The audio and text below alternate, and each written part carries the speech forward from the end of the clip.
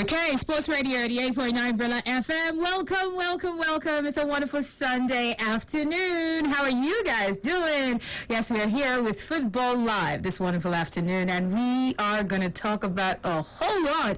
Arsenal fans are on top of the world. Yes, from the FA Cup win from last night. What a victory that was. And of course, I must let you know, I saw a few footages last night from how the fans in England actually celebrated. A lot of them flouted social distancing. They didn't even care. Not even a mask in sight.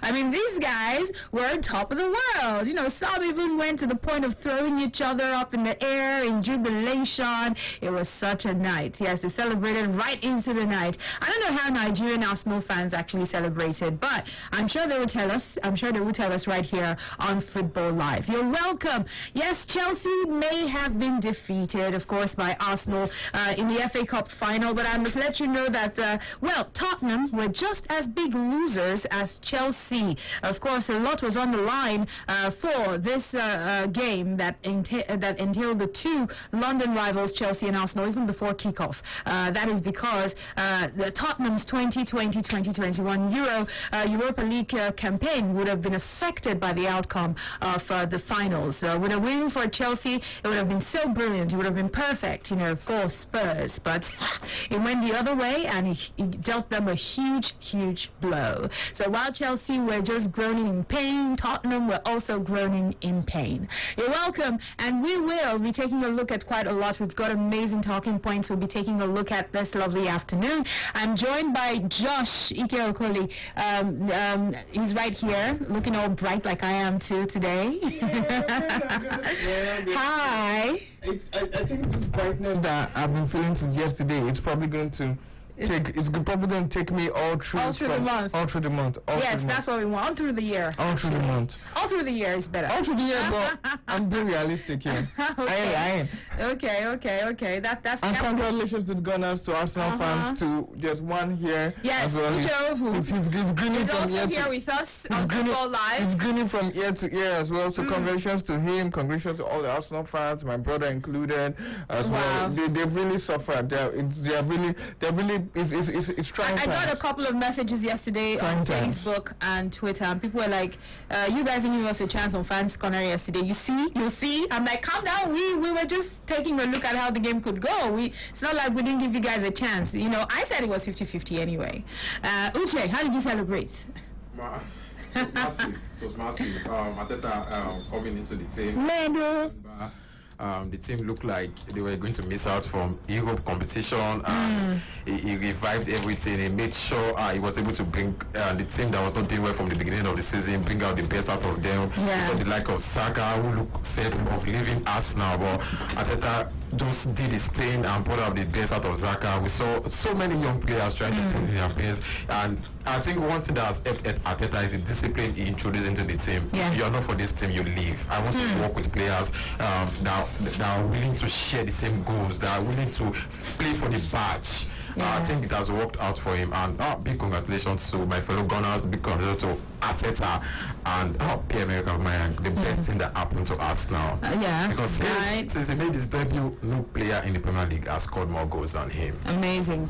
I think that was just great that it was such a finishing for Arsenal, and I think the Arsenal fans are really still delighted. They will take this feeling all through the month, or all through the year, until the season starts, and then we go at it again. Anyway, you're welcome, guys. If you just tuned in, welcome. I'm Ogechi Kama Ogo, and Josh Ike Okoli is here. Uche Ovu is also here on Football Live, and we are set and ready to go. Today, there are loads of action, not loads, just a little, because, you know, football is gradually taking a break. But in the Italian Serie A, just a few games, just a few of them actually happening. I must also applaud Immobile. What a man. Just he equaled what Higuain had actually left off in the Serie A. That's just amazing. amazing. And of course, Cristiano Ronaldo was clearly missing from the lineup in Juventus's game just yesterday. But anyway, let's roll out the games that are happening in the Serie A today. By 5 p.m., you've got Spal taking on Fiorentina. Bologna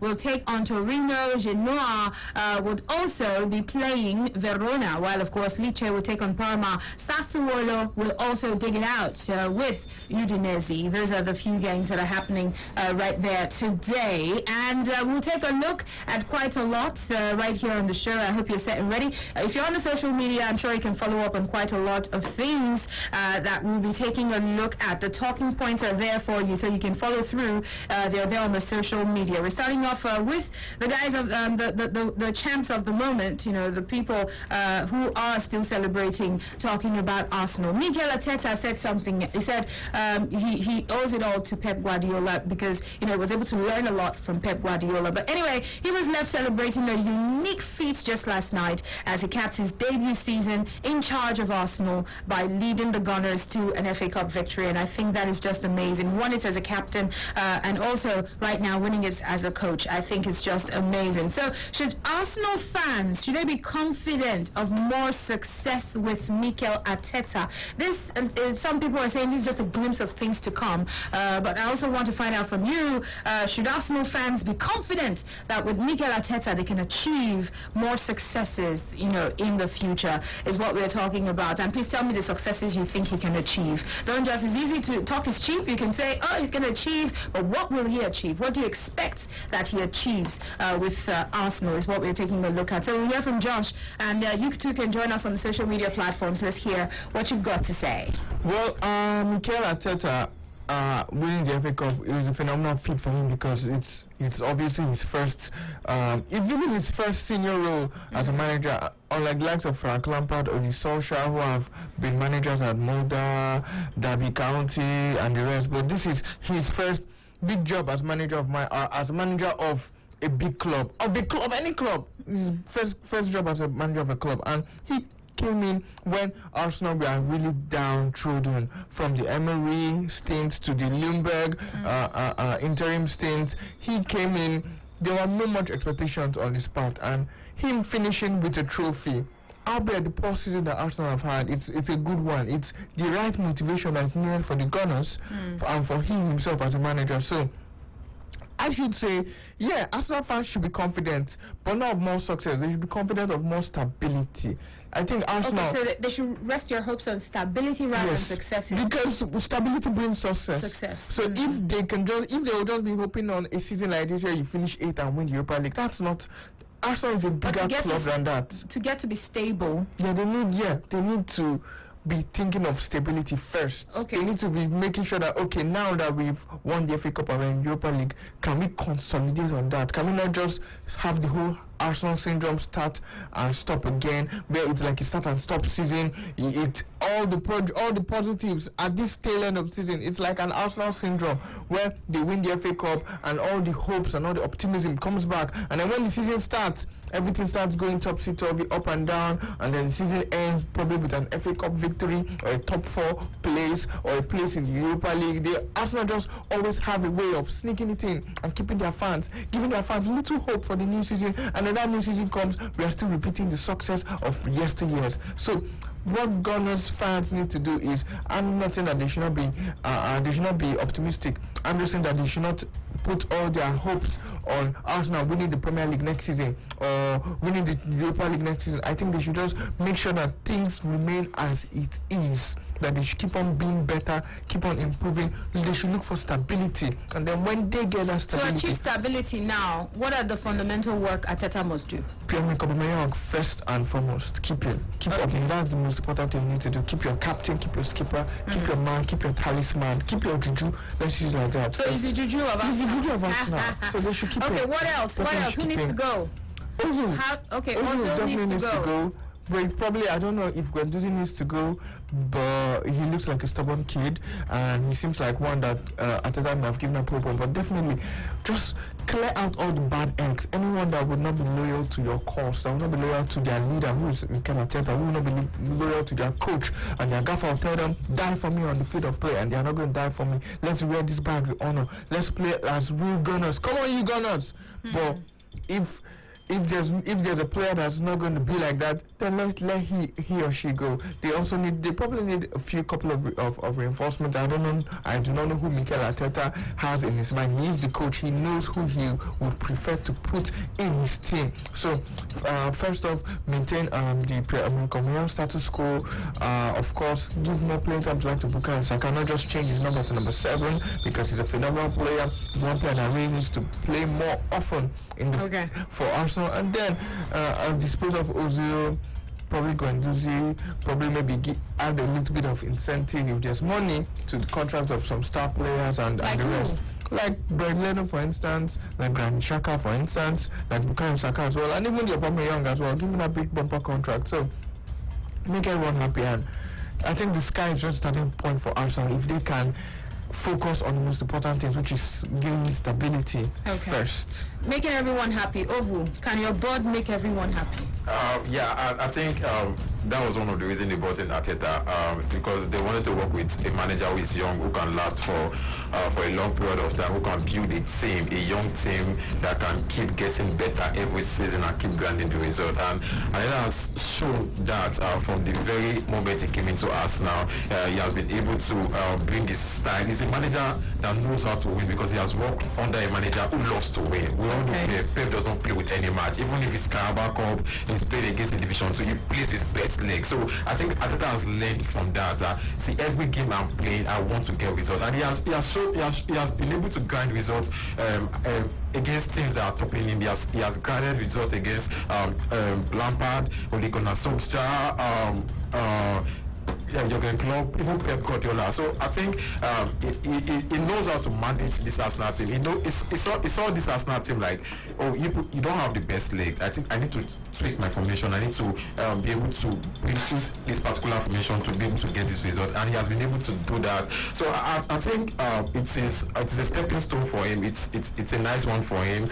He came in December and he has won his first trophy. It will give the board more reasons to want to back him, because that's the way Jurgen Klopp started. Jurgen Klopp did not start spending big. I think the club saw his philosophy. They saw this manager, if we back him with the money, we bring more results, and that's what Arteta is showing. So I think he also needs to send some players back in. I think the way he's fighting for Pierre-Emerick Aubameyang, I think he wants to make Pierre-Emerick Aubameyang his number 1 top 9 going forward. So I think he'll be looking for deals for Lacazette and try to sell Lacazette, because he wants to bring in a proper winger to give Aubameyang the chance to just focus on that line and get the goals for the club.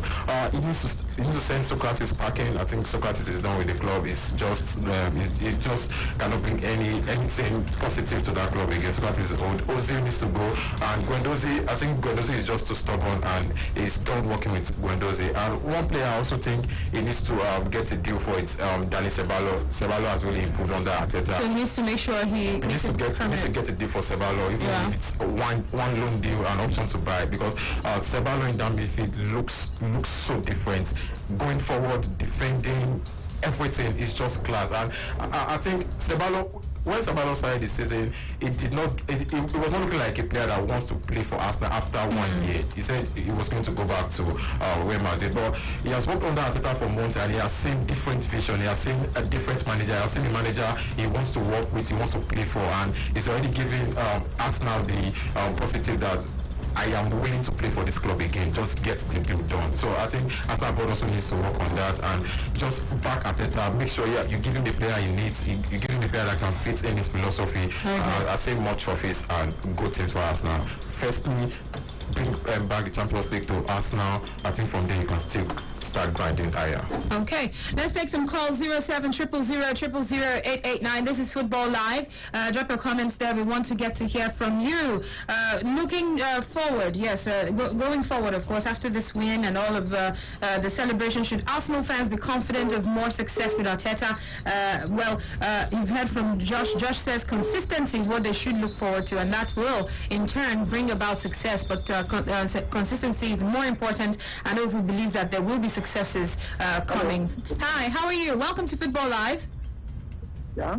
How are you? What's your name? All right, welcome. Go ahead. I just want to people to Baba Feneragi who predicted that any law to put on Tottenham, who first of all yesterday will not win.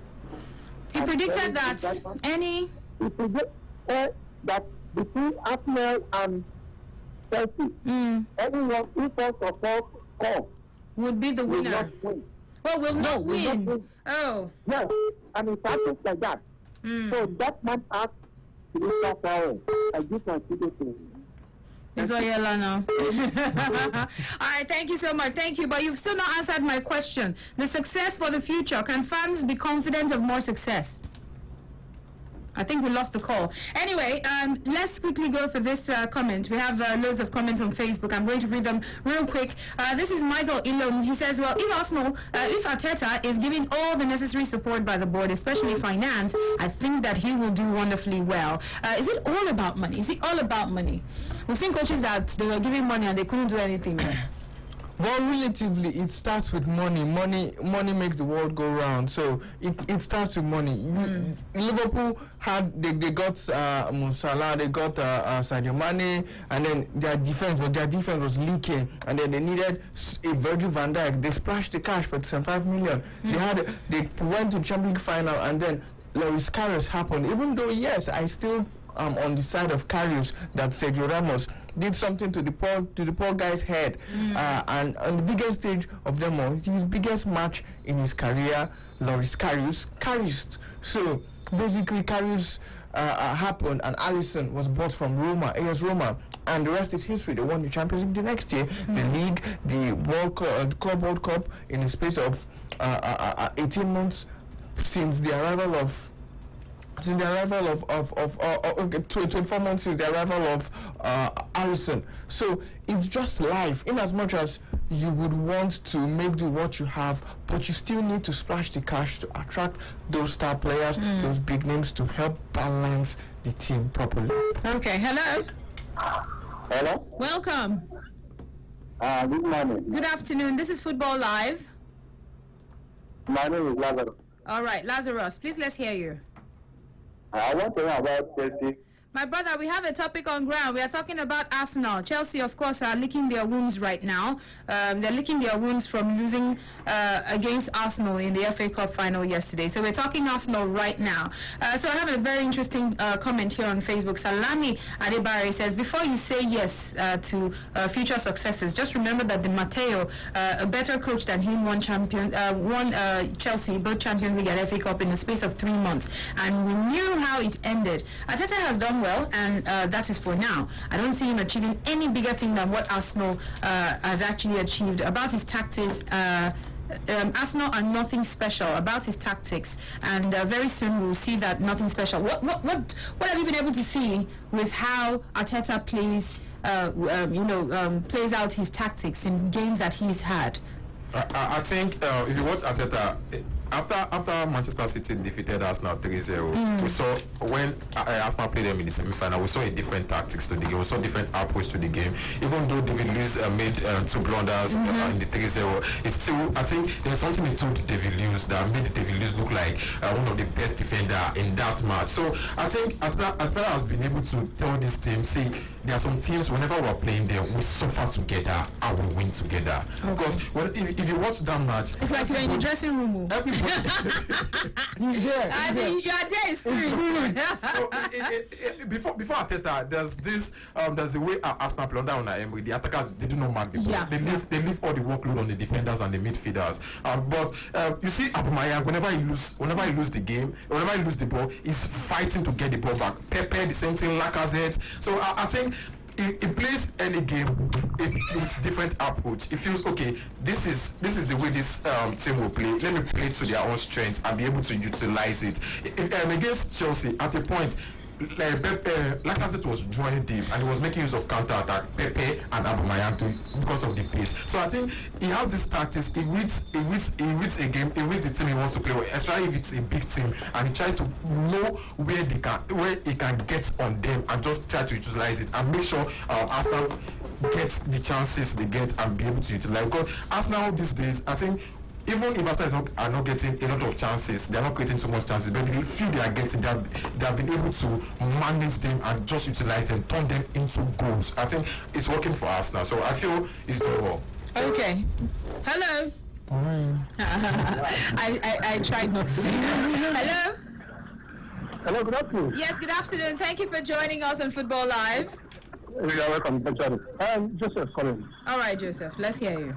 Really what your attention is Arsenal need to give Michael Arteta support, because the support they will give you with financial support, not just moral support. If they can give you financial support to choose the quality players he needs, I believe it's going to be the best coach for them as of this moment.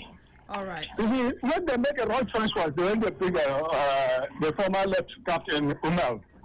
Umar has not quality philosophy to handle that team based on Arsenal football tactics. But now they have seen a young coach who learned from their ex-coach Arsene Wenger, who played as a midfielder and now become a manager. For the first starting time, has proved himself. I believe giving him full support from the board, I think he will make it. Indeed.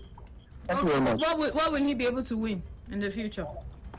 You see, trophy is more of the most important thing in football. Football is made of money. Thank you. If you can put the club in better shape, with regularity in Champions League, I believe in a few years we'll make that Champions League. I am sure of that. You give it us now. Okay. Now, wow. Yeah. Champions League. It's okay. Khalid says, hi guys on Football Live. Wonderful afternoon to you guys. There's no big deal in winning the FA Cup that Arteta has won, because as Arsenal as a club, winning the FA Cup has been like a tradition. So nothing special. I think there's something special about this one, because prior to Arsenal winning this FA Cup, nobody gave them a chance. Especially when against when they played Sheffield United, they felt Sheffield United was going to get a better result against Arsenal. But Arsenal still found a way. They Chelsea equalized during the later part of the game. Arsenal still found a way to get the maximum win. And when the draw came out, Arsenal was facing Man City. Everybody just saw it like it's a walkover. Because I think there was even a news that Manchester City already paid for hotels for the final close to Wembley. So I think nobody just gave Arsenal the chance, and Arsenal limited Manchester City to just one shot on target for the full 90 minutes. A Man City that has different class, different superstars. So I think there's just something different about this Arteta's Arsenal, and I think it's a good one for him, because he has done so very well for himself. He has done so very well for the team also, and I think he needs big kudos on this. All right. Hello. Hello. Hello, good afternoon. Yes, good afternoon. Welcome to Football Live. Yes, I am Bamidele calling from. Your location is not needed, Bamidele. Please go ahead. Yes, I want to really congratulate all the Arsenal fans and Arsenal fans. And lo and behold, I want to really share the testimony. Testimony. Praise the Lord. We collect title. No wahala. A day before the match, me and my friend were playing Ludo. I wore Arsenal jersey. Then that my friend wore Chelsea jersey. So we're playing that Ludo. On the process, he first gave me 2-0. Wow, I said, will this match not be off on yesterday? Then I equalized him 2-2 and I floored him 3-3. on that match. So I know spiritually that Arsenal will find that match tough, but at the end we are going to triumph. And one of your presenters yesterday. I'm listening. One of our what? Presenter yesterday, that was Jemba also. He talked Baba about Femi Raji. Baba Femi Raji. It's like. He said when anybody that bets for opponents will equalize and for the opponent. So and the match really came as it was predicted. So I was very happy and glad that Arsenal won the cup. So that's fine. But the success of yesterday. So how did you celebrate? I want to know that part. Tell me now. I celebrate with my friends, my colleagues that were Arsenal fans, and we were just yearning Chelsea fans that look at them. In fact, my colleagues could not believe that we won to win them. So you didn't actually order free drink for everyone. You didn't declare. It's only for my fans. I didn't care for Chelsea. Bros. All right, thank you for calling. Thank you. Let me read Facebook Live comments on this one quickly. Let's go for this one. This is Philip Warfare.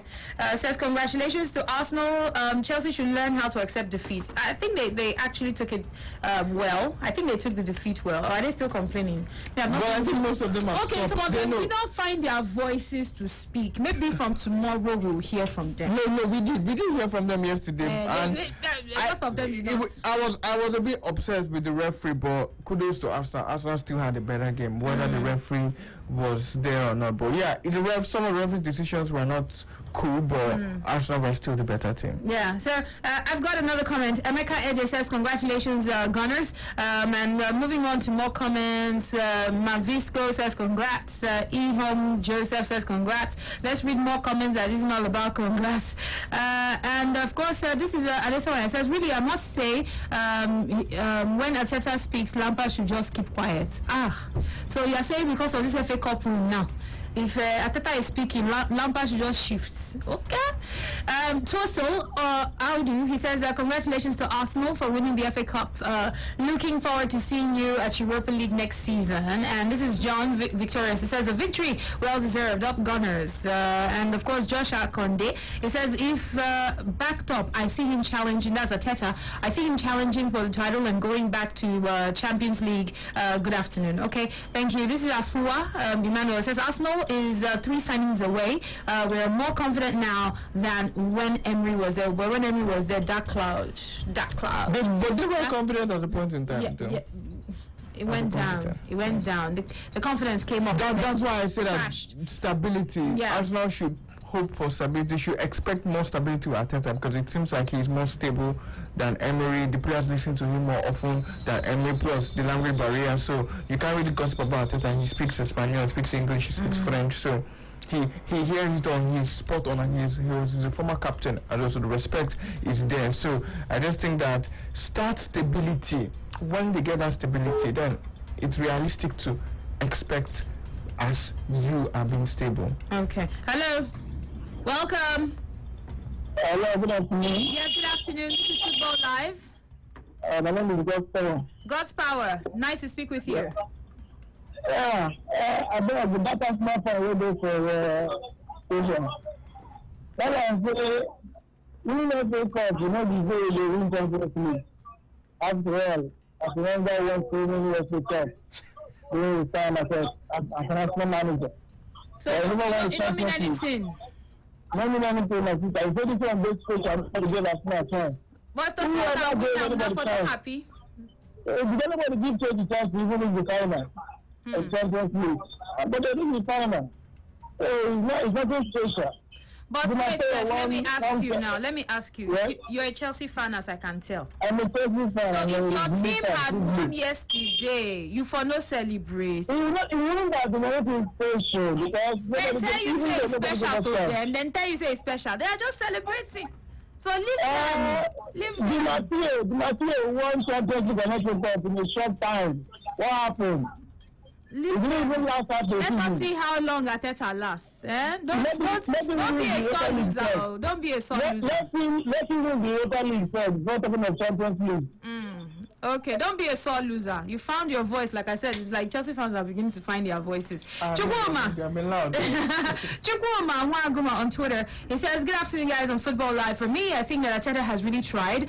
What is left now is for the board to support him with all that he needs to excel. With that, I think that the team will be taking a step in the right direction." Hello. Hello. Hello, welcome. Thank you. Yes. I'm a Chelsea fan. You sound very young. Are you up to 18 years old? Yeah. This voice sounds like 12. Oh. Yes. Aha, I knew it. Bye-bye. You have to be 18 to comment here, my brother. You have to be 18, eh? Tell daddy to help you comment, or maybe mommy. Aha. So let's quickly go for another one. This is let's go to Facebook. No, let's finish this Twitter. Victor, he says, Victor Okechukwu Chimez, he says, guys, I really think that Arteta is going to do well with more support, more cash to go to the market to also strengthen the defense and let Ozil go. Hello. Hello. Hello, good morning. Good afternoon. Oh, good afternoon. This is Monday. Monday, welcome to Football Live. Carry go. Yeah. Chelsea fans are just trying to, like, this is not penny there, but it's still penny there. That is why they say in French, they say, c'est gagné. Il n'a rien de fait. You say So what? let them, I say in French, they say, celui qui est gagné, c'est gagné. This one does not sound like French, oh. Don't be boboing us. It does sound like Ghanaian language. It sounds like Igbotic French. Wait till they talk. That one are French. I know here, but it don't sound like French. It is to say, they don't know person will win. Person will win, don't win. But I know they complain. All right, thank you so much. Thank you. More calls 07000008889. This is Football Live, and we are finding out from you: should Arsenal fans be confident of more success with Mikel Arteta? Hello. Hello, good afternoon. Yes, good afternoon. Yes, what Arteta need to do? Can I know who you are? What is your name? Okay, my name is Victor. All right, Victor.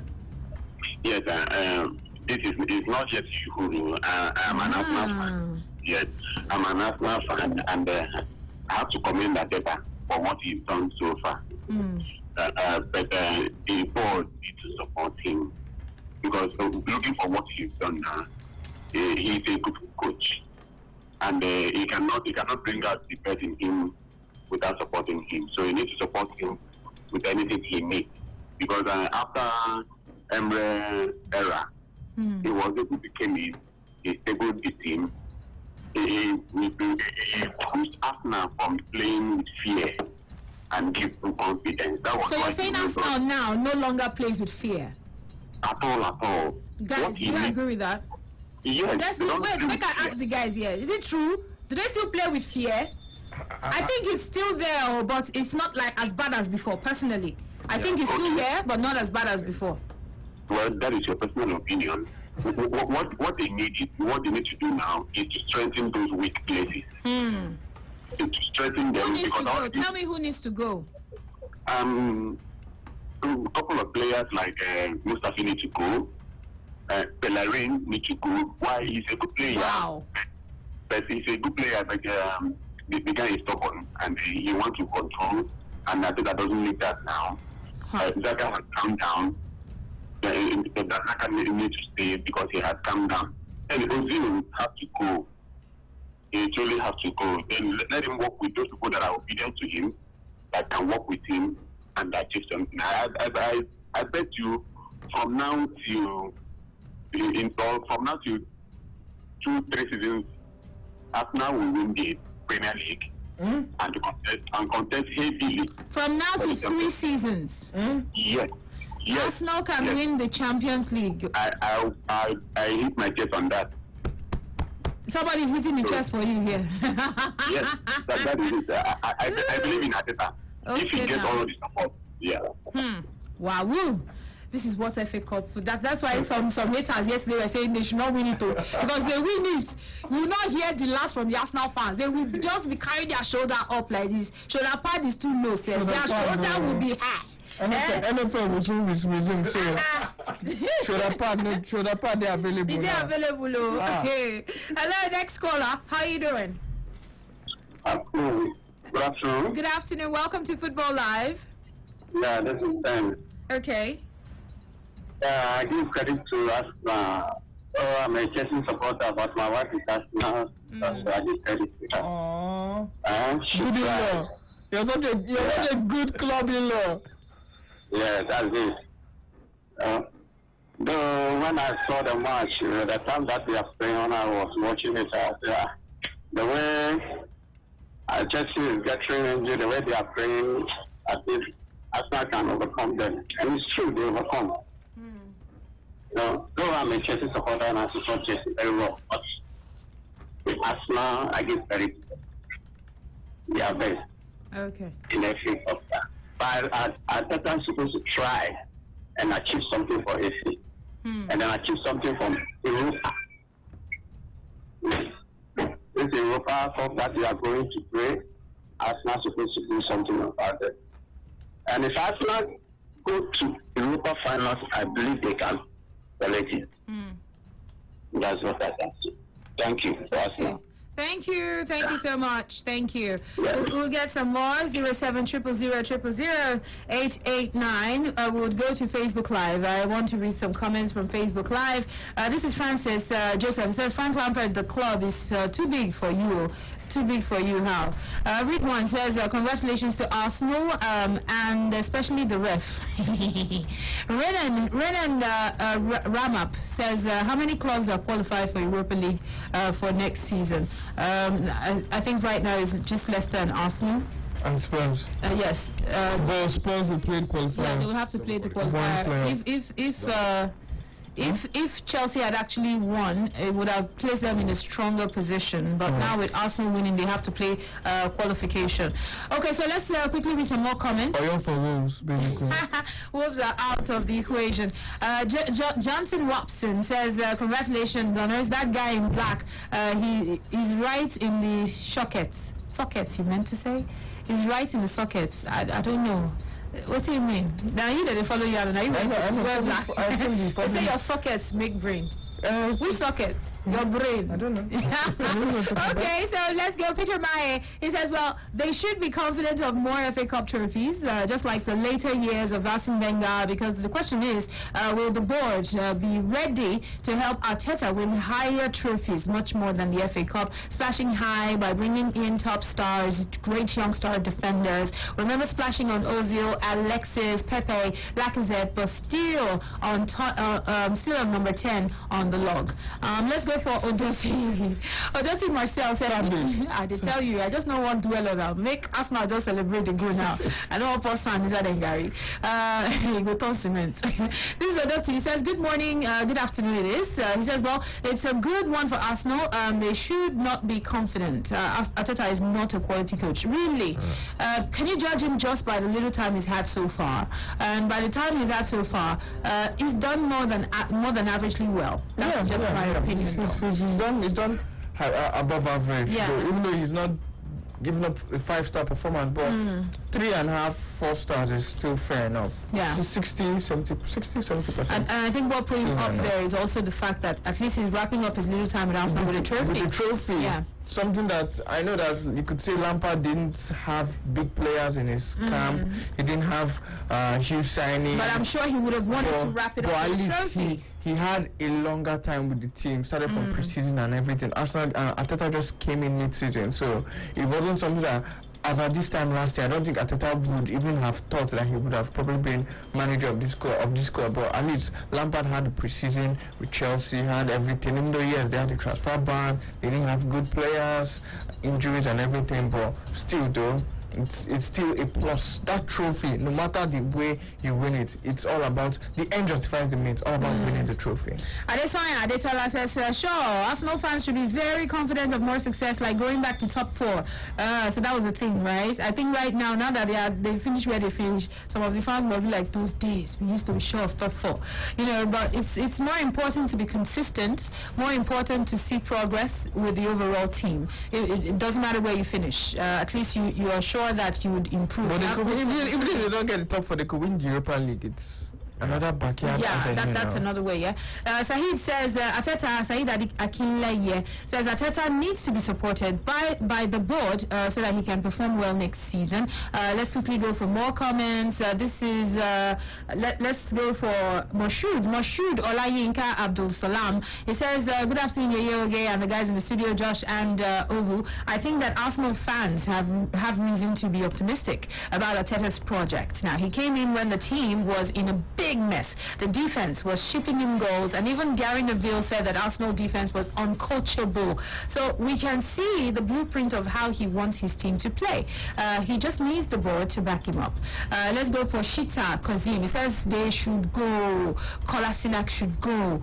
Ozil, Guendouzi, Laka, Socrates, Willock, Nelson, Torreira. They all should go. Haba.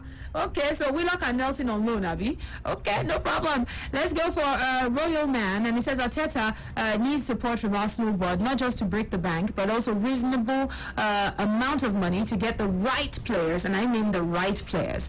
Aloy says very things. Okay, I don't get your comment. But anyway, let's go back to the phone line 0700000889 before we switch to other talking points. How are you? Hello, Yes. Welcome to Football Live. How are you doing today? I'm okay. My name is Emeka. All right, Emeka, go ahead. They say, now you need to know where they pay them. You see Chelsea, they know where they pay them. So no, I don't even follow the stock because that is their way. Yeah, anytime they lose, they will find one story they give us. And they don't say now after go win Champions League. Don't be club, don't be one of players that don't win Champions League 13 times. Some don't win on 6 times, some don't win on 5 times. We they manage to win one. They got the talk. Like most people they win and like that. As you say, after don't spend kind of money we just spend in their transfer. They don't go win Champions League. They don't look at me that way. As you say, after don't spend that kind of money like that, they don't go win the Champions League. Yeah, then them out now they don't now because of say they don't lose after match. They don't see that one as anything now. The cup don't be it not be anything again for them. Because of say they lose and before the match they commented at 3-0. 4-0. That one walk over. Now they But brother, don't let Chelsea vex your belly. Don't let them vex your belly. Tell me, what do you expect from your coach now? Should you and the rest of the Arsenal fans, how confident are you of more successes? Yeah, I believe so. If they release money for Africa, they will still do well. That's what I know. That is so. If they release money, give them maximum support. Africa will still do well. So last now, just make them give out money. Yes, that's what forced me to do for Africa. Yeah, matches go not ahead for transformer. After I don't win them, they don't win them. So we can sign us. No, they para Jare today na Sunday. Drink water, make you cool body. All right, so we'll just take a break. On the flip side, we'll take a look at Victor Moses. Yes, follow up on all the talking points on the social media. Let's give you some team news. There can only be one. Sports Radio, 88.9, Brilla FM. Brilla FM, what others wish they were. Brilla FM, a complete deal. Here are your latest Manchester City headlines. I'm Tom Hill. We'll start with Wayne Rooney, and he's been quick to praise Kevin De Bruyne. He's hailed him as one of the best 3 players in the world, and he's compared him to some ex-Premier League legends. De Bruyne has developed into one of the best players in world football since joining Man City from Wolfsburg in 2015. He's got 34 goals and 65 assists in 154 Premier League matches. Rooney says playing against De Bruyne was never easy, and says the Belgian superstar reminds him of former teammate Ryan Giggs as well as Liverpool hero Steven Gerrard. He told The Times, there's no doubt Man City's biggest weapon is De Bruyne, arguably one of the top 3 players in the world right now. Playing against him was never easy. I always remember Everton using me and Morgan Schneiderlin in a 4-4-2 against a City midfield of De Bruyne, David Silva and Fernandinho, with Sterling dropping in. They absolutely outnumbered us. Me and Schneiderlin were in the middle of the pitch thinking, what is going on? We were 3-0 down after 37 minutes, and he also reminds me of Steven Gerrard, the way he drifts in and out on the right-hand side. So it was full of praise then for De Bruyne, who was hoping to play alongside the defender Eric Garcia next season. The midfielder De Bruyne has just sat in front of that defence which Garcia has occupied. City will always accepted that Barcelona would return for their former defender. Of course, for now, he's still on City's books. Pep Guardiola has promoted Garcia above John Stones and Nicolas Otamendi and Fernandinho since the June restarts, hoping to put him in line for the biggest game of the season against Real Madrid in their quest for Champions League glory. There'll be new arrivals in the backline this summer, but Garcia has once again been assured of his role, where the Blues will continue to put up a serious challenge for any competition they enter, and they're hoping that determination and strive for success will keep Barcelona at bay. Miguel Arteta has been quick to praise Pep Guardiola as well. He's thanked the City boss after Arsenal beat Chelsea 2-1 in the FA Cup final to give the head coach what he describes as the best moment of his career. The pair worked together for 3 years, and of course Arteta helped City along the way. He's been quick to thank the club for the experience he had there. That's all then for the latest headlines. We'll have more news later. Rila FM, a complete deal. Rila FM, what others wish they were. Rila FM, a complete deal. Well, warm welcome along to Sunday's Liverpool update, and we start off with the latest on the transfer front, as reports are claiming that Liverpool could now miss out on Thiago Alcantara after Paris Saint-Germain revealed that they are ready to match Bayern Munich's valuation for the player. Well, Thiago has played 35 times for the Bundesliga champions this season, and although Bayern were keen to keep him, it does look like he will move on during the close season. The midfielder has been widely tipped with a move to Anfield, with reports suggesting that personal terms had already been agreed. But reports in France now say that PSG are preparing a bid which would match Bayern's valuation and leave Liverpool wondering whether they'll miss out on the Spanish star. Well, another man who'll be wondering what the future holds for him is Ryan Brewster, who of course was sent out on loan to Swansea this season. He's now set to return to Anfield, having had that successful spell at the Liberty Stadium. 20 years of age, he will now be looking for more regular first-team football. Whether that will happen, of course, this season at Liverpool, we'll have to wait and see. But on his loan move, he said, "I've loved every moment of it. I love the club, I love the fans, I love the staff, I love everybody at Swansea. I don't know what is going to happen next year, but if I don't come back, Swansea will always be in my heart." Well, finally for the bulletin, it's been confirmed that the Community Shield will take place on August the 29th at Wembley. It will, of course, see Liverpool up against Arsenal, who won the FA Cup final against Chelsea on Saturday. The kick-off time for the game will be announced at a later date, but quite an early return to action for the Reds. August 29th for the Community Shield. That's all for now. We'll have more later. Rila FM, a complete deal. This is the home of sport. Sports Radio, 88.9, Brilla FM. Football Live, our proof that Sports Radio 88.9 Brilla FM has gone beyond one league.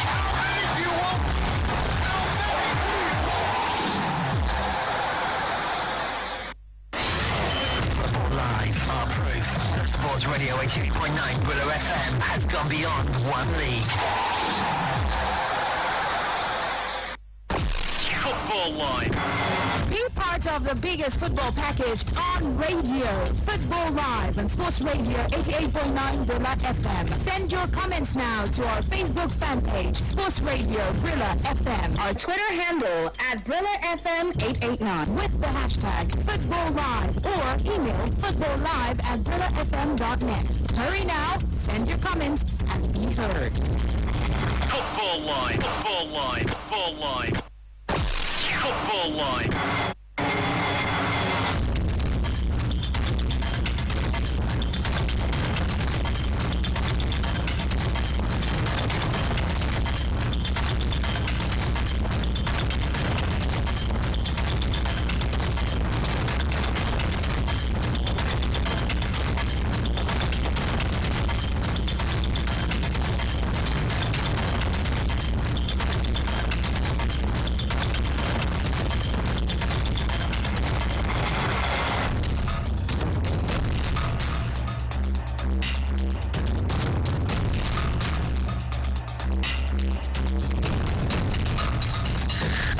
Sports Radio 88.9 Brilla FM, your champions dial. We are back. Now let's quickly go to our next talking point. And if you're on social media, please follow. And of course, watch us on Facebook, watch us on Twitter, and drop your comments there.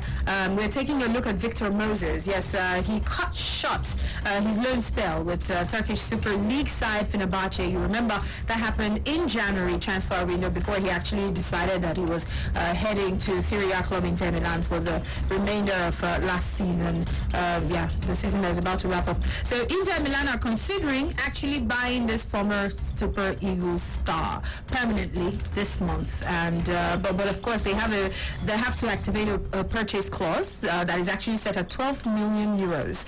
And so we need to take a look at Victor Moses right now.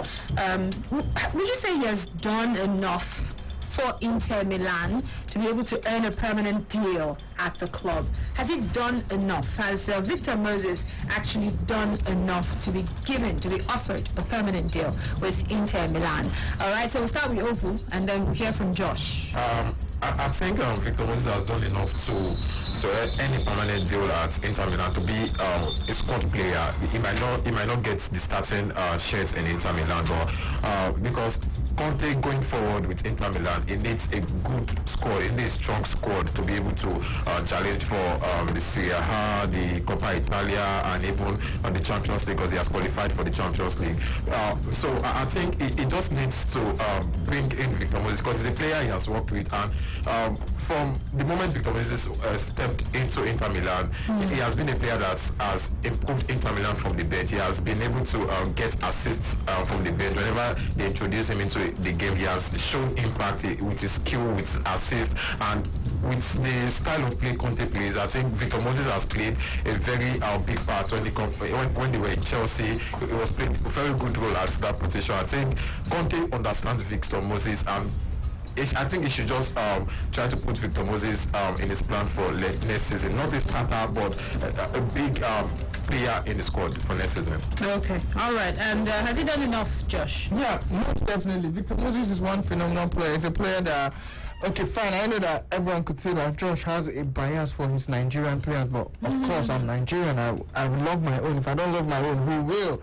Like that advert I always says that some years ago. But basically, Victor Moses, he has been, yes, a big part player, and I feel that he's one player that he should actually have a more important role in the team, because he would have given way more than Antonio Candreva has given in that right wing back position since Victor Moses joined the Nerazzurri. And I feel that Antonio Conte should give him more of a playing time, because let's look at all the games that Victor Moses has started for Inter Milan. Okay. It's been massive victories. 6-0 Sassuolo. They had a 4-0 victory before the COVID-19 break. Victor Moses, fine. He's seen little minutes, and in his little minutes he has contributed to two assists. I know it's meager for 11 games, but 11 games where you're always coming from the bench in the 80th minute, in the 85th minute, in the 89th minute. Like Victor Moses has really put in with the little amount he has been given. He has made it really work. He's like an example of, or a proper example of Victor Moses could be in the parable of the talents. That guy who was given one talent, if that guy used his one talent and got 3 talents, that's Victor Moses at Inter Milan. With the little time he's been given, he has really used it and he's really blossomed well. So it's a no-brainer. Victor Moses should remain at Inter Milan. Permanent deal. All right. Joseph Iyang on Facebook says Victor Moses has improved drastically in Inter, and he deserves a permanent deal with the club. Enoch says when we have Sarri boy, Sarri ball, you meant to say not boy, I beg you. We should also have Conte's boy. Oh, okay. I think I get what you mean. Okay, so if they have Sarri boy, of course, Jorginho. So we should have Conte boy, which is Moses. But for me, he should look for a club where he can get more playing time. He should get out of Inter Milan. That's another thing. He's not getting enough time. Do you think he should still, it will make more sense to still continue with Inter? Well, the new season is set to start, and there are cup competitions in the Champions League. There is the Coppa Italia. I think that Victor Moses is going to see better playing time next season. I know that it seems like, okay, maybe you now probably hope for a Candreva injury or something to cause a tilt in the normal dynamic for Antonio Conte. But on a norm, Victor Moses always plays. So far, he's fit. Moses always makes the team, and he always plays, even though it's from the bench. So what I would prefer is for Victor Moses to be starting out of Antonio Candreva. But we have 38 games in the league, an average of 13 games in Champions League, or let's say for Inter Milan, average of 6. If they fall by the wayside into Europa League, then there's also the Europa League. They fall by the wayside into the Europa League. There's the Coppa Italia as well. So I think there are lots of time. There's time and chance for the Moses to shine in the sun, and for him to take the few little chances he's given and really make an impact there. I just would prefer the same way I've not really seen Christian Eriksen like I would have seen. I preferred him to have played more this season. The same way I would love for Victor Moses to have more playtime at San Siro, and if that happens, he definitely, for me, should start ahead of Antonio Candreva. Ovu, you are a Nigerian. You are in Victor Moses' shoes right now. You're not getting enough time, but when your feet, Conte still plays you, just like Josh just also said. Would you still continue with Inter Milan or go to another team where you get more playing time? I think it needs to continue with Inter Milan. Inter Milan is a big club, one of the top clubs in Serie A. You're playing for a big club. You just can't walk into the starting 11. You need to earn it. You need to work for it. I think so. Going forward for the next season, I think Victor Moses should just give Conte more reasons why he should be in the starting 11. So he needs to step up. He needs to step up his game. He needs to put more hard work to his game, because there are a lot of competition Inter Milan will be playing for. If he's doing well, in each time Conte calls on him or put him in the starting lineup, it will give Conte more reasons why he needs to force him into the team. Because I think Conte, in a way, as if a player is not playing well, he tends to bench. I've seen a couple of matches where Lautaro Martinez started from the bench. A lot of players have started from the bench. So I think Victor Moses needs to step up his game. He's playing for a big club. He's not playing for just an average club. He's playing for a club with ambition that needs to win trophy. So he needs to step up his game, give Conte the reason that, see, I am ready for this challenge. I need to be in the starting level, get everything ready. And I think if it works out well, Conte I think Conte loves Moses, because if he does not love him, we will not give him the chance to play for Inter Milan. So once he steps up, I think Conte will just give him the full chance. Okay. And he'll be playing very well for Inter Milan. Let's get some calls. 07 000 889. Hello. Hello. Hello. Welcome to Football Live. What's your name? Good afternoon. I'm getting Okay, carry go. Go ahead. I think Marazuri. Is that Victor Moses? The guy who plays in Marazuri. Do you understand me? We are listening to you. Go ahead. Okay, when you play Marazuri, I will come to a place. I'm moving to Malian. I don't understand. The part I heard is Moses the Malian. Did you hear that? I heard it. I'm a Malians today. Voila, day. Malians to take over. All right, let's quickly go for some more. 07 000 889. Hey, how are you? Hello? Okay, your network is not allowing me to hear you, so please call me back, all right? Call me right back. Let's quickly go for this comment. Honorable Victor Ofumba says Victor Moses has done enough to earn a permanent place with Inter Milan, because I think Conte really sees the potential in him, and that's why he's still going to keep him. Hello. Hello. Yes, hello, welcome. Thank you. Good afternoon. Yes, good afternoon. This is Tolu. All right, Tolu. Tolu, go ahead. Yes, I was going to it should be improvement in the start for Inter Milan. You need to move around. Your network is not allowing us hear you properly. I said, Victor Moses. Can you hear me? Yes, Victor Moses. I said he's a good player. No. My brother, see, just find your roof. Locate roof. Go near window. Call us back. 0700000889. Let's read some more. I'll read from Facebook Live in a bit and also from Twitter. Still taking a look at Victor Moses. Okay. Let's go for this one. Hello. How far? Oh, sorry about that. And of course, this is coming in from Atterson. Atterson Aquarius says, Kandreva, Hakimi, no space for Victor Moses right now. No space. How long do you think it would take him to be able to wrestle his way? You know, this guy's already stated the challenges that he's facing. Hakimi and Kandreva. I mean, how long?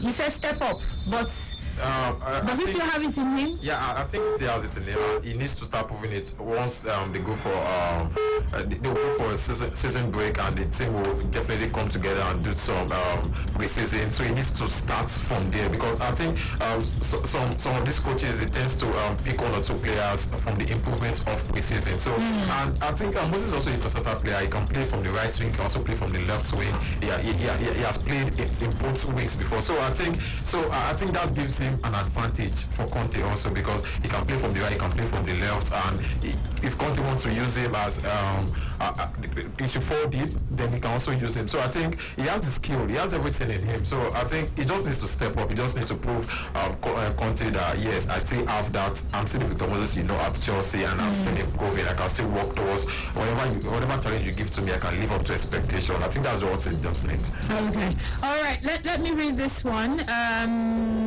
Okay, people are still caught up with Arsenal. Now, they celebrate. We don't move go Victor Moses. What's all this?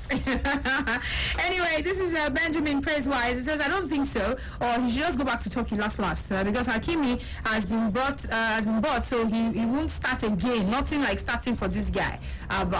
This is David Ulelu. He says he suits Conte's style of play, and Conte sees something in him. Hello? Hello. Yes, ma'am. Good afternoon. I'm Kingsley. All right, Kingsley, welcome. What I think about Moses is that he should just find another club that he can get a playing time. Because in Inter Milan is not looking down to any player that they will try or give chance. Next season they're coming out to fight to challenge Juventus. Inter Milan and Atalanta, the Lazio. Next season they will be very hot. So Victor Moses, I don't think that they will give him that chance to try him or whatever. He should just find a club that he still have that time. Maybe get more goals, more assists in his name and the record before Britain him got finished. So he should just look for another club and try his chances there. Okay. Thank you. Let's quickly go to Twitter, and this is David Chooks Iyeke. It says he has done enough. He has blended well with the other players at Inter Milan, so I advise Inter to keep him at least to have a solid bench. And Easy Slim Shade Vic says Victor Moses did absolutely well with his former club in Turkey before Inter Milan took him. So for me, he deserves a permanent deal with Inter Milan. Chicksman says yes, he has done enough, and the Gaffer Conte really loves him. Ezekiel Olamide says he's done enough to earn a permanent deal. Hello? Hello, good afternoon. Yes, good afternoon. Okay, I'm Jonah. Jonah, welcome to Football Live. Can I talk from the Gunners down to... We don't finish that matter. We don't finish that. We gave you guys almost 15 minutes. Let's go. We're talking about Inter. Okay, so Inter Milan, well, I just thank God for what's happening there, but for Victor Moses, it's a good move, and I think he still have what it takes to remain at Inter. But what I don't understand with Inter Milan is they are having a good football, but the team Conte is trying to build will not last, because on an average, check their ages. You find out that those players, they still have most of them maximum of 3-4 years to play. So with what he's trying to build is a good one, but it's just a temporary thing. Because if you want to build a team for a long period of time, that's not the kind of age range you'll be going for. So if Victor Moses is expecting to play a long that period of years, I think he should move on. But if he thinks to move on with the trend right now, then let it stay at Inter. But if he wants to improve himself and play the right kind of football, because sincerely speaking, the last caller said if Inter Milan will want to compete with Juve next season, and even this season they are not competing. Moses is coming from the bench. What will you think will happen by next season when they will be competing with the likes of Juve? So I don't think he has that opportunity yet, but it's going to be a slight one. And if he wants to improve himself, let him just move on. That will be good for him. That's it. He needs to move on. Wow. Okay, thank you so much. Thank you. All right, let's go to Facebook. I'm going to read some more. Tempest Mbauno says Victor Moses has not been having enough playing time at Inter. So to me, he has done much to get a permanent deal anyway, but he will make their bench strong. Philip Yang, with his comments, he says Victor Moses has improved drastically at Inter Milan, and I think he deserves a permanent deal. All right, let's go for David Uleyu. He says he suits Conte's style of play right there at the club. Let's go for Peter Maye on Facebook. He says, I think he hasn't done enough. He needs to do more to put the new Hakimi signing on the bench next season. Don't also forget old Ashley Young, who was permanently purchased already. Yeah, so you want to say something to that, Josh? It says, remember. Yeah, Ashraf Hakimi coming to Inter Milan is going to be a huge a challenge for Victor Moses, especially the fact that Hakimi is younger and football is all about, most times, about the youthful players. Czech was thrown away for Thibaut Courtois at Chelsea, so it's just something that has always been a trend, except for some few managers like Sir Alex Ferguson that said, no, I want Scholes ahead of Paul Pogba, and Pogba left to Juventus. But Victor Moses I know that they bought Hakimi for squad depth and everything, but I still think Hakimi as a player that will probably want to go back to Real Madrid if he has a phenomenal season next season. I still see possibly an Antonio Candreva looking to leave Inter Milan for pastures anew. So I know that Victor Moses now has an extra person to battle with on the flanks. Victor Moses could even slot in the left wing back position, currently manned by Biragi and of course Ashley Young, who has been in a world of his own in that role. It's just like a different Ashley Young who was at Man United that is now playing for Inter Milan. So even Victor Moses could even slot in as a supporting striker, so he could play multiple roles out there in Inter Milan, and it just shows that he's a versatile player. He's one player that Antonio Conte would regret not keeping in his team. So Victor Moses definitely needs to still stay. He should take on, I think he has the talent to take on all comers, to put pressure on Hakimi and of course on Antonio Candreva in the right wing position. I think with the time, if Antonio Conte gives him more time, he will see that Victor Moses could actually be the best player for him in that role. Okay. All right. Hello. Good afternoon. Yes, good afternoon. This is Danjuma on the line. All right. Welcome, Danjuma. They are talking about Victor Moses. For me, the guy is a very talented. Okay. So, we are talking about Victor Moses. Victor Moses is a very talented player. It's good. Victor Moses to be like Manchester United or Real Madrid or to back to Liverpool, because he can get in a more career more than Inter Milan. This is my contribution. Okay, all right. So thank you so much. Thank you. Right. So we will just read a few comments here. This is Stanley Agumadu says good. Why not they say good morning? The weather is so safe, it's so sweet, and I think probably people slept either they slept too late, woke up almost 1:30. You people are saying and then morning. probably maybe the lack of church as well. Okay, maybe. It's a factor. Anyway, he says Moses deserves a permanent deal, but if not given, I think he needs to look for another club. Thank you. And let's quickly go straight up. We're going to bring this your way.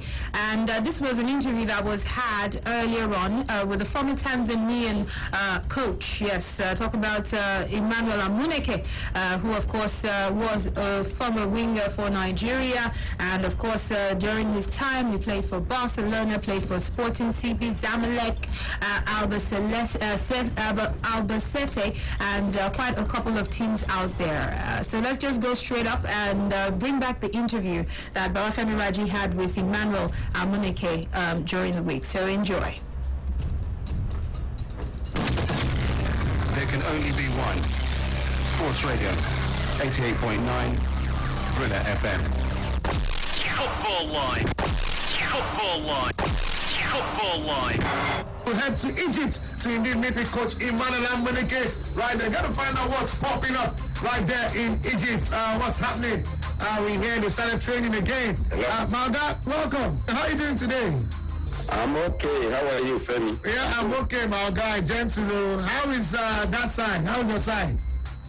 We're okay. We are here. Everybody is adapting to the new life with the coronavirus. I'm hoping that things will be better. But I'm okay. I'm good. I'm grateful to God. Now we hear training has started for some teams. Yeah, of course. I think many teams, they have started their preparation. So, and hopefully we are looking towards August. So how would they go about it? Would there be tests run? I'm sure there's already a health protocol for this restart, but have they been testing coaches, players?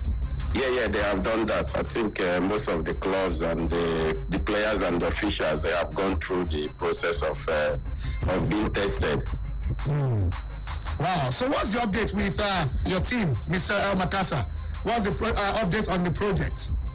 Well, there's nothing update on the project. Our project is to see how we can escape from the relegation that the team found himself. I think that's the key, the most significant and the most important project at the moment. With the coronavirus, everything is being stopped. There is no movement, there is no traveling. So the important thing now is for the team.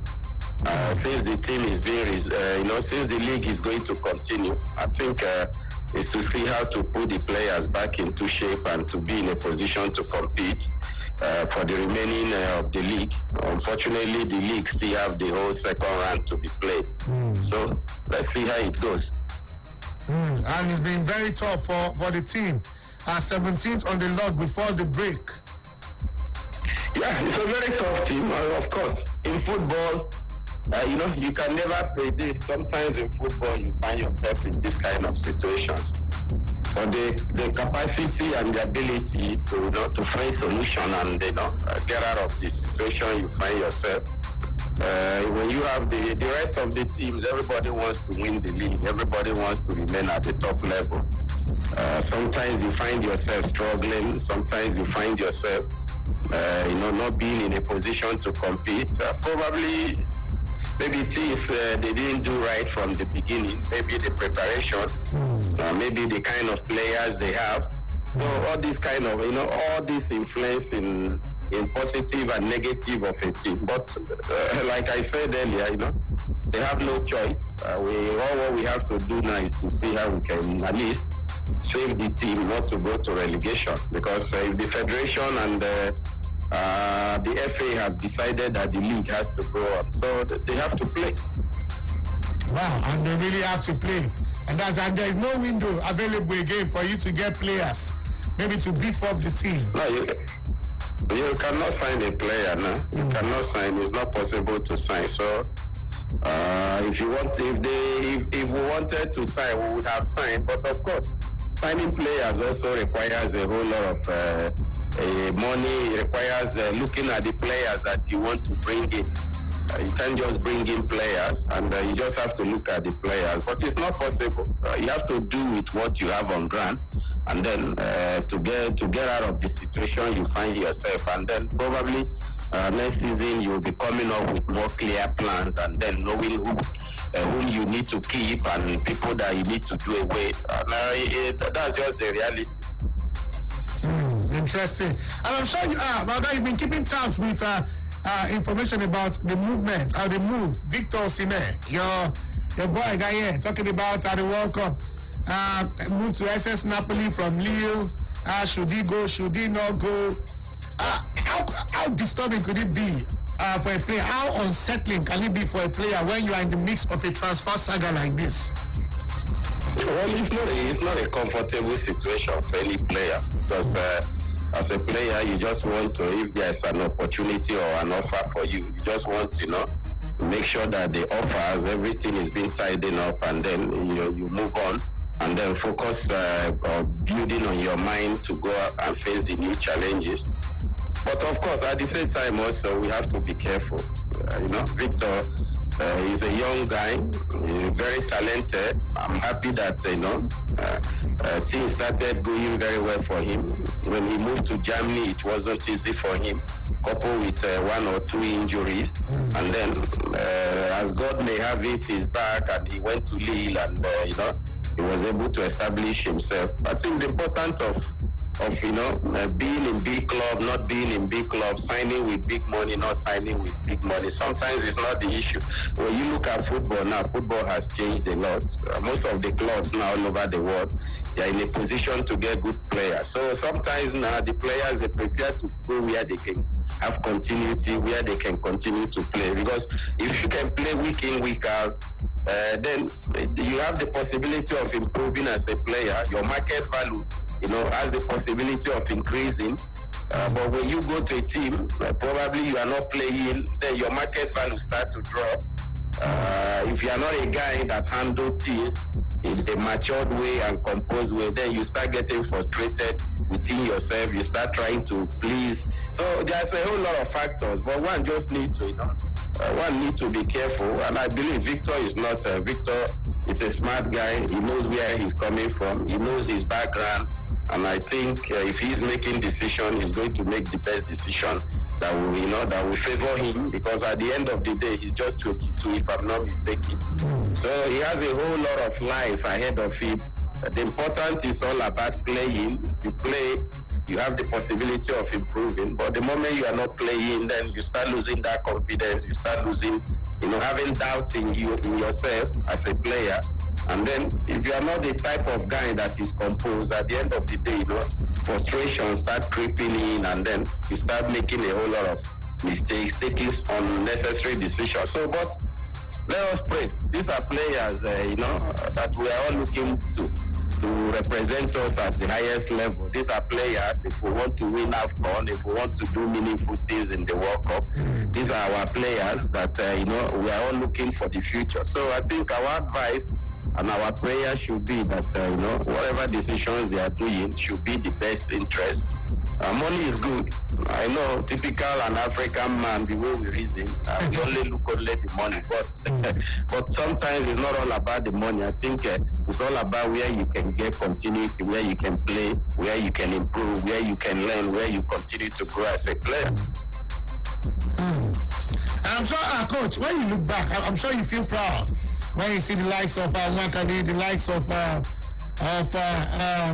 Samuel Chukwueze, Osimhen. I'm sure you're like, okay, good. I'm happy for these guys.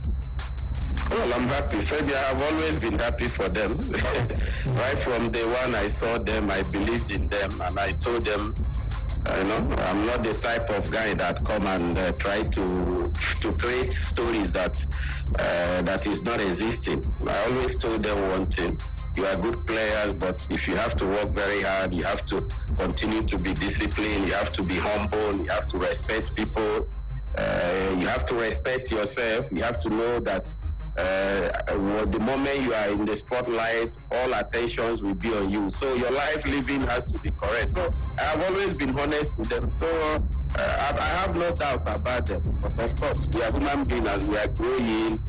You meet some new friends, you meet people, even those that never knew your life, suddenly they became your friend. Everybody need to go because the moment is good. But of course, I'm happy for them. And I pray that, I have always said it, my prayer is that they should, be in a position to do more than what we have done as a player. Football has changed. And I think Nigeria as a country, when it comes to the game, we all deserve the happiness. These are the only thing that brings happiness to Nigerians. So we pray that we have the players. And I'm happy, not only Victor Osimhen, Nwakali, and Chukwueze. There are other players also. They are doing good. Unfortunately, they are not at the spotlight at the moment. But we shouldn't forget that adaptations are different. Every human being adapts differently. Some adapt quick, and some adapt slowly. So our dream is to see these players, to go gradually. The same players that won under 17, 2013, 2015. We want to see them to grow and then become better players and be in a position to make the country proud. I think that's the objective of being a coach in that category. Because at that category, there is no sentiment, there is no brother, there is no feeling. All you need to do is to do what is right. And bearing it in mind, we shouldn't forget these guys are young guys. So at that particular time, if you can't guide them to the right path, they will remain misleaded. So, and I have tried to be that. Am I perfect? I'm not perfect. Will people like my style? You won't like my style, but I'm somebody like I have always said and I have always remained. I can look you into the eyes and I can tell you yes and I can tell you no. And I don't owe anybody anything. What I owe you is truth. And whatever that brings us together, it is the will of God that at this particular time we are all going to be together. I'm going to be their coach. They are going to be my players. We are going for one objective to achieve is to win the World Cup. And at the end of the day, we were able to achieve that, being disciplined, being committed, being humble, regardless of the challenges. But of course, challenges is part of the life. Challenges is part of what makes you to grow in life. So I'm happy for them, and I pray, they continue to make the country proud. I've been saying I will ask you this question, and today is the opportunity. He said he saw something in them back then, and that's why he assembled them, and then they went to the World Cup. Did well, won the World Cup. Have you ever imagined it, or do you think of it that someday at senior level you want to still be the one to assemble, if not all, most of these guys, and then you do well at the senior World Cup too? I mean by that it means as the Eagles gaffer, and you have these guys with you, and you look at Osimhen, you gather them and then have you ever imagined that, or do you think of that? Do you wish for that? Well, I'm a coach, and the area I belong to is to coach. Of course, I dream one day to come and coach the Super Eagles, and I pray those players they will be in a position, because even a lot of people talk about CB and this. There are a lot of players that during the under 17 2015 they went through. Even the Awazim that is playing for the Super Eagles now, I was the one that went to Jos to discover him and brought him. Unfortunately, he could not make that team. Even the AGK people talk in Holland now, I was the one that went to the north in Kaduna to see those. So, there are gifts that everybody has a gift. One thing, the area that I belong to, which is the football, right from young, right from my mother's stomach, and then up to the adult age I am today, the area that I belong to is football. And there's a gift God gives you. When you talk about talent, well, God gave us that aspect. Now, when you see player, you can know that this player will grow, this player, have the possibility of becoming great player as long as he's focused, as long as he's discipline, as long as he's committed. Because there's two different things when you talk about players. You talk about players that just want to play, and then you talk about players that have desire to succeed. So I saw this in Victor. I saw Chukwueze. The first time I saw Chukwueze was in 2013 when we took him to Eba Cup. The same Nwakali. The first time I saw Wilfred Ndidi was at the National Stadium. And what I said to the guy close to me was, this guy is going to be a great player. He will play in the national team. So there are gifts. Everybody has his own gift and calling. And when it comes to the area, We are doing what we need to do, being honest to the job, being open to the job, being, in a position to accommodate people, regardless of the tribe, the district, where you're from. If you are good, you are good. That is the way I see things, and that is how I base my judgment. I remember Fushoba Rinpoche when he came to the same under 17. He came 2 weeks before we submit the list. Then I asked him, I say, why are you coming this time? He said, this is the time they allowed him to. I said, okay, go and play, let's see. And when he played, and then I called our secretary, I said, surely, Kosimori, you that people boy in my head, wow. And at the end of the day, he went to the World Cup. It's not about how long you have been in the team or when the stuff. If you have what it takes to help the team, because at the end of the day, every coach needs a good player to transmit his job. If you don't have good players, if you don't take the best players that will help your job, at the end of the day, your work can never show. You are not going to play. So this is my philosophy. But, well, like you asked the question, we dream, we hope. But we shouldn't forget, Femi, that nothing happens without the approval of God. If it is the will of God that we will coach the Super Eagles with these players, of course, let it be. It's not just coaching the Super Eagles. It's being in a position, to help the players, being in a position to resolve the problem, the doubt of the players.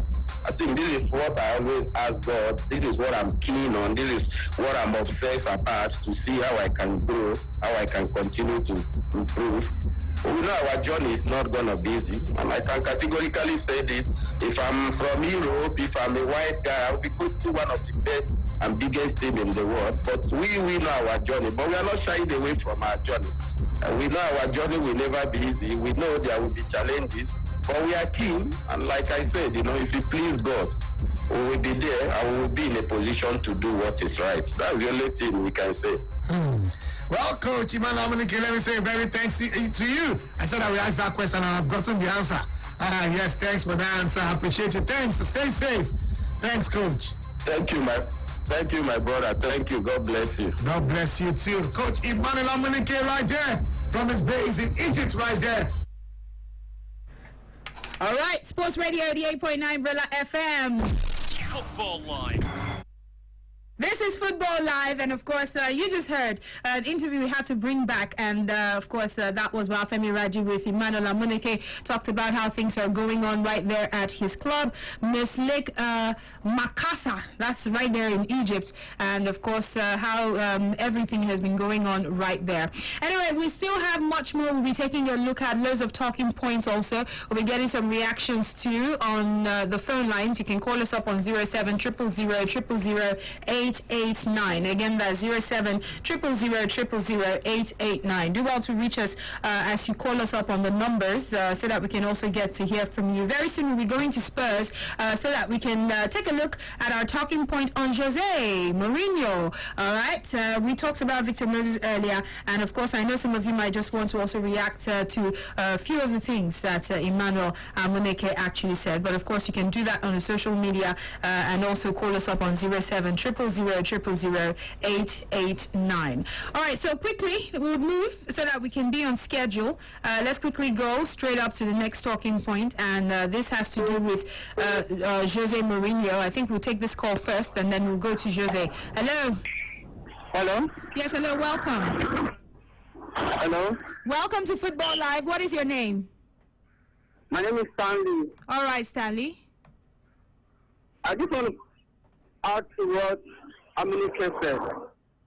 Well, he was saying a whole lot about how things are right there in Egypt, things that have actually, changed how things are going right now with the coronavirus and all of that. Talked a lot too about football in general and where we are at the moment, basically. Anyway, we'll take a few reactions too on this one, 07 000 889. We will also be bringing an interview very soon that has to do with the COVID relief fund And of course, you remember that $1 million was given by FIFA to federations all across the world. We'll also be taking a look at that, and also half of that, which is $500,000 was given by CAF. So we'll take you to Sierra Leone later on. I think that will be in a 2 o'clock hour, where we would give you what the breakdown is like with that money much later on. But let's quickly go straight up to our next talking point so we can be on schedule. And we're going to Jose Mourinho. Yes, and Tottenham supporters weren't so happy. I mentioned it earlier. They weren't so happy with how things turned out for the FA Cup final yesterday. They would have preferred it went the other way, but they will still have to play qualifiers for Europa League. So the supporters were not happy. They were underwhelmed, basically. But all the same, they are also taking a look at how the season has actually gone for them.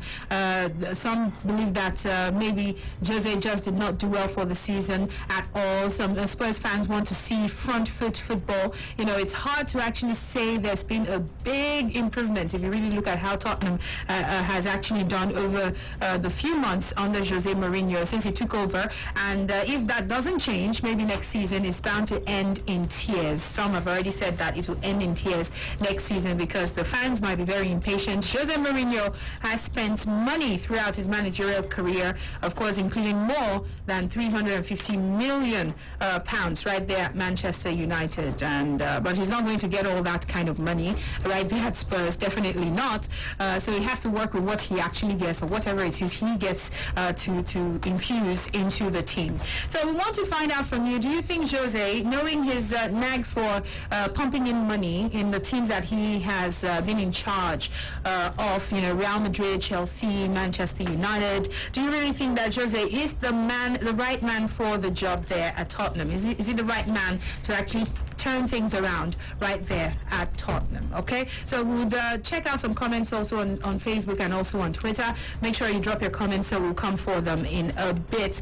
I'm still here with Josh and also with Ovu. I'm going to read some comments before I quickly hear from the guys on this. Isaac Young on Noja. Okay, I think we refreshed that, so I can't find that comment. I'll just go for this one. Kelechi Modestus says, asking Mourinho to actually play attacking football is a sacrilege. Plus, low budget. Just that he was desperate to get back to coaching. So if you ask me, he's really done with coaching. Nothing more can come out from Jose Mourinho. He's done. Okay, Lewis says, well, he didn't go to win trophies, but he went there for salaries. So things got so bad, he just wanted to earn money. Is that what you're saying? And I'm sure that he will qualify them for next season Champions League. Great coach, any day, anytime, for any team. Let's hear from Josh. So what do you think? Is he the right man for the job? Money seems to be part of the game for Jose everywhere he goes. He's not going to be getting that much money there at Spurs, but do you think he'll still be the right man to be able to steady the sheep? Well, first and foremost, Spurs should not have sacked Mauricio Pochettino. I know that Daniel Levy could be erratic, could be impatient, and he let go of Pochettino and they brought Jose Mourinho. So bringing Jose Mourinho is the right man for any job. His track record is proven. He's won titles all over the world, all over Europe. Okay, not all over the world because he has no coach outside Europe. So he's won titles all over Europe. He has emerged victorious in Champions League twice, 2004 and 2010. Won the Europa League 3 times, twice, I beg your pardon. Once with Porto, once with United. So he's probably won it all, done it all. He's probably won it all and done it all. A phenomenal manager Jose Mourinho is. But then Mourinho at Spurs, fine, things have not been going the way he's planned, but yeah, it's been an improvement for Spurs. They were 14 when he took over, and he steered the ship to 6th place and a place in the Europa League, even though things did not pan out as Mourinho would have hoped for. As Spurs were in 2 finals last season, and they were expecting to at least win a trophy, do one better this time around. Well, Jose Mourinho at Spurs, I beg your pardon, to me, is the right man for the job at Spurs because there's no other person for the Spurs job, unless you want to bring back Mauricio Pochettino. But I don't think Pochettino wants to come back and will not want to be supported in transfer market. And Jose Mourinho just has to make the what he has, and I think that they should give him time. And the Premier League is basically a festivity of competition. So it's obviously going to be difficult for any manager. The whole of next season will be enough time. Yeah, it will be enough time, but it's still obviously going to be it's still not obviously not going to be enough for this Tottenham team. Looking at the way this team are, when you compare them to their rivals, to their competitors, to the Arsenals, to the Chelseas, to City, United. Okay, I said City and Liverpool is a done deal for the top 4. What about the other 4 teams that Spurs are fighting for the other 2 places with? Arsenal, Chelsea, and United, and even Wolves, and even Leicester. So that's like 5 teams that are fighting for places in the top 4. You're fighting for 2 places with 6 other teams. Like it's a Herculean task, and there's no manager with these players that can be certain of outperforming Jose Mourinho at Spurs. Be it Pep Guardiola, be it Zinedine Zidane, be it Allegri. This Spurs team are where they actually are. 6th is where they actually are. They are not better than Man United, they're not even better than Arsenal, they're not better than Chelsea, so they are where they are right now. So no matter the manager, I know that a manager is as good as the club is as good as the coach, but you can't really help Mourinho more than what he has in his kitty. He can't really do much with more than what he has, and I don't know if Tottenham will want to be patient for him, but right now, there's no other person for the job except Jose Mourinho, and I don't see Mauricio Pochettino coming back to Spurs. Okay. How about you, Ovo? To me, I don't think Jose Mourinho is the right man to take Tottenham forward. I was of the school of thought that they should have stuck with Mauricio Pochettino, but they weren't patient with him enough because it took them to the final last year.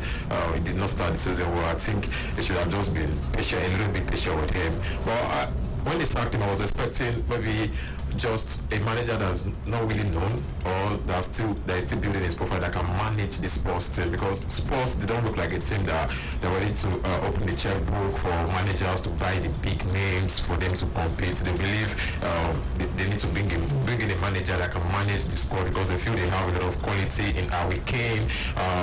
They still have in their defense, they still have quality players. In the midfield, they have quality players. Son. So I don't. Mourinho is a manager that he feels he needs to spend to bring success. Unlike the Mourinho we used to know before, when he was at Inter Milan, he managed the set of players he was given. Even when he sold Ibrahimovic, he brought in Eto'o, it was still of value to Inter Milan because they got some cash in that deal, and he was still able to get results. He won the league, he won the Champions League. But ever since football has evolved, he feels Pep Guardiola is a big competition to him, so he feels he needs to spend. We saw his time when he was coaching Manchester United. He was spending big. He bought Pogba. He spent over £300 million in the team, and it still cost havoc in the team. Currently, even the Tottenham team, some players are not happy. Ndobele is not happy. He wants to leave, and their record signing he was brought last season.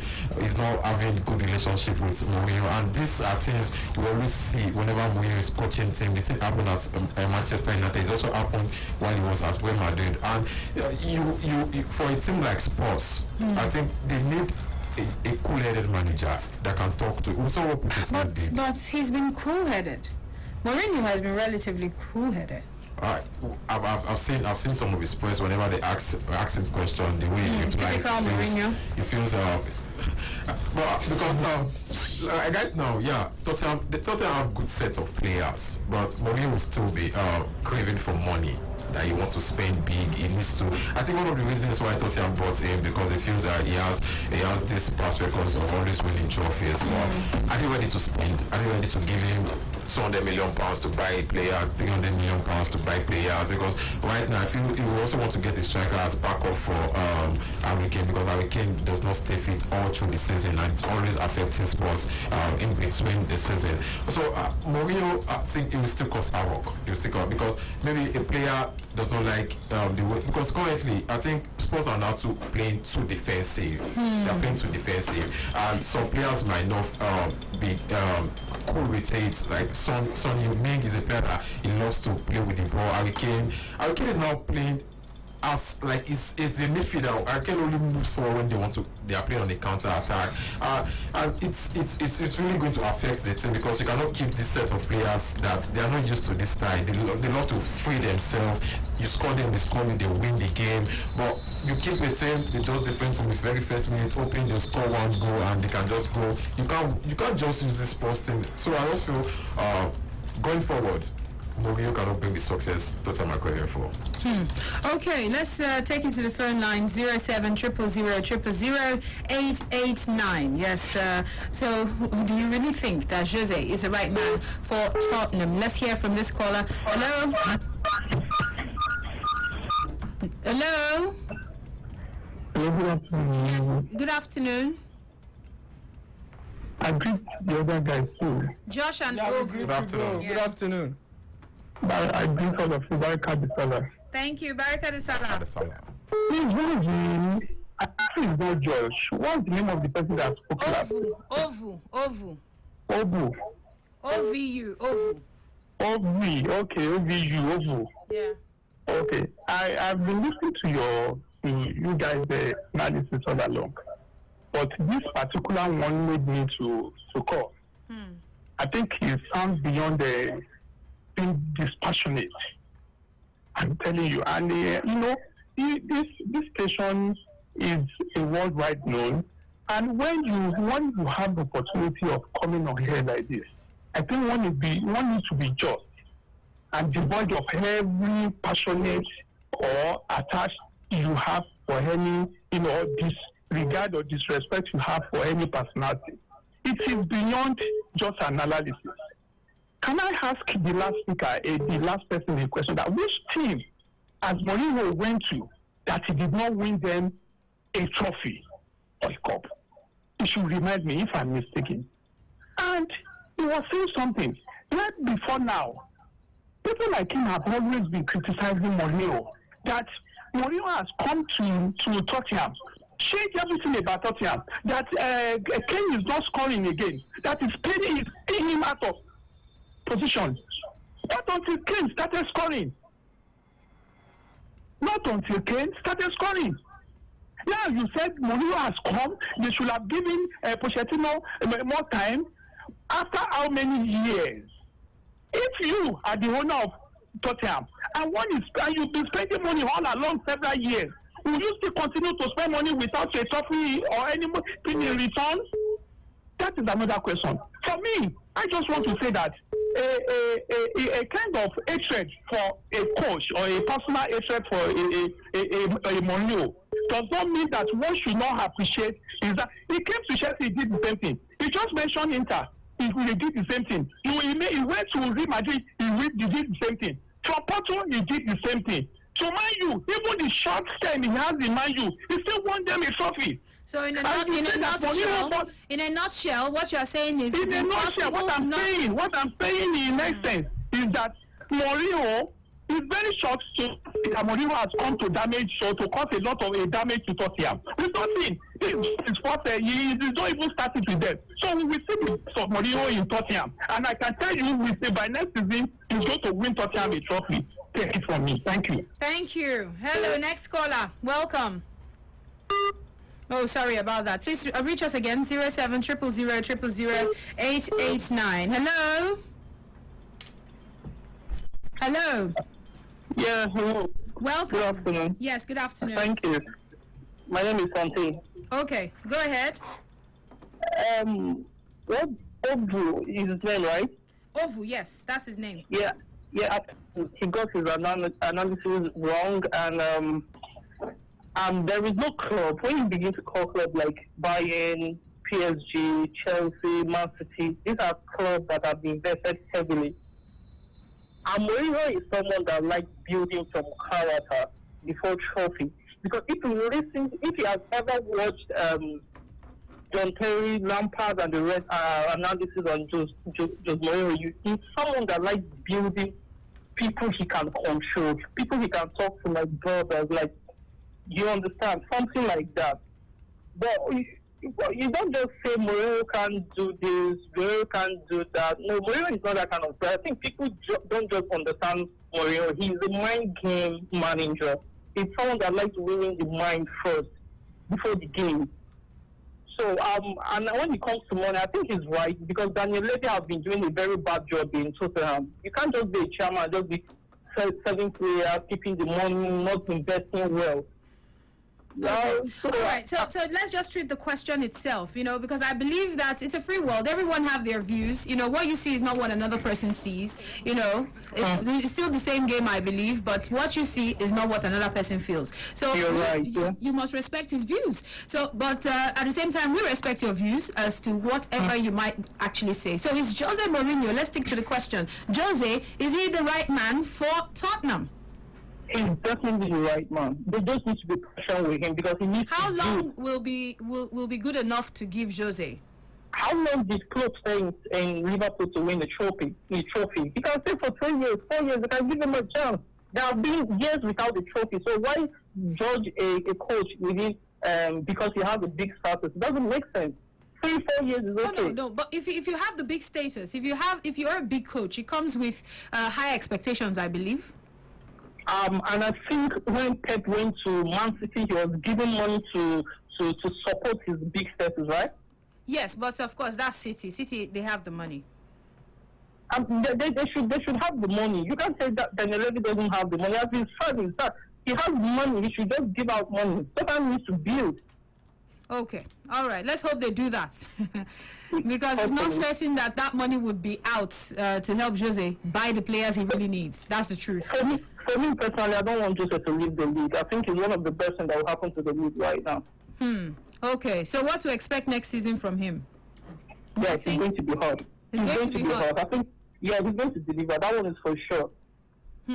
Okay. If he can buy experience, he's going to buy talent. So I think he's going to be hot. Okay. All right then. Thank you so much. Let's get some more. 07000000889. Yes, like I did say before, everybody have their views. We respect your views, even though sometimes we find them off, but we still respect them because those are your views. So you must also respect the views of all the people that are in here. Let's quickly go for another one. We'll read some comments real quick before we continue with the calls. This is Olumide. It says, I certainly think that Jose is certainly the wrong manager at Tottenham. He will win trophies for them, but the truth is that he will end up leaving the team in disarray than the way the team was before coming in. That is just Jose's managerial style, and that is his nemesis. Reminds me of the former Liverpool coach Benitez. And the back and forth he had with Jose. Benitez said he cleaned up after Jose, and I don't know, is that still something? Does he still leave teams in disarray when he moves? Manchester United wasn't really in disarray when he left. I think everything is obviously blown out of proportion because Mourinho has been cast as a proverbial villain in football, the villain coach, the one who causes confusion, the one who causes commotion. Look at this Real Madrid team that Ancelotti and Zinedine Zidane enjoyed and had fun with. They were Jose Mourinho's teams. I know, fine, they were Jose Mourinho's team, the fulcrum of that team. Fine, you had to add the Toni Kroos, you had to bring in a few others, but the Modric, the Varane, the Dani Carvajal, the Marcelo, the Sergio Ramos, the Ronaldo, the Benzema, they were the fulcrum of the team. They were Jose Mourinho's team. Yeah. After one season of Ancelotti, Di Maria left. Ozil was leaving as Mourinho was leaving. But yes, it's still Xabi Alonso was there. Cruz came to replace Xabi Alonso. Casemiro was promoted from the academy.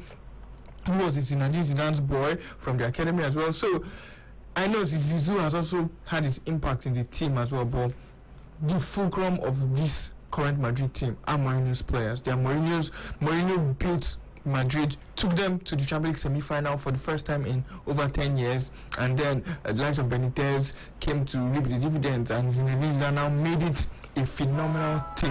No disrespect to both Zidane and Ancelotti as well for what they did at Real Madrid, but I still think it's not, Mourinho is not as poor or is not as divisive. Fine, he could be controversial. Fine, people may not like his style or like the way he talks to the players, but I don't think it's really as divisive as they say. Even Eddie Hazard later came out to say that it was our fault, we the players, that being flopped in the 2015-2016 season. It wasn't really Jose Mourinho. Fabregas has also come to confess that okay, it's we the players, we take the blame, because look at the same Chelsea team. This same Chelsea team that had a poor 2015-2016 after winning the 2015 season, the next season Antonio Conte, they did really well. They won the league title again, and then the season after, the 2017-2018 season, the same issue with players having beefs with the coach reared its ugly head in the Blues camp, and the same thing happened. Antonio Conte's Chelsea did not perform like they did in the first season, and he got the boot. Mauricio Sarri's Chelsea, there was a time they had issue with Mauricio Sarri. Things were not going well for them, but then they later picked it up and they won the Europa League. So I think the players should look at themselves first. Look at Di Matteo's season. And Villas-Boas came with all the promise from FC Porto, and Villas-Boas came with all that promise, all that vigor, that mojo, winning Europa League with FC Porto. But then he came over to Chelsea and things did not work out well for him at all. AVB took over, and those same Chelsea players had the same character and passion and heart to win the Champions League. And then the season later, they had an issue, Di Matteo, everything crumbled again. So always blaming Mourinho. Look at even at Man United as well. Solskjaer came to the club, and then they went on all those games unbeaten. In fact, they were not even drawing a game. They were just winning all the games until the PSG game. But then they still bounced back from that PSG game, from that PSG loss, and still made that beautiful comeback in Paris. Still does not negate the fact that what Mourinho was saying, 90% of what Mourinho was saying about some players not showing attitude, not showing the character and commitment like Anthony Martial, like a player like Scott McTominay is one player for the future. He's really strong. He's really giving his all.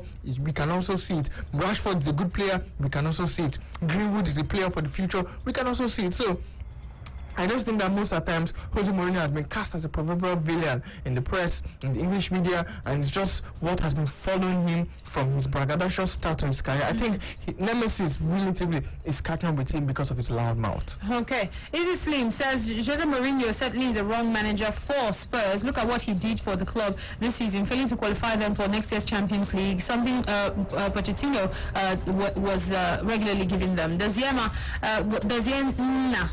Ezechuku says, when you dine with the devil, come with a long spoon. There's no difference between how this Spurs team has performed and how his Jose teams perform. Jose's teams are performing. The only difference, though, is trophies. If he ain't winning one, his team is no joy to watch. I still wonder. This is David Chooks. He says, I still wonder why Tottenham employed Mourinho. This is a coach who works with past glory. His philosophy isn't working for Tottenham. I advise that they get a young and fresh manager. Also, what really is the philosophy there? Is it still the same Jose that we see and his usual philosophy at Tottenham? Still the same? Yeah, I think it's still the same. Jose always wants to feed it, saying that you sit back, you make sure you don't concede, you can get one goal, and just I think it sees football like the most important thing is just the 3 points. I don't care how we play. The most important. Yeah, the most important is 3 points, but you can't just be sitting back every game because. But hasn't that worked for him? Even I still think that we are criticizing Jose Mourinho too much. Jose Mourinho's Real Madrid, we are firing on all cylinders. They are hitting people 6-0, 5-0. They are not just sitting back. Jose Mourinho's Man United, I think they won a game 5-0. There was Cristiano Ronaldo with that team. They had a team. So that was why they were that way. Inter Milan were not sitting back when they won the treble. FC Porto won 4-0 in the Champions League final. Inter was sitting back. That was just the Barcelona game. Inter was playing just one. That was just the Barcelona game. That was Diego Milito. That was the Barcelona game against Bayern Munich. Against Bayern Munich, they ripped Bayern Munich apart. I think people are really looking at Mourinho's team from an unfair perspective.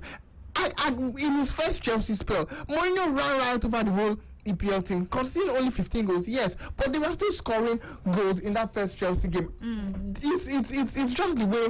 I just feel that fine, Mourinho's teams could be presented in a bad light as packing the bus and everything, but when Mourinho's teams get what Mourinho wants them to do. They also play that same attacking football. Look at how the way they ran right over Leicester in the first half. That was typical Mourinho's team. First half, he ran right over them. Second half, he said, let's stay back. All right, let's stay back. Okay, Karim Yusuf says, hi guys. Spurs made a wrong decision by appointing Mourinho as their manager. They should have just left their former manager that was doing well for them. This is another one. This is Louis Amarisa on Facebook. He says, well, he didn't go to win trophies, but he went there for salaries. I think I read that earlier.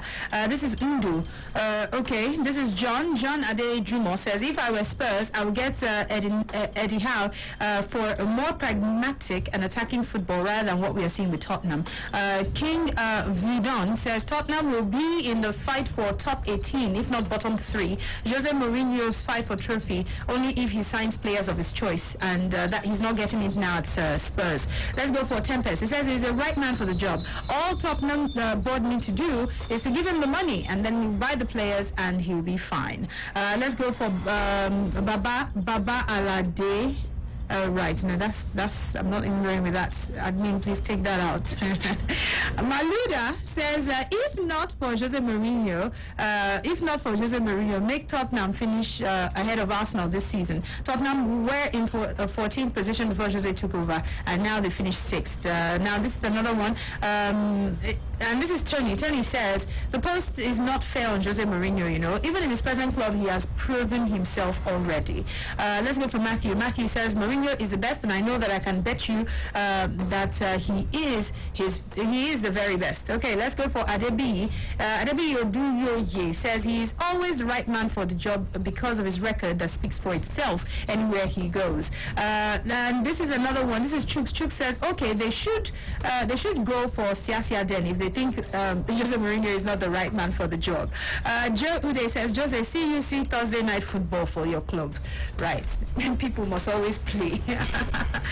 Anyway, let's go for more. 07000000889. We're going to take two more calls, and then we'll move to our next talking point. 2 more calls on this matter before we go to our next talking point. 07000000889. Hello. Hello. Welcome. Yes. What's your name? Mano. Okay, go ahead. So people just, one thing you should understand about him being the best man for the job or whatever is not just his game winning ratio or whatever. The first thing you have to consider is what the play and the assurance for tomorrow. Because you can't just win games today, like you win games today, then when you leave the team is already in disarray. You understand? Like when he was in United, you get me now? When he was in United, you get to find out that every game he lost, Pogba is to blame, sure is to be blamed for how fast he is. As in, a good manager should be able to take responsibility for a lose. You understand? But him, okay, maybe let me just admit he's a bad loser. You understand that now? Let's admit he's a bad loser, but at least the way you organize the team determines. Some people are saying, okay, who do this, who do that, his analysis is this. No. The truth remains that he's a serial winner, sure. But he's not a good manager. To me. Because his own is just based on, he's a Guardiola kind of coach, whereby you just come, you buy players and make sure you buy players that are able to defend. I'm listening to you. Oh, sorry about that. Okay. One more call, and then we'll go to our next talking point. Hello. Yes, good afternoon. My name is Olawale. All right, Olawale, please go ahead. Jose Mourinho is a great coach. He worked hard for a team like Chelsea, Manchester United, a lot of things like that. So let them give him the job, continue the job, to sign a good player so that the team can work in well and the team will go forward. Thank you very much. All right. Thank you so much. Yes, we'll take a break after this team news. Yes, we'll go to our next talking point. Stay tuned. This is the home of sport. Sports Radio, 88.9 Thriller FM. Thriller FM, what others wish they were.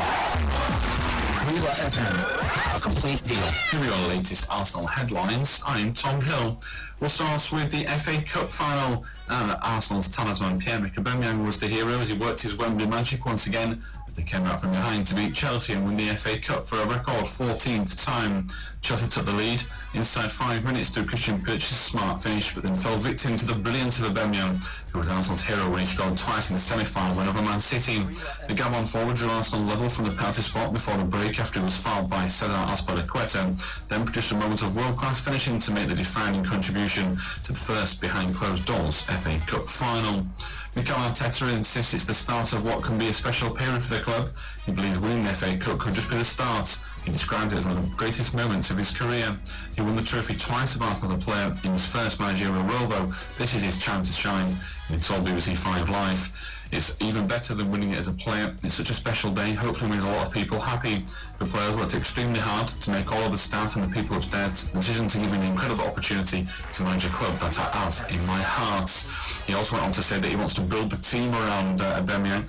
Reports claim that, of course, he could be on his way this summer, but when asked if he will stay put, he said, "I hope so. Everything is based on my conversations with him, how he sees his future, what I expect from him, the team I want to build around him, and the conversations I have with the people who are very influential around him. The club we respect and admire him, the players are all behind him. Hopefully we'll make progress," he said.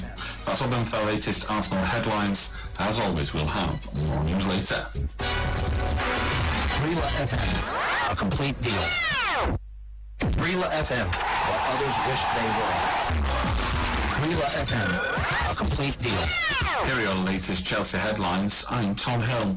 We'll start with the reaction to the FA Cup final. And of course the Blues were disappointed after losing 2-1 to the Gunners in 90 minutes. Christian Pulisic opened the scoring in the 5th minute with a beautiful finish before Pierre-Emerick Aubameyang scored twice, once from a penalty spot in the 28th minute, the second, the 67th, before Mateo Kovacic was sent off for a second yellow card.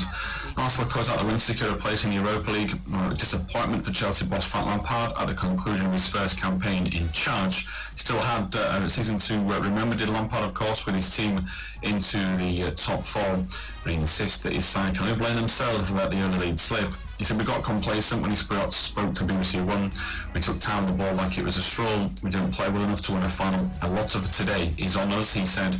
"We started well for 10 or 15, but we couldn't blame ourselves from that point. A final can never be a stroll. We were slow, we played back on ourselves, and we invited pressure." He then asked about going forward about the rest of the season. Of course, they play Bayern Munich next week in the second leg of their delayed Champions League last 16 tie. Midfielders Willian and N'Golo Kante were not fit to feature against Arsenal, and that Ruben Loftus-Cheek is also out of action. He did say, though, "I'm not even thinking about next week. It all came together for us today. 2 hamstrings, a dislocated shoulder. It's the end of a long, long season, and it was the tipping point for us." One of those players is Cesar Azpilicueta. He had to leave the field, so did Christian Pulisic, and they're both set to miss the game against Bayern due to the veers of what has been a very tough few months. And into some transfer news away from the FA Cup final, and Bayer Leverkusen boss Peter Bosz has admitted that Kai Havertz's proposed move to Chelsea could happen at any time as the Blues look to wrap up the deal as soon as possible. That's all done for the latest Chelsea headlines. We'll have more news later. Thriller FM, a complete deal. Football Line. Football Live, our proof that Sports Radio 88.9 Thriller FM has gone beyond one league. Football Live, our proof that Sports Radio 88.9 Thriller FM has gone beyond one league.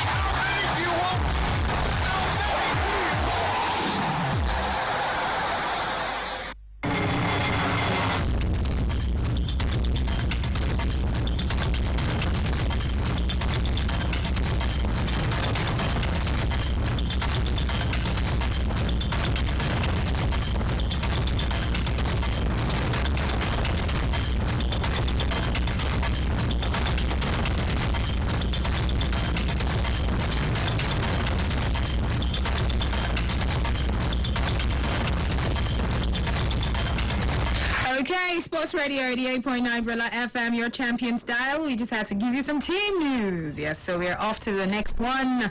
And of course, for those of you who are just tuning in, you can also watch us, get to see us live on Facebook and also on Twitter. And make sure you tell your people out there, your friends. Yes, they can also download the Brilla app. Go to Google Play Store and the iTunes Store. So you don't need a radio, you just need your phone, and you can listen from anywhere all in the world. Okay? So the next talking point, the Nigerian youngsters are actually doing great. Of course, we've seen how a lot of players, Nigerian players on the foreign scene have actually done in their various clubs. And of course, maybe some say they are no longer boys. They're becoming men, playing at the highest level. And it's beginning to be seen as a norm by some of our players. And I think we're pretty proud of how the Nigerian players are doing out there. Victor Osimhen became the most expensive Nigerian footballer of all time. Make that Africa footballer of all time. Yes, even much more expensive than Sadio Mane and the rest of Mo Salah. More expensive than all of them, even Pepe. Yes. So, which Nigerian player transfer are you really looking forward to ahead of next season? Because of course, this is when transfers are done right now. Already, Osimhen sealed, signed and delivered. We're looking forward to seeing how he does with Napoli next season. But which Nigerian player, yes, which Nigerian player transfer are you really looking forward to ahead of the new season? Yes, the transfer market is still on. So you tell us the player they're actually looking forward to seeing how they do. Let's start with you, Ovu. I think firstly, I'll be looking forward to Champion Collins of Paderborn. I think it was regular at Paderborn, very important player. He stood his position, played regularly for the club. Unfortunately, Paderborn went on to relegate at German Bundesliga. I think for a player that has done well last season, he scored a goal. I watched a match where he scored a goal and he had some couple of assists. So I think he did well for himself in the German league, and I think he should be looking forward to securing a move away from Paderborn, either come back to the Bundesliga or go to a first-tier league in any other country, because he had a good season. I think another player I'll be looking forward to also make a move as Chidozie Awase. I think Porto does not believe in his talent. He has gone on loan for 3 different clubs. I think what he should be considering is making a permanent move. Porto does not need him. He should just make a permanent move to stay with himself in the team. Last season he went on loan. This season he went on loan. The 2 previous seasons he also went on loan. So I think he should be looking forward to getting a permanent deal with a good team that he can just cement his position. Because Awase is a very good player. He's a versatile player. He can play as a right back, he can play as a centre back, he can play as a defensive midfielder. We saw that when he was playing for the Super Eagles. He was deployed in the right back, played the centre back, and he did well for Leganes, because some of the matches when called upon play defensive midfielder, he does well play centre back, he does well play right back, he does well. So I think at this moment, even the scouts, these are one of the things they love to see in players. Versatility, you can play different positions. These are what managers love to work with. So I think maybe he should just talk with his agent, get me a club. I need to move away from Porto. If they don't believe in my talent, I should just get a permanent team and just try to settle down with the team. So you play out one team this season, next season you don't know the team you're playing for. You're just moving from one team to another. You need to settle yourself. You need to settle down and start thinking of bigger things. So I think those are the 2 players that we're looking forward to. Chidozie Awase and Jamie Collins. Okay, how about you, Josh? Which Nigerian are you looking forward to transfer in this transfer situation? Well, I'm looking at one guy that I've been following for quite a while. I've been a fan of his play, his gameplay, and everything. He plays in Portugal. He's a defender. He's a left back, and I know that it seems like maybe Jamie Collins went down to the 2nd division, and now this guy is now becoming the new wave of the town. I'm going with Zaidu Sanusi, UD Santa Clara defender. He can play. He's a left back, but he can also play as a right back. He can also play as a left winger. So he's also a versatile player. Okay. He's someone that can fill in the gaps, fill in the holes wherever needed. And it's one player that I think that needs to leave Santa Clara because okay, they are still in the Premier League, but he needs to go to a bigger club. He needs to be in a club that plays in European football. He just doesn't need to just be staying there because He needs to be seen. He needs to be seen. And I know earlier on the Sunday Sports Show, Yusuf Otubanjo, who plays for Ararat Armenia, was talking about players being picked not because of the strength of their leagues, but because of the quality of their play. And yes, I also agree with that because this player, you will say UD Santa Clara, you will probably want to know whether he's even in a top division club. You'll be like, okay, this club, it don't make sense. But then when you say, oh, the Portuguese Liga, really nice. So he's a regular at his club in the Portuguese league, which is one of the top 10 leagues in Europe. You can probably say that a club like Santa Clara is better placed than a club like Paderborn of Jamilu Collins, who's another player that needs to leave Paderborn because they're in the Premier Division of the Portuguese Liga. They are in huge contention for the attack of the Portugal. They could probably hustle for a European place next season. So I think that him being a first division club, he needs to move. If he's staying in Portugal, he should move to somewhere like Sporting Lisbon or Benfica or even FC Porto. But maybe let's start with Just Sporting go to Lisbon. a bigger team in the same country. Even if it's in the same country, go to a bigger team than UD Santa Clara. And then Jamilu Collins, like Ovu said, no need to emphasize much about that. Then Awazim and Kenneth Omeru as well. Omeru, I know he signed permanently for the Ghanaians, but there were reports that Unai Emery is targeting him. I would love to take him to the El Madrigal, the Estadio La Ceramica. So it's better for him to leave Leganés and head to join the Submarinos out there in Villarreal. So that to me will be phenomenal for him, leaving Leganés for Villarreal, especially the fact that Villarreal will play in the Europa League. And of course, another national teammate, club teammate, buddy thing is going to happen with he and Chukwueze once he moves over to Villarreal. So that's another move that you could probably say I'm defensive minded, but these four players, all defenders, to me, I really want them to move to bigger and better clubs. Bigger clubs. Okay. 07000000889. Again, that's 07000000889. Take a look at our Nigerians on the foreign scene. Which Nigerian transfer are you looking forward to ahead of the new season? Yes, a move that you know has to be done during the summer transfer. Hello. Hello. Yes, hello. Welcome. Emmanuel. Emmanuel, nice to speak with you. Let's hear you. I think it's Chukwueze. Chukwueze? Yeah. I want you to move to bigger club. Maybe we stay like clubs like Barcelona or Real Madrid or somewhere in the Premiership. Arsenal, maybe more. I think Arsenal. So you should go to Arsenal or Barcelona. Yeah. Preferred choice is Arsenal so that you can have playing time, game time. Some people are of the opinion that he needs to continue there and get better first before actually thinking about going to a bigger club. No, he's already made. He's a good footballer. He's already made. Move to a bigger club. So you don't think he needs to give himself one more year to do better at Villarreal? He's already a good player. He should move to a bigger club, like Arsenal.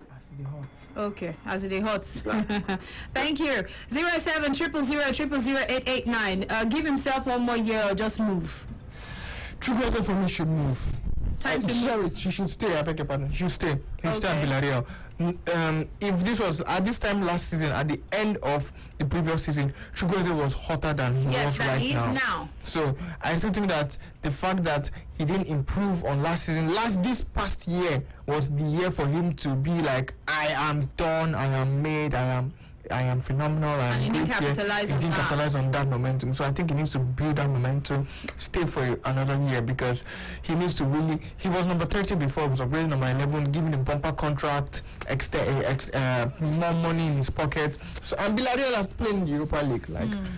I know the only place for him to go is the Barcelona. Right now, it's the Barcelonas, the Juventus, the Bayern Munich of this world, maybe even the Borussia Dortmund. But the only time I would be comfortable with Samuel Chukwueze leaving Villarreal, if it's going to a club like Leipzig or Dortmund, these are clubs that know how to use young, progressive attacking players, and they are also, it's a step up So from Europa League to the Champions ease League. into the team easily. Yeah, it's a step up into the Champions League as well. And then with the rumors of Jadon Sancho departing, Chukwueze to Dortmund will be a very delicious deal for all parties involved. Jadon Sancho leaving, you have Chukwueze to replace him. It's a like-for-like replacement. But if it's not deals like Leipzig, Dortmund, he should stay in Villarreal. So should he stay or should he go? Ovu. I think he should just stay one more season at Villarreal. He needs to build that confidence back. He needs to get that momentum, because if he leaves Villarreal now, he will invite pressure. The pressure to deliver in a new club will just be on him. So he just needs to. Villarreal has gotten themselves a new manager, Naime. So he just needs to get himself back. The way he said that in Naime, he said it with a tinge of Obiapo. So I think he just needs to get everything back and get his name into the streets back, because last season his name was everywhere. What happened? Did he back down on his efforts? What exactly happened? Maybe he got carried away with the whole mentions everywhere, and at a point some clubs were interested in him. Maybe he just got carried away with everything, and he forgot that he still needs to keep working on himself. Look at Osimhen. Osimhen, you see a player who keeps progressing, who keeps working hard, because he feels it's not gotten there. He still needs to keep grinding, and as a young player, you just need to keep pushing yourself, because the moments you relent, there are other players there who will just take the name away from you, and once you go down, it's really hard for you to start grinding back. So I just think Chukwueze just need that one more season for him to just work hard, do everything possible, work with the team, get himself back, because Chukwueze is talented. He has everything. He's very good with the ball. He's skillful. He knows how to hold the ball, and he just also needs to add numbers to his game. I think that's very important. Okay, we'll take some calls. 07000000889. Let's hear from you. Call us up, and let's read some comments also from Facebook Live in just a bit. Hello. Sorry about that. We lost that call. So let's quickly go to Facebook and also on Twitter. So drop your comments there. We're going to be reading from you. Getting that refreshed. Hello. Good morning. Good afternoon. The way it's going now, 5 o'clock, all of them go still say good morning. Okay, talk to me. Yeah. So, Nigerian players I would love. I'm not sure I caught your name. Black Elijah. Elijah, okay. Yeah. As a Nigerian players I would love to see. Maybe this is just my opinion, or this is just me. I think I'll pick Ndidi and Emmanuel Bonaventure, Dennis, whatever I said. The guys that played in Belgium. Okay. To me, I feel the things that I would love these two guys to go to United, because I'm a bad United fan. You want him to go to United? Yeah. I would even prefer United. Yeah. This is my opinion. I would even prefer United to swap Andres Pereira for Ndidi. Wow. Then Lingard for Emmanuel Dennis, whatever it's called. That's Sancho. I don't even like that guy. I feel, that's me. I feel that guy is overhyped. Even with that money, swap Lingard for Emmanuel Dennis, then add some fun to it. Okay, thank you. Then when Ndidi plays behind Bruno Fernandes and Pogba, we see different United. Okay, all right. Then our player can be able to be projected. All right, all right. Thank you so much. Duziema Ezechugu says Wilfred Ndidi needs to move into a top 4 team. I agree. And Colin says I think that Chukwueze should be our next big export after Victor Osimhen and Ndidi also. Let's go for Osaz Lim. He says Chukwueze to an EPL team as soon as possible. And let's go for this call. Hello. Hello. Good afternoon. Yes. Good afternoon. I'm Lucky. Mr. Lucky, welcome. Yeah, thank you. As for me, the Nigerian players I would like to see make move Joe Aribo. So you should leave Rangers. Yes. He should go to Spain, one of those clubs in Spain. After which he should later, maybe in the future, return to England. Then Chukwueze, I believe Chukwueze, he didn't do as much as he did last year. So he should still remain in Villarreal. At least go to the Europa League with them and then improve the game more. Okay. Another player, though, Osimhen is a very good move he made to Napoli because Napoli is not that much of a team that is in the air like that. Everybody will have eyes on him. So whatever he does there, it will be another improving ground for him. Yeah, thank you. Okay, thank you so much. Let's take more calls, but I would read some comments on Facebook. Martin Ekemeze says, I'm looking forward to seeing Chukwueze leaving Villarreal because he's underrated there, and the salary is too poor, it's too small. Let's go for Peter Mare. He says, for me, it's Ndidi, or it has to be Ndidi. Chelsea really needs that strong guy. I also think that okay. Okay, I also think that Yusuf is talking blah blah blah. Needs a better move. Okay. I want to see how good he is, though, because for him to have made that statement, he's sure that he has gotten some confidence in himself. So he needs to prove it by going to a bigger team. I won't see him because I'm against that his statement very, very well. Thank you. This is Obin Eze says, I think it has to be Wilfred Ndidi. If that guy can move to a team like Manchester United, he will be ranked amongst the very best. Collins Chukwuma says, Chukwueze really needs to leave Villarreal and he needs to leave Leicester City as well. Please, let's go for another one. This is Solo. Solo says, I hope that they can do better in the transfer window. Joseph says, if Chukwueze, it's Chukwueze. The guy is too good for Villarreal. He should go to Barcelona or Manchester United. They need wingers. This is Umut Bulut, and he says, I would like to see Chukwueze and John Obi Mikel in the Premier League. I've heard so many rumors linking Mikel to West Brom. Yes, those rumors have been going around. I hope he gets back to England also. Zuka Ebuka Manuel says Chukwueze to Barcelona, Ndidi to Manchester United, Aribo to Arsenal, Aino to either Juve or Lazio, and Eberechi to West Ham. Let's say don't plan all distance. This is Ola Sayende says it has to be Chukwueze. I want to see him move. Joshua Emmanuel says Chukwueze and Kenneth Omeruo. Let's go for more comments. Let's scroll down.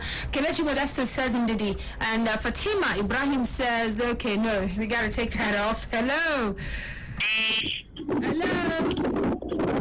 Yeah, hello, okay, good afternoon. Good afternoon. Welcome to Football Live. Yeah.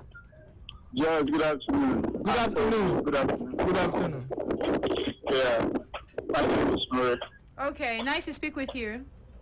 Yeah, thank you so much.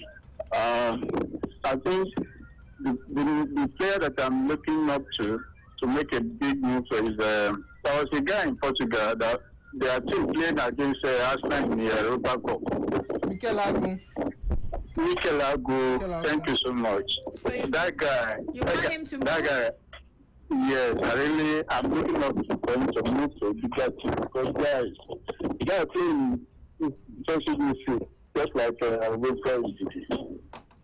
So I guess that guy has quality to play in bigger teams, to play in European Champions League. So I'm looking forward to him. As for Tottenham, please. My brother, we don't move. We're not a waste time. You understand? Moving train something. Let's go for this one. Let's go for some more comments, all right, and more calls. We take about 2 more calls on this matter before we move to the next one. 07000000889. Again, that's 07000000889. Now, this is AFC South. He says Alex Iwobi needs to find a club better than Everton. Olowo Olaitan Jr. says, I prefer Ndidi at Manchester United. Hello? Hello. Welcome. This is All right. I would like to help.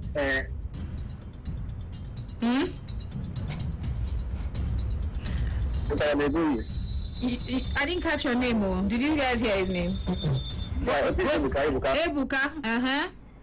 I want to say Taranebui. And Joshua Maja from Budo. Where should they move to? Taranebui should go to Man City. Why Maja should go to West Ham?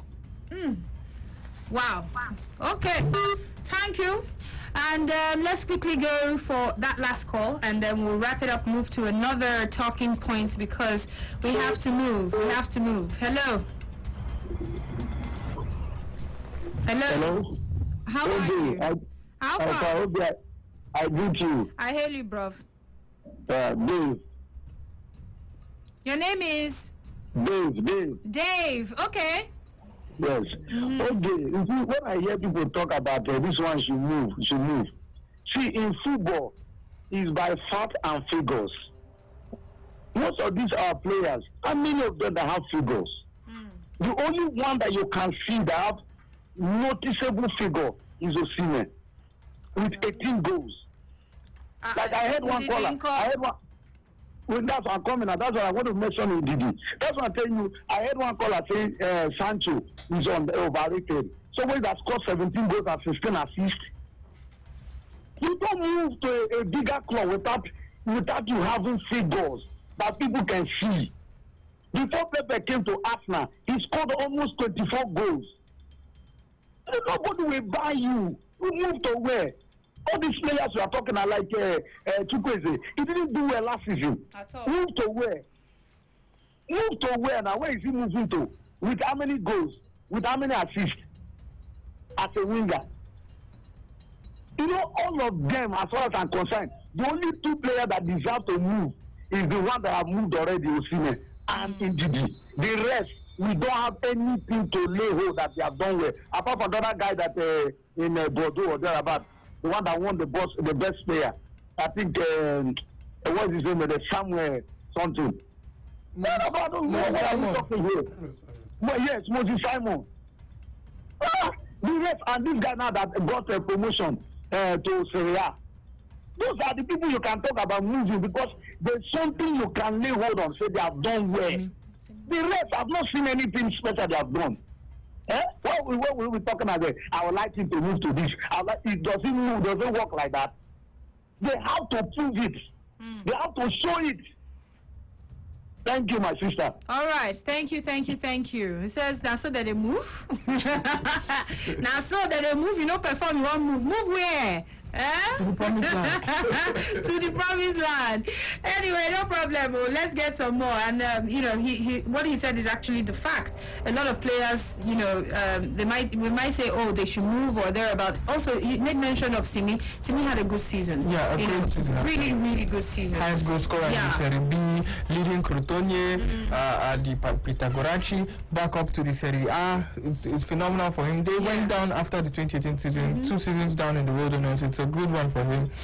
Hopefully, he would have a phenomenal year at Crotone, whether they stay up or they go down, and he's going to leave the Pitagoracci afterwards. Okay, let's take some comments, and I'll wrap up this matter so that we can go to the next one and talk about some young stars there in the Premier League.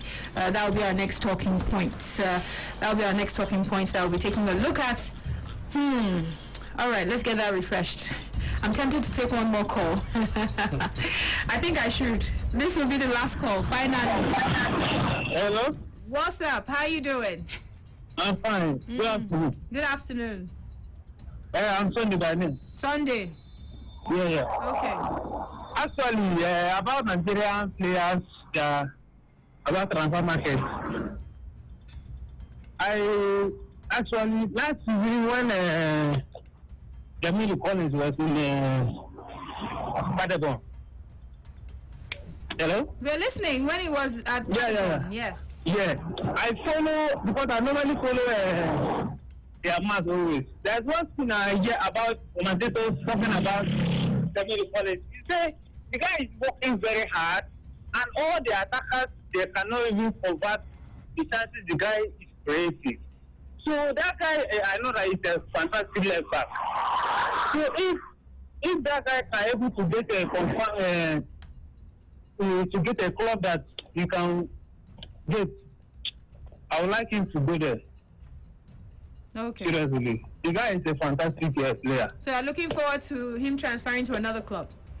Yeah. Thank you. That's it. So let's quickly move to our next talking point right now. And yes, indeed, there have been a whole lot of talents, coming through the ranks. Like you do know, in the Premier League, they've shown that they can actually stake a claim, so to speak, for regular regular time in their various clubs right there. Manchester United's Greenwood, you've got Reece James, you've got Mason Mount right there. Also at Chelsea, Arsenal's Bukayo Saka, Phil Foden also at City.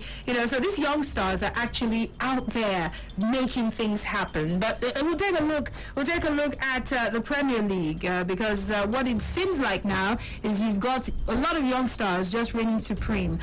Who was the most exciting for you? Who was the most exciting young star to play in the Premier League last season? Give me one name only. I know it's hard, but just tell me who was the most exciting of them all from all of the young stars. All right. So let's get to hear from you. 07000000889. Who was the most exciting young star to play in the Premier League from the just concluded season? So we'll start with Josh and then hear from Ovu. This is going to be difficult because there are lots of young players that were really, really exceptional last season. But I'm going to choose... I don't like choosing strikers because they're the most attractive sets of footballers. They're the ones that get all the goals and everyone talks about them the most. Yeah. I would have probably gone for Phil Foden though, but I would go for Miss Greenwood because of the fact that amongst most of the young players, he had... Unlike Bukayo Saka was phenomenal. I would have gone for Bukayo Saka, but Greenwood had less time than Bukayo Saka. But he still performed as good as Bukayo Saka did, even with the little time that he had. He was probably one of Man United's top 5 goal scorers of the whole season, with the little time that he had. So I'm going to go with Mason Greenwood because he was really phenomenal, coming from the bench, making all those impactful goals, scoring up to more than 15 goals in all competitions for United last season. And it was a shocker. He has even scored more goals. He even scored more goals than Roberto Firmino did in the league last season. So it just proves that, okay, fine, Firmino had more assists and more goal contributions, but it just proves that this dude is a kid for the future. He's a kid for the present and for the future. So I'm going with Mason Greenwood first, then second and third is a huge tie. It's a joint second, basically, not third. Joint second, Phil Foden and Bukayo Saka.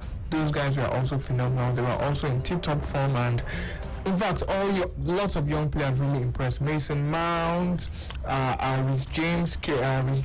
Every time Abraham at one certain time, he was good, but then he fell off the bandwagon. But still, good season for youngsters in the EPL. Okay, so Ovu, who are you going with? Wow. I think this 2019-20 season gave us so many talents, so many young players that did very well for their different clubs, even for the little clubs, Norwich City, Bohemia, Todd Cantwell, Bournemouth. That looks like a character from Game of Thrones. Bournemouth, Ramsdale, Brooks, a lot of young talents that did very well for their teams. But I think the most exciting this season, I think I just have to give it to Bukayo Saka because I think Mason Greenwood also did well for Manchester United as a young boy. But I'll give it to, I think Mason Greenwood saw it coming that he was going to play for Manchester United this season. But Bukayo Saka did not see it coming. It was caught unaware. Like, injuries happened and he just had to enter inside the team, and he did well for the team. He played as a left back. I don't think he has ever played as a left back before while he was playing for the Arsenal youth. But they deployed him as a left back, and defending, he was doing well. Going forward, he was also doing well. Created a lot of chances for the Arsenal team that did not create so many chances this season. Had double-figure assists for the Arsenal team. He was deployed as 10, did well. He deployed as left winger. He was just too exceptional. It shows that yes, he's a versatile player. He can play from the right, he can play from the right, he can play from the left. If you want to use him as a left back, he can also cover up. Going forward is very good. So I think Bukayo Saka was just too exciting for me.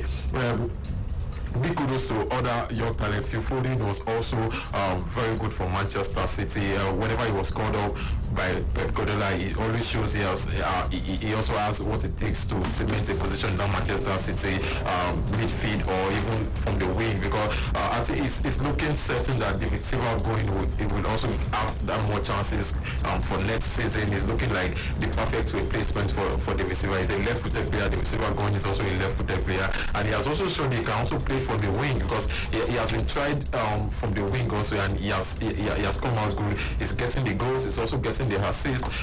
Missing Greenwood phenomenal. I wasn't tipping Missing Greenwood to get double-figure goals this season, and I think he really was one of those players that pushed Manchester United to get in the top four this season. One other player I also loved this season was Gabriel Martinelli. Injury did not make him finish the season. He did very well for Arsenal. So I think too many exciting players in the Premier League this season. Too many. I enjoyed even Chelsea and Abraham the first half of the season got double-figure goals. I think the injury also affected him, and Giroud stood his own ground. It was so difficult for them Abraham to just get that shirt from Giroud, because whenever you go on injury and so the player replacing you is doing well, is getting the numbers, it's really hard for you to put him back on the bench. Missing Mount also did well for Chelsea. Also did well from the beginning of the season.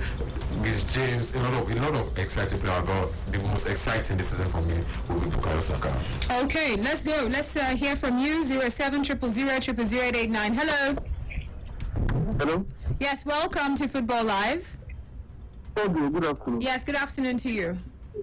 John Sandrovu, happy Sunday to you. Happy Sunday to you. I'm Obi now. All right, Obi, go ahead. I think I will give it to Missing Greenwood. Honestly, that guy has been the biggest exploit of last season. You know, the way he dribbles players, the way he mesmerizes the defense, his sublime finishes, unbelievable. Honestly, pace on the top. I mean, we could dribble you from the both foot. That's another added advantage. Playing with both legs. And most importantly, I don't think there's any game that could easily swallow him up. Like some players who probably in a big game you can't feel their performance. But this guy, as young as he is, as a team, he has shaped it real big.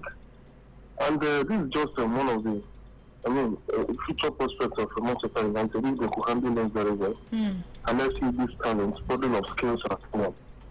So in terms of team, I will always give it to him. For instance, this guy has contributed more in terms of a goal ratio among these players, excluding Foden.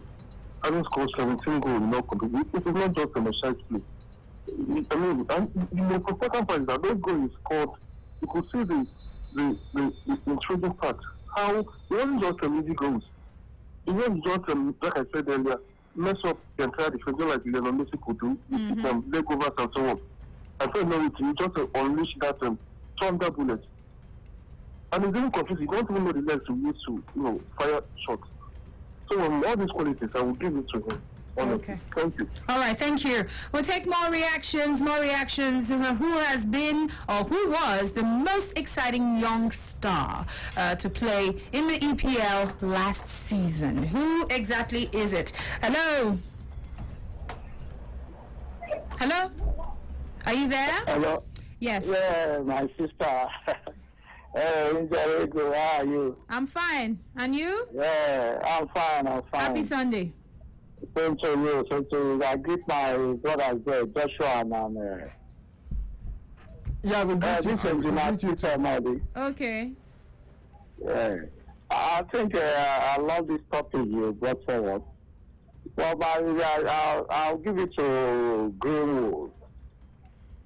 That guy is something to be discussed all this season, this long break, this short break they're having. It's man of the season. He has really done well.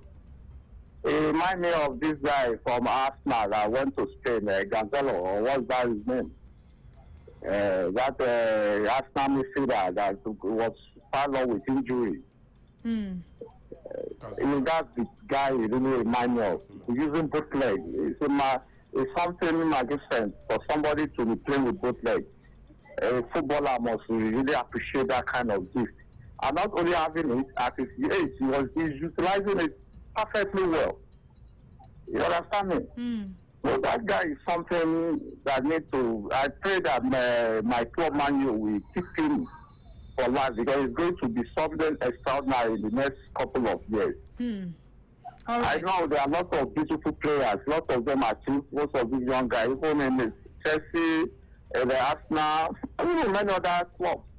But that guy, I don't know, he's one of the first that really make us Man U to get to where we are. Except somebody who does not understand football much. And with his ability, he will go very far. Honestly. Okay. He's a beautiful football, and he dribbles well. Everything is all about him. All right. I thank God for his life. He will continue achieving greatness. Thank you. Honorable Victor Ikechukwu on Facebook says the most exciting young star to play in the Premier League for me from last season is Manchester United's Mason Greenwood. Not just saying it because I'm a United fan. Mason did absolutely well for the club, scoring some excellent goals. And someone responds and says, "You mean scoring cheap teams?" Let's go for Tammy. Tammy MX says Mason Greenwood took it or takes it. I'm sure that's what you meant. Well, he says, he's an exciting young player in the concluded season, and he showed signs of brilliance. And I hope that he continues that form next season. We hope so too. And Martins Oluwa Shayofumi says Mason Greenwood performed excellently well this season. I hope he keeps it up. Temitokwa says Pulisic and Arnold of Liverpool are the two most exciting young stars from last season. But Arnold of Liverpool is by far the best young player in the EPL this season. Izuchukwu says Phil Foden, for me, number one. Martinelli, number two. Saka and Greenwood were amazingly great.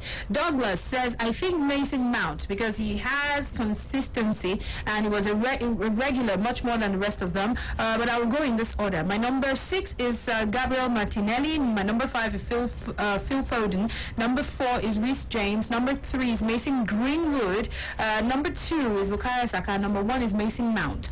Okay, let's check out more comments. This is coming in from Enoch Aderumu. Says, to take away all biases, as a Manchester United fan, I would choose Phil Foden, followed by Greenwood, considering the fact that Foden's talent paved way for him, unlike other youngsters that just got a true lack of talent in their available position in their clubs. Shegun Awotaro says, no any other young talent than Mason Greenwood right now. It is wonderful and vital goals that he scored for United this season, making him come out with flying colors. AD Elams says Mason Greenwood for his scoring accuracy. Mohamed Taufik says the only Mason in English Premier League, Mason Greenwood. And this is let's get more comments. And this is Joseph McJosh. It says Trent Alexander-Arnold of Liverpool is for me in the first place, while Mason Greenwood of United is coming close in second. Phil Foden is third, with Saka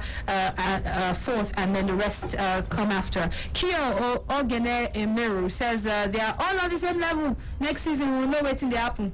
All right, hello, 07000000889. Let's get more calls. Hi, how do you do? Alpha. Hello? Yes, hello, welcome. Thank you. Good afternoon. Yes, good afternoon. Yeah, my name is Mr. Paul Ikenge. All right, so Mr. Paul, let's hear you. This topic, I want to look at it issue. I've been fascinated with Greenwood of Manchester United. Okay. Yes, he has, to be honest, he has been fantastic from this season. Not taking anything away from Bukayo Saka. I think Mason Greenwood and Bukayo Saka stood out for me. That's just my take on it. Thank you. Okay then. Thank you. And this is Maximus. He says, Maximus Chistolu says, okay. I think he's saying please edit the post and put Pulisic and Arnold also because they performed extremely well too. This is Peter Myers. As Phil Foden so far, Mason Greenwood, Mason Mount, Declan Rice, and Martinelli, Tammy Abraham, Bukayo. I said the most exciting. You don't give me long list. Just the most exciting. I think the thing with the Christian Pulisic and Trent Alexander-Arnold is that we already knew their talent. So you could still add Marcus Rashford there as well, but we already knew their talent. What they were about. This guy just busted into the scene newly, so it's like a new something for them. Yeah. Hello? Yeah, good afternoon. Good afternoon. Good afternoon. I just calling back. Okay. Yeah. I said my choice, which is very obvious with Mason Greenwood, brother. Because number one, when you consider it, the guy is right-footed. You understand? He's right-footed and he can see with his left foot very well to the extent that you get confused which foot he uses. Because how I knew, he had an interview in the United stand, then he was saying them from the age of 40, he started practicing the left. And number two, the guy, his primary position is the central forward. And someone being a right-footed player should be played from the left side of the wing. But Man United used him in the left side. That's to tell you that he is very good. For him to have played in the left side, cutting him to use his left, which is not his natural foot. That tells you next season the Premier League should be waiting for a mess from Mason Greenwood. Okay. You understand? All right. Yeah. All right, then. Thank you.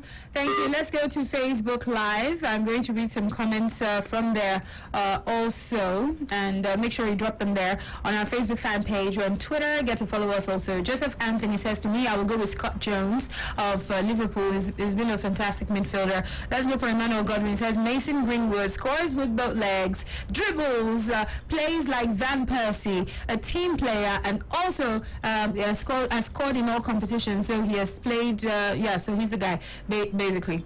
This is another one. This is Lambo. Lambo at DBC says, as for me, I would pick Mason Greenwood. Good afternoon. Simple. John Chuksobi says, for me, I will say Mason Mount of Chelsea. And let's get some more. 0700000889. The most exciting young star to play in the Premier League for the 2019-2020 season. Hi. Welcome. Yes, my name is Paul. All right, Paul. Yes, no. I got to choose to bring guys perfect position. Going to Mr. Greenwood. I choose Mr. Greenwood now. Oh, why are you choosing Greenwood? Greenwood is help. Hello, your network is not allowing us hear everything, but we get it. You go with Greenwood, no problem. Mohammed Taufik on Twitter says, young Mason Greenwood, the only Mason in EPL we don't hear. Waiting. Calling says, all names mentioned are fantastic lads. They all did well for their respective club. Martinelli would have been the best for Arsenal, but for injury. Let's go for another. It's Eniola Glamour on Twitter. Says, all those young guns play perfectly well for their respective clubs this season. Let's wait till next season and then we'll see who plays better. This is another. Lumide says, hi guys. This is another hard one, but I think that Mason Greenwood was the best, was the most exciting young star last season. 17 goals in all competition for a 17-year-old who is massively impressive. Phil Foden, Bukayo Saka, and Martinelli were good too, but Mason Greenwood was definitely phenomenal. This is Matt Maxey, and it says Mason Greenwood, of course. Nine Kariam. Official Healthy J says Mount and James. Okay. Osaz Elim says, here is my own according to preference. Saka, Foden, Mount, and then Mason Greenwood. Chai. Mason Greenwood last. This is John Kute. He says, Martinelli, Gabriel Martinelli and Bukayo Saka, they were the most exciting from last season. Chifo, the man, says Mount. And this is another one on Twitter, is Ademola Kudos. And he says, Greenwood is the guy. Omar Yaijabu says, Bukayo Bukayo Saka, and Onimisi says, I go for Bukayo Saka. Mohammed Sani says, the most exciting is Mason Greenwood. Raymond Ololade says, Mason Greenwood. And of course, Akishola Damilare on Twitter, it says, Gabriel Martinelli. Mr. DMW Shobayo Uni says, it's Saka. Odegene NS says, Mason Greenwood. Wow. Okay. Hello. Hello. Welcome. You're not ready. Please be ready when you call us, okay? 07 000 889. Hello. Hello. Yes, how are you? My name is Nonso. I'm fine. All right, Nonso. Welcome to Football Live. Mm-hmm. You see all these young players, all of them are very good. Saka, Foden, Martinelli, but if anyone should not be sentimental, maybe based on club support. In fact, Greenwood, you should remove Greenwood from all of them, because even in Manchester United shirt, I will tell you that Greenwood is the best player right now. So the Oga of them all is Greenwood. No compare Greenwood to any of them. In fact, just remove Greenwood. How can a small boy like that, 18 years, people are calling, you should put that, if you call, what is the other guy name, Arnold, calling, what is the policy? Policy player, we knew them before. Policy, they bought policy from Dortmund based on what you used to do. Arnold has been playing for Liverpool for almost 3 seasons now. But Greenwood from nowhere, scoring 10 goals, as in people, each small club, you see the kind of goal the guy used to score. As in, if you take like 3 people, shot, the internet, might be the other part of them on. No even compare them with any whether Saka or they don't reach both left and right.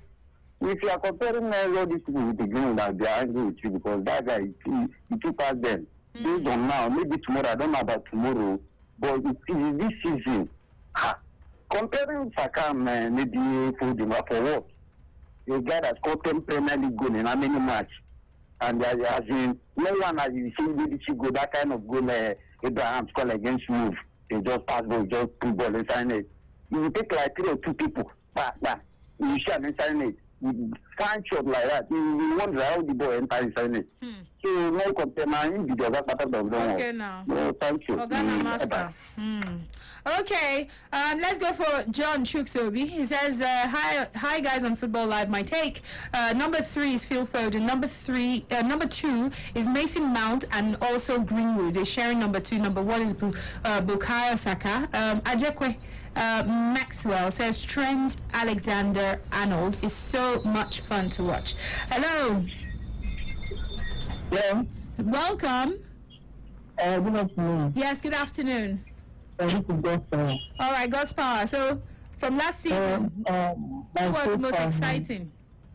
Yeah, my take is I think definitely something Mason Greenwood should be in top of the league because that is one striker that I love very much. Someone who is not just the best striker, someone who can pop it up from outside the single guys with both right and left. But we find it difficult to understand the food that he's even playing it. I didn't mean that chasing out someone like that he has finished in a better position than the team. But because there was nobody who could score from outside the team, Mason Mount was trying, but he was not accurate enough. So Mason Greenwood should take my place. Then played by Foden, Jesse Jones, and the rest. Thank you very much. All right, thank you. Thank you so much. Thank you. And we will take 2 more calls, and so we can move to the next talking point. We're still finding out from you who you consider the most exciting young star from last season in the Premier League. Hi. Hello, Obi. How far? I did you. Happy Sunday. Thank you, Dave. What's your name? Dave. Dave. Okay, Dave. Yes. Okay, you see that Mason Greenwood? That boy is turning to become a spirit. You know what it means for you to score 10 goals at the age of 18 in Premier League? 10. And all competitions, 17 goals so far. and he still have the Europa League to play. What are we talking here? That boy is when they talk about a exceptional player. I just pray he continue like this, but I don't know when Ronaldo was 18 years, whether he scored 17 goals in a season or Messi. I've not seen Messi score 17 goals at the age of 18 in a season. I've not heard Ronaldo score 17 goals when he was 18 years old. That boy he will go far. Our prayer for that boy is that let God keep him from injury. That's another superstar in the making. That boy is exceptional. When they say player is exceptional, it's exceptional. No young player in Premier League they should compare him with at all for now. Okay. For now. All right. Thank you. One more call and we'll switch to an interview that, of course, we had earlier in the week. We'll still discuss it because this has to do with money. Ego. Kudi. Hello? Hello? Hello? Yes, welcome. Football Live. And what's your name? My name is Charles. All right, Charlie. Let's go. Okay, I think I'll go with Mason Mount. All right. Yeah, I'll go with Mason Mount. So he was the most exciting young star. Yeah. Yeah. All right then. Thank you. Yes, so like I mentioned before, of course we are going through a pandemic and things have actually gone so bad in all spheres of life. Football also has been hit really bad, and so FIFA taking a big hit. Yes, a huge hit, man, a huge one. Huge one. With a big bad boost sound. I miss the MPFL. I do. Yes, and so $1 million has been given to federations, different associations all across the world, while CAF in Africa has given $500,000 US. Okay, so we'll go to Sierra Leone right about now. The General Secretary of the FA, of the Federation, yes, the Football Association right there in Sierra Leone, Christopher Kamara, actually broke down how the COVID-19 relief fund has actually been disbursed. Okay, so take a listen to it and then we'll find out from you what you make of that. You think Nigeria should perhaps take that kind of toe that line? Just listen up to how they actually disburse the whole money, or how it will be disbursed and who it will also get to. So listen up to that, and when we come back we'll discuss. Football Line. Disbursement of COVID-19, FIFA and CAF Relief 2019 funds. 1. National teams. National men's senior team, $20,000. National men B team, $15,000. National men under 23, $10,000. National men under 20, $15,000. National men boys under 17, $15,000. National boys under 15, $5,000. National women senior team, $20,000. National women under 20, $15,000. National girls under 17, $15,000. National girls under 15, $15,000. Beach football teams, $5,000. So those playing beach football have also been reached too. League clubs, Premier League clubs, 14 Premier League clubs, $210,000. That is, each club will receive $15,000. Female football clubs and officials, $75,000. Regional football associations, $150,000 to 5 regions. That is, each region will receive $30,000. District football associations, $192,000. Each district will receive $12,000. Competition. Ladies and gentlemen, Premier League Board, $200,000.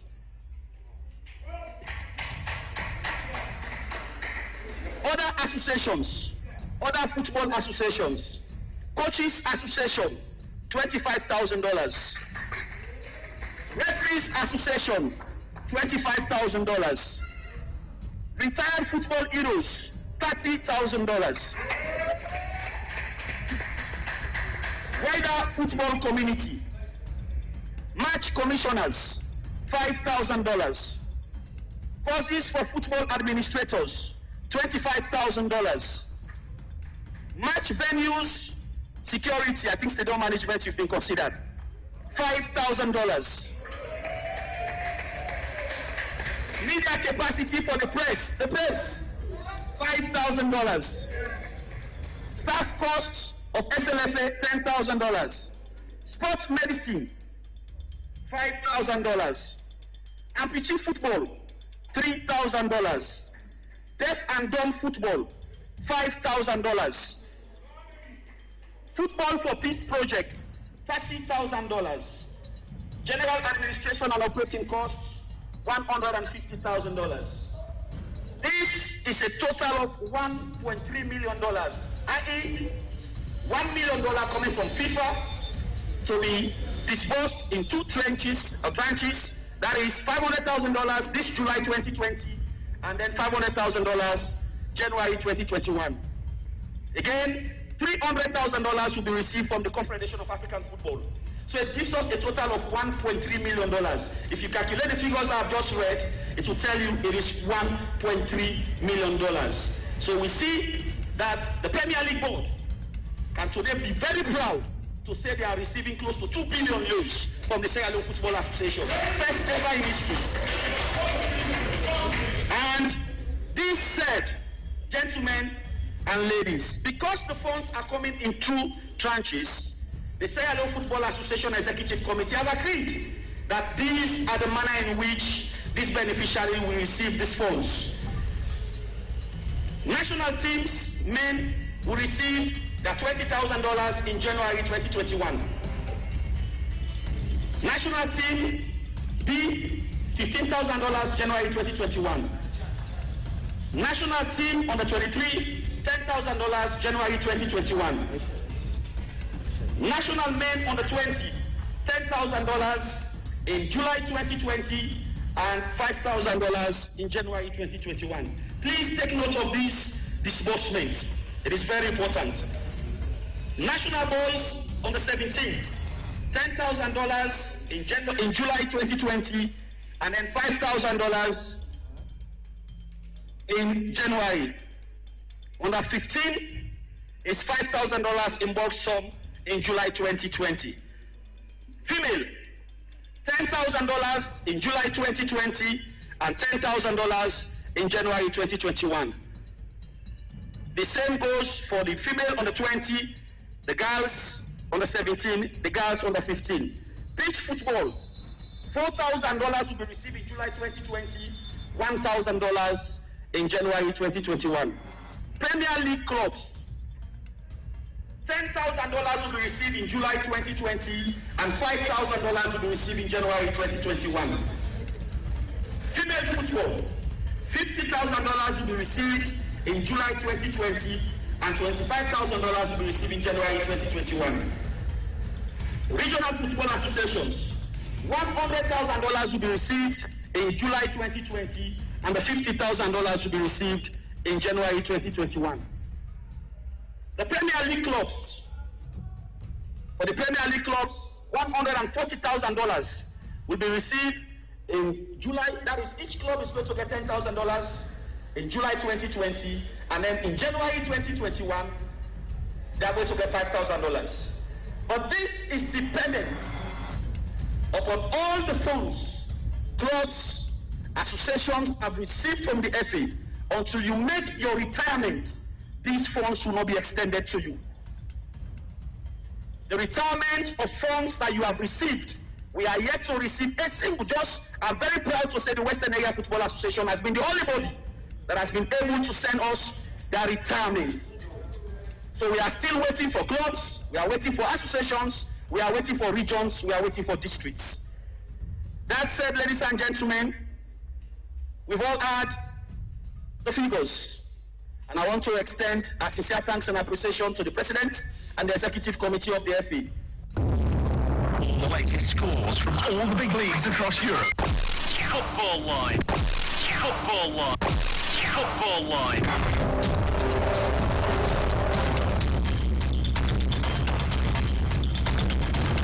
Okay, yes, that was Christopher Kamara, of course, General Secretary of the Sierra Leonean Football Association, the SLFA. Like I asked before, do you think Nigeria should perhaps follow this? And we've not already revealed how the monies would go, but what do you make of their plan? Should we perhaps use that template? Let's get to hear from you. 07000000889. But of course, bear in mind, Sierra Leone is not anything close to Nigeria. That's a smaller country. Nigeria, you have the heroes alone that we have. Long list of heroes. We've been playing football for a long, long time. They shall never be. We have the numbers, So I still have a little question as to why FIFA decided to give the same number of amount to each country. Some countries are quite small, and I think it might also be discouraging to so many other countries that have been in this football for a longer time, and they're a bigger team compared to most of the other countries. But I guess they just wanted to bring some equality into it, so no problem at all. Let's get to hear from you. 07000000889. We'll get some reactions on this one, and then we will move to our next talking point. But let's get to hear what you have to say. Do you think the Nigeria Football Federation should perhaps do something similar? Use a similar templates that is being used in Sierra Leone, or something else entirely different. So, like I said, Nigeria is different from Sierra Leone. I don't know how many teams they have in their own league. They're probably less. 13 in their Premier League, 14 in their lower league, that's their own NNL. Yeah, basically. So we have so many tiers. We have so many. We have so many tiers. We have 20 in the first league, 42 in the second league. 10. Even they made space for regional. The NLO as well. The NLO as well yes. is massive. Yeah, the NLO is massive. They also made space for the original teams. Made some monies available also for the lowest of female teams and all of that. So, but let's get to hear from you. What you think about this template? You think Nigeria should perhaps use a similar template? Hi. Hello. Good afternoon. Yes. Good afternoon. Yes, I greet you. This is Kadri calling. Kadri, happy Sunday. Yeah, good afternoon. Okay, I like what you say. Say if they want to call our heroes, it's part of their own football no. But I like the template, so people can follow it. So not exactly, not say no, follow everything, no. But the way the man broke it down, okay, very good. People can be this transparent, okay, it will be very nice. But not the Nigeria matter, they get to be. Yeah. Because imagine they involve the deaf and dumb. Amputee, yes. They involve everyone, each soccer. It's not like when our beach soccer will go for competition, they will say there is lack of funds. They will move small. So they involve all the teams, female team, under 15, under 17. But the difference is that their own Premier League is 14 clubs, our own are 20. So the team they different somehow. And they are talking about region. Our own regions, okay, not be 6 regions, they different, I don't know. So our own complex. So that template cannot work for Nigeria. It cannot work. It cannot work, but if they should be transparent. That be the thing. If they see they're transparent, the way this man will talk for this Kamara. Okay, it should be very nice. I would like to do very nice. Okay. Thank you very much. All right, before we hear from Josh Anovu, let me just roll out all the football stakeholders and, just roll it out to you who would be getting what. You have... they said they will be giving it in different stages. So they will be giving out monies to all of these national teams. The national men senior team, the national men team B, the men's under 23 team, the under 20 team, the under 17, the under 15 teams, all for the male category. And also for the national women senior team, they will get money also. The national women under 20 team, the under 17 team, the under 15 team, the beach football team. team. That's the soccer, the beach soccer teams would also get money. They will get $5,000. And they also said the league clubs, yes, the 14 Premier League clubs that they have will be getting monies also. The female football league clubs will also get money. They said the regional football associations will get some money also. For the district football associations that they have district football association, so they would also be getting money. For competition, they said the management of their Premier League in Nigeria, our version is the LMC, okay, but right there in Sierra Leone, their version is the PLB. All right, so they will also be getting money.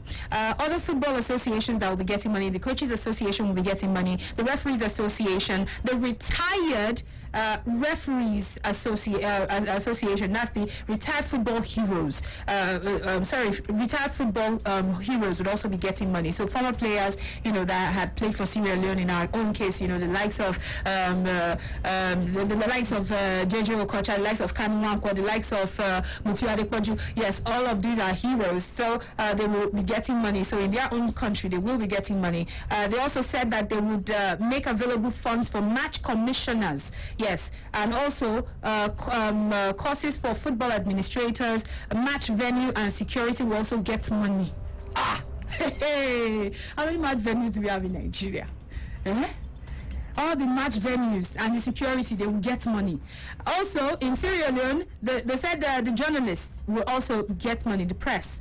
And they also said the Amputee Football Association will get money. Sports, the medical team in sports, like the medical department that's actually under football right there in their country will get money.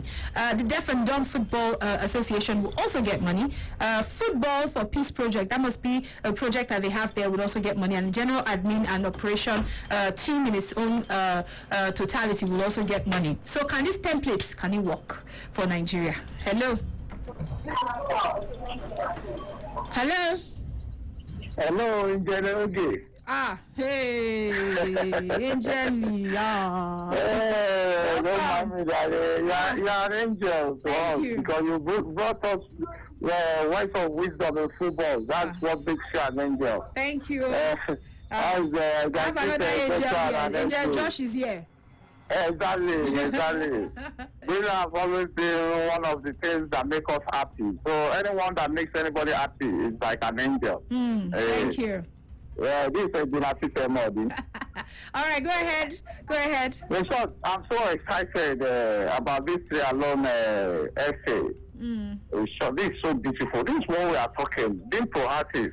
It's all about leadership. I pray our essay should take some exemplary leadership. Let me call it conduit, because that's what it's supposed to be. So you want Nigeria to take a cue from them? Yes. Can that template work in Nigeria? It will work perfectly. Let me tell you. Do you think our NFA don't have money? They have money. The only thing is no longer NFA. You are taking me back to how many years ago? It's NFF. Yes, our FA. They have money. When we say they don't have money, they have money. The one CAF and one FIFA what they did is to show their own appreciation too. It's a palliative. Are they themselves not thinking forward? When they're thinking of something to do for our players, even if the FIFA did not do something, wouldn't they have done something? They have this money. Let me tell you, I know our honorable president, Ahmad Bekwe. He's a wonderful man, I know. Because he has been one of the creative sport leader we have in today's FA association. They have been doing wonderfully well. Okay. How many times since when do we have people investing in football, especially promoting football? He has done wonderfully well. So don't say we don't have money. Okay. They've been bringing money into this platform. The only thing is that if they could be transparent, just as these people did, you will see it will work out. How much is this? It's peanut to what we are talking about. People are thinking that they should, because Nigeria is big. Is everybody in Nigeria playing football at the same day? Definitely there must be. That's why we have a lot of our players. Even if they show good example, let me tell you the gospel truth. Most of these are professional footballers who have helped out too. They will contribute to what they are doing. That's showing leadership by example. But when they are not doing, they only want to talk turn this country football sport activity into a soccer for where they can make money out of it. Okay. But if they show leadership example, our professional footballers will contribute and pay in more money into that sport because they know they are helping the grassroots and the youth and the other incoming superstars for the future. Look at what this guy Pogba or Ivory did. He donated money. Look at what this man from Cameroon, the same Cameroon. Many of them have donated money to their SA and the sport association in the country. So if something is impossible, they should do something like this one. It shows that if they have money, they will do better. So why should our own be different? Let everything be transparent. With that, God will even bless them more instead of all these corrupt things they are thinking of. All right, thank you so much. Thank you. Let's quickly get some more reactions. 07000000889. Let's get to hear from you. But of course, let me hear from Josh real quick. It's clearly not going to work in Nigeria because one, the Nigerian scenario, the Nigerian factor, and I'm not going to belittle my country or come or present my country short to the world, but it's just what it is. We have 92 teams in the NLO. We have that's the third tier of the Nigerian professional football pyramid for the men, or just for the men, not for the women. So 92 teams in the NLO. 42 teams in the NNL, then the 20 teams in the Nigerian Professional Football League. In the Nigerian Professional Football League, 19 teams, there are 19 stadiums. It's just Akwa United and Dakada that play in the same stadium. That's the Godswill Akpabio International Stadium in Uyo. So, looking at the template that they gave, this is just the NPFL. What about the NWFL Premiership, the NWFL Championship, and the NWFL Nationwide? What about these three tiers? What about the leagues below the NWPL, the NWFL, that's the NWFL? You still even have grassroots teams, amateur teams. There was a grassroots tournament that was happening December, January for the women. Yeah, January actually. What about them? What about the amateur league 1, amateur league 2, amateur league 3 for the men? What about them? So it's massive to start thinking. What about our football legends, both for the male and for the female? Messi Akides, JJ Okochas, Perpetual Okochas, Kanu Nwankwo of this world. What about the families? There should be a way of still managing. Even the late ones. There should be a way of still managing the numbers, even though it might not be as high as the Heroes. I think they gave them 20,000. I'll check that again. But of course, it might be a little each less. to share. No. Just it's not each. Oh, to share. The amount is in total for each division. Yes, now for each category that they give the money to, like the and then 5,000 for the media. $5,000 million. The media they have in Sierra Leone alone, that's just the people in Agege. That's just the number of people in Agege or the number of people in Onitsha.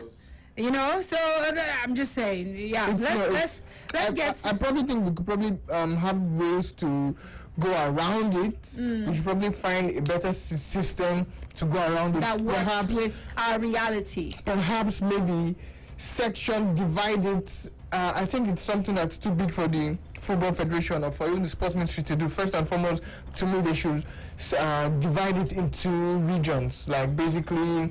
And then even if it's regions, still going to cause issues because if I'm going to make it you want them to divide southern something first, like divide the money. Make it really bad. Okay, I think it's better to just categorize them a little like the Sierra Leoneans have done. Just do it that way. It might not be as high as the numbers because you see how they're throwing $100,000, $20,000. It might be a bit just because of the numbers. Because of the numbers that we have. We have a Paralympic football team for the male and the female. Yeah. We have a beach soccer team. We have under 17, under 20, under 23. We also have under 15 team, under 13 team for both male and female, not just for male. So are you still saying $1 million cannot go round all of this? I'm sorry, but I still think how much the regions? much go reach us? How much go reach us? Wait first, you define part of no, that. No, media now. You know, follow the media. You think it's good? Anyway, leave that matter. That one, na Sierra Leone. Let's get some calls. 07000000889. Again, that's 07000000889. Let's hear from you and find out what you've got to say. Hi. Hello.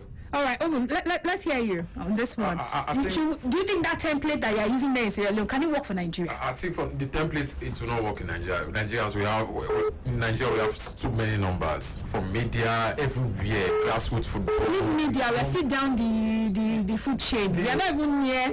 The numbers are just too much. The numbers of clubs in Lagos alone. The numbers of clubs in Lagos alone, the money you spend in Lagos alone. Now you now go to other states, the northerners. Wow, the numbers. There are two independent football leagues in Anambra State. Two independent football leagues in Anambra State. Two. I think Nigeria, we just have too many numbers that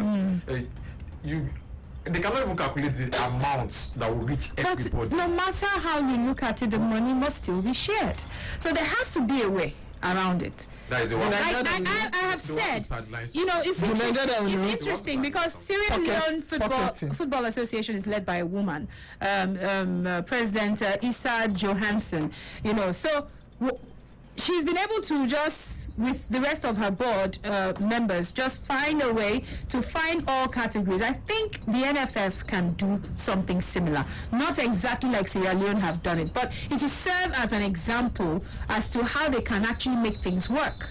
That's just what I feel. Not the exact templates, because the numbers here, in Lagos alone, the teams you have in Lagos, or the teams in FCT alone, or Kano, or Jos, that like football. Do you understand? The Northerners don't play with your football. I mean, it's life. So let's go. 07000000889. More calls. Let's find out what you've got to say before we move to our next talking point. How are you?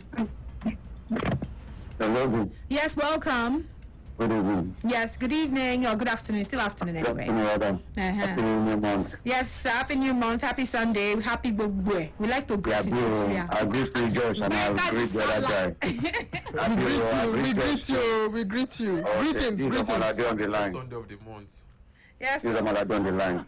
To contribute to the matter, to contribute is that you understand that Nigeria is more bigger than Sierra Leone, right? But to be faithful, these people are very transparent. As George said, it can work in India, and as you said so that it can work. If it's 30 naira, let them give to these people. That's what I'm saying. So it can work. That's what I said. It can work. Go ahead.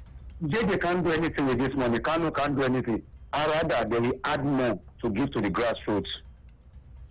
They will give more to the grassroots. The other last caller was complaining about Drogba and what was his name? Samuel, including Sedomani, this new Sedomani. We saw what this guy is doing in Senegal there. Because they are transparent, rather. In Nigeria, it's all about politics and corruption. They are doing a great job then. Thank you. Carry on. Thank you. That's what I said. It might not be like they gave their their men's national team. Let me check how much it was again. 20,000. Their men's national team. That's our version of the Super Eagles now. $20,000 US. Okay. It might be. Now, wow. You don't go reach. You don't go reach. I don't collect that naira. You don't go reach. This thing don't go reach. Anyway, you know what just flashed in my mind? How much do we even give as bonuses for international tournaments? Yeah. Then this $20,000 US for just the senior team. You don't go reach. Hello.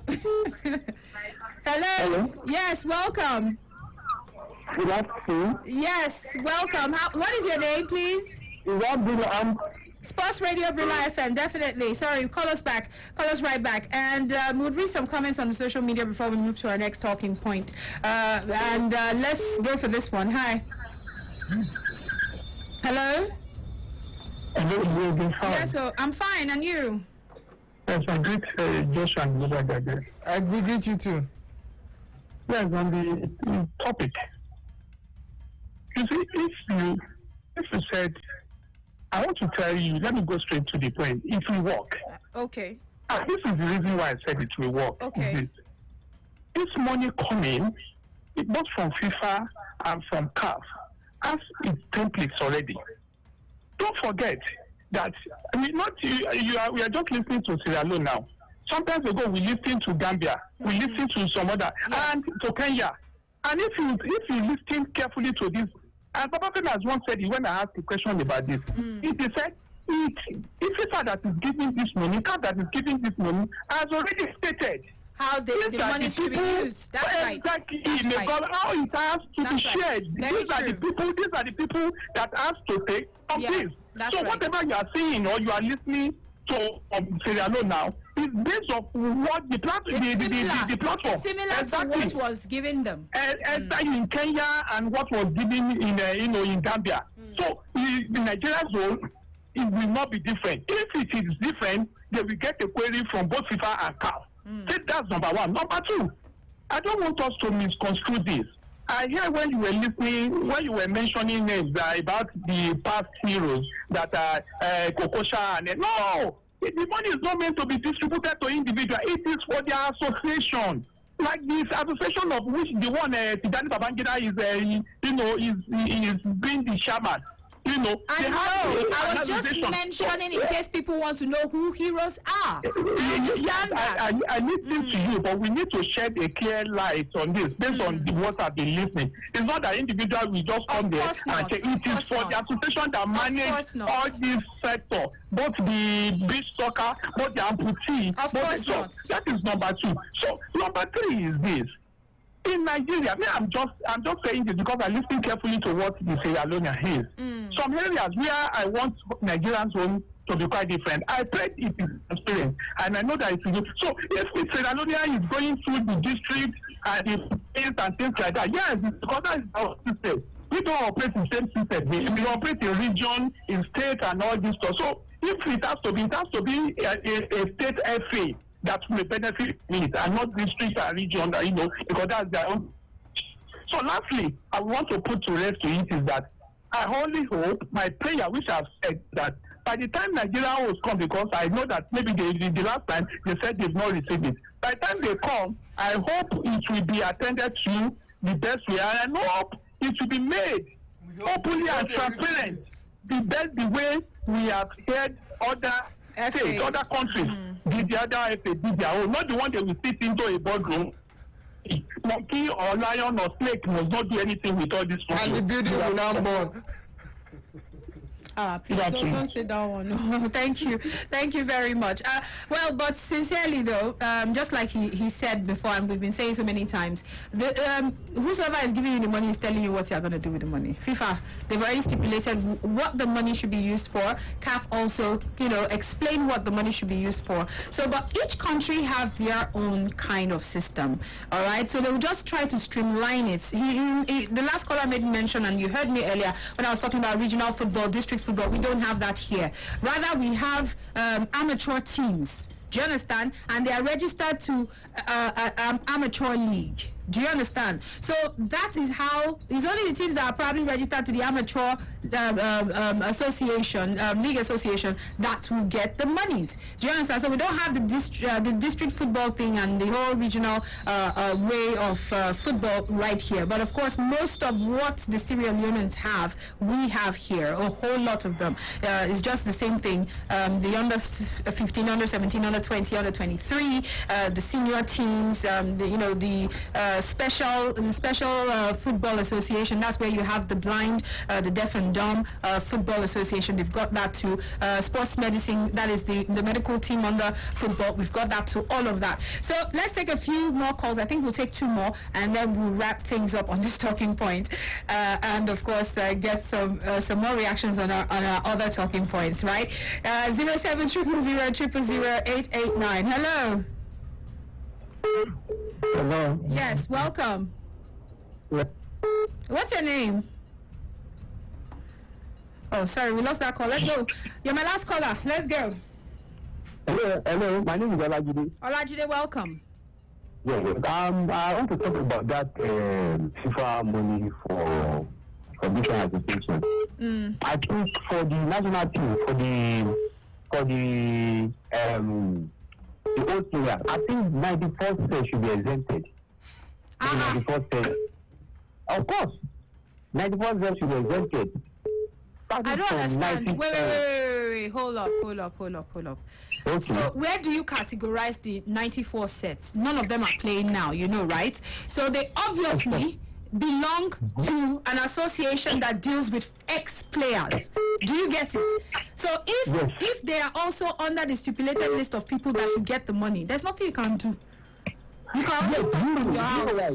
Tell me. You know what I mean? We are the most successful team in Nigeria. So what has that got to do with the matter? Well, that's my own opinion, because some of them are rich. You know, some people that play for Nigeria in the 80s, 90s, some of them are not doing well now. No. That's stereotype. Why are you stereotyping them? Because they played when they played. You feel they have money in their pockets. No. That's wrong. That's wrong. No. Thank God say man no be God. Thank God say man no be God. I fear, but I not feel wrong. Bros. Anyway, let's move on to other talking points right now. We'll take a team news. After that, we'll come back and talk some more. Stay tuned. This is the home of sport. Sports Radio, 88.9, Brilla FM. Brilla FM, while others wish they were. Brilla FM, a complete deal. Here are your latest Manchester City headlines. I'm Tom Hill. We'll start with Wayne Rooney, and he's been quick to praise Kevin De Bruyne. He's hailed him as one of the best three players in the world, and he's companion to some ex-Premier League legends. De Bruyne has developed into one of the best players in world football since joining Man City from Wolfsburg in 2015. He's got 34 goals and 65 assists in 154 Premier League matches. Rooney insists playing against De Bruyne was never easy, and says the Belgian superstar reminds him of former teammate Ryan Giggs as well as Liverpool hero Steven Gerrard. He told The Times, there's no doubt Man City's biggest weapon is De Bruyne, arguably one of the top three players in the world right now.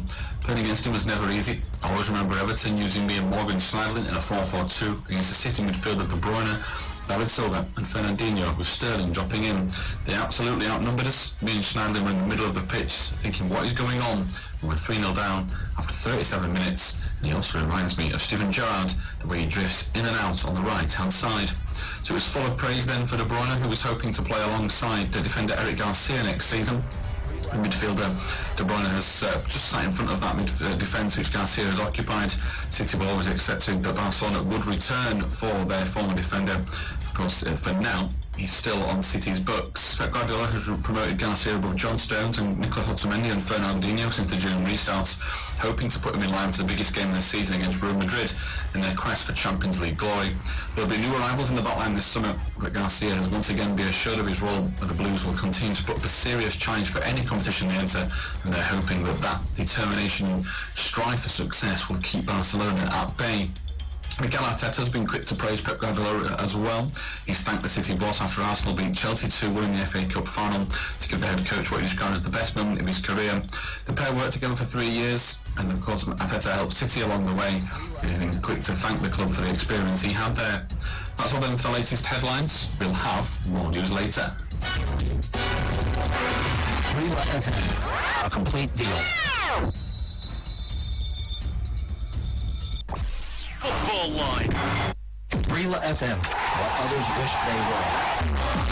Brilla FM, a complete deal. Well, warm welcome along to Sunday's Liverpool update, and we start off with the latest on the transfer front, as reports are claiming that Liverpool could now miss out on Thiago Alcantara after Paris Saint-Germain revealed that they are ready to match Bayern Munich's valuation for the player.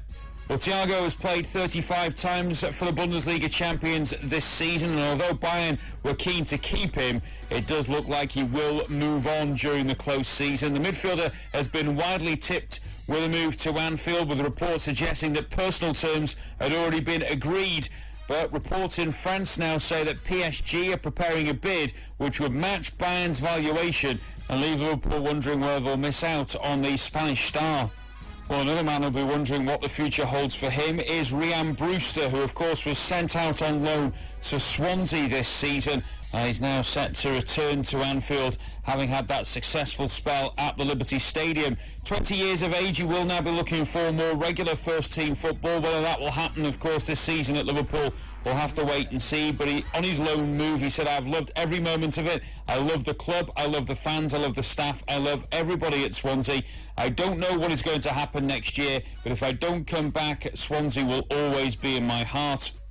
Well, finally for the bulletin, it's been confirmed that the Community Shield will take place on August the 29th at Wembley. It will, of course, see Liverpool up against Arsenal, who won the FA Cup final against Chelsea on Saturday. The kick-off time for the game will be announced at a later date, but quite an early return to action for the Reds. August 29th for the Community Shield. That's all for now. We'll have more later. Brila FM, a complete deal. Every day, identify your station. 88.9 Brila FM. Hello, sports fans. With the outbreak of the coronavirus disease, it is important that we take preventive measures to avoid the spread of this virus and even reduce the risk of being infected. Here are a few tips on what you have to do. Clean hands frequently with alcohol-based hand sanitizers or soap and water for at least 20 seconds. Cover nose and mouth when coughing and sneezing with a tissue or flexed elbow. Avoid close contact. Stay at least 2 meters away from anyone with cold or flu-like symptoms. Avoid touching your eyes, nose, and mouth. Self-isolate for at least 14 days if you have recently been to a country at high risk of the virus. If you notice fever, cough, or difficulty breathing, call the Nigeria Center for Disease Control, NCDC's toll-free number immediately. 0800 97 00 0010. Again, that's 0800 97 00 0010, or send a text message to 080 99 55 5577. Again, send a text message to 080 99 55 5577. This message is brought to you by Brila Media.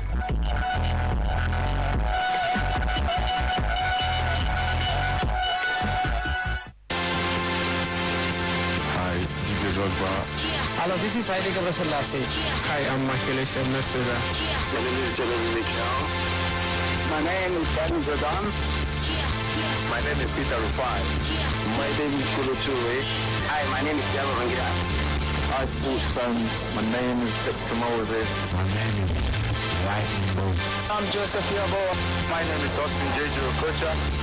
This is David Dean, former Vice Chairman of Arsenal and Football Association. We're on 88.9 Brila FM. We're reaching out to bring the big names to you. Sports Radio 88.9 Brila FM. There's nothing like it. It all kicks off right here. Live, our proof that Sports Radio 88.9 Brila FM has gone beyond one league. Live, our proof that Sports Radio 88.9 Brila FM has gone beyond one league.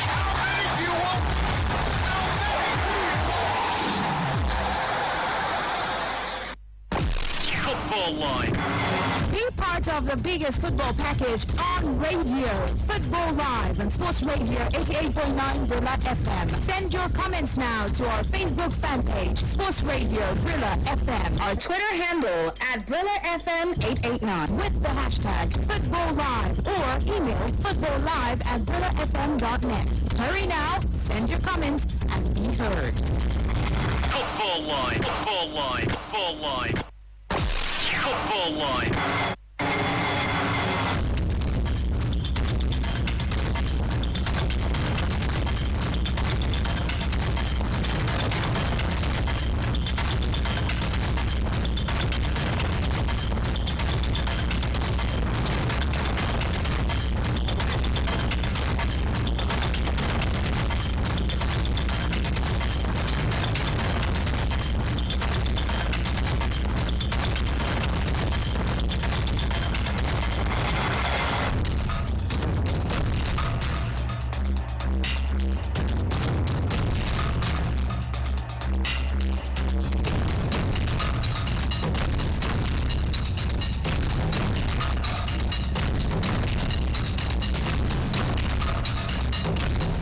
Okay, Sports Radio 88.9 Brilla FM. Yes, we're still right here. This is Football Live. And of course, Oge here, Josh and Ovu, and it's a lovely Sunday. So let's quickly go to our very next talking point right about now. Danny Murphy has actually claimed that Gareth Bale should be involved in a big occasion, between Manchester City and Real Madrid. Of course, we're all looking forward to that return leg. And a front three comprising of Bale, Karim Benzema, and Eden Hazard can swing the tide back in Real Madrid's favor. That's what he really believes. But a lot of people believe it's over for Real Madrid. They can perhaps win, but they would not be able to progress. That's what I also feel. But all the same, do you think that Gareth Bale can be key to Real Madrid's comeback against City? All right, let's get to hear from you. Let's hear from Ovu, and then we'll hear from Josh. I think Gareth Bale can be the key to the comeback, if there will be a comeback, because I think the attack pretty play, if Zidane can play Hazard, Benzema and Gareth Bale, it will give the Real Madrid attack a good shape. Like Gareth Bale is a player that rise up in big occasions. We've seen that in the Champions League final, in Champions League, previous Champions League, Real Madrid has won.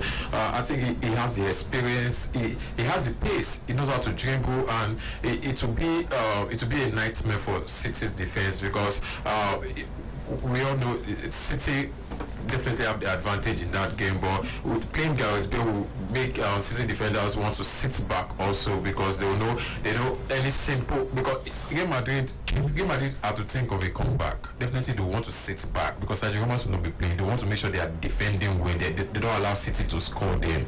Once you are defending against a team like City, you need a player in that attack that can run any defender, and that's what Gareth Bale will bring into that team, because you're going to make sure you're working on the counter attack. And Gareth Bale seems like the fastest player in that Real Madrid attack. Benzema can help you do the hold-up play, can help you hold the ball, guide the ball, and open up the wingers. And that's where you need Gareth Bale, because he's very good, and he's very good at cutting back and playing the out-to type of point side in it. So I think Gareth Bale starting that match will be a key for Real Madrid in that game, because he has everything. He has the experience. He still look like someone that can still take on players. He can take on 1-2 players. He has the body movement. He has everything. So I just feel Zinedine Zidane will just give it a deep thought and just bring in Gareth Bale in that game. Yeah, okay. I don't see them doing a comeback, but it will just ginger the attack and just give City defenders a run for their money. Okay, so what do you think, Josh? Well, Gareth Bale is a huge player. Gareth Bale is one player that definitely he brings something different to any attack that he features for. And Real Madrid really miss a kind of they really need a Gareth Bale against Manchester City. Like Ovu said, he's a crazy player. He knows how to take on the defense. He knows how to put the pressure on Man City's fragile defense, because it's really kind of fragile. That's why they are looking for Nathan Ake. They have been looking for if they can clone Vincent Kompany and reduce his age, so it's going to be young again and play for them for the next 10 years again. So it's going to be a big if, but if Zinedine Zidane features Gareth Bale, I also agree with Ovu there again. I don't think that Manchester City will be able to, Real Madrid will be able to stage a complete comeback against Man City. But with Bale, it's an added importance for them. It's going to be an added firepower for them, especially up front, because they need to go. They need to win 2-0. And since you guys do not have Sergio Ramos, then it's better that you probably get as much goals as you probably concede. And if the game ends 3-2, Real Madrid wins, they still qualify. So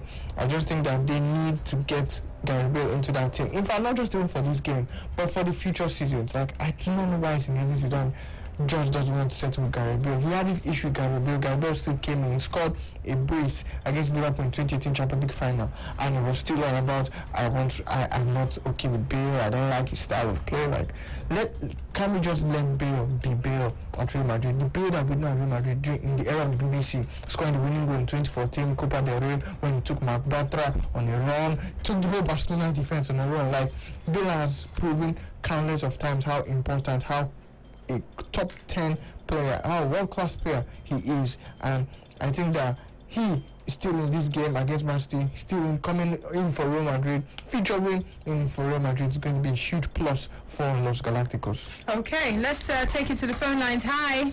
Hi. Hello. Hello.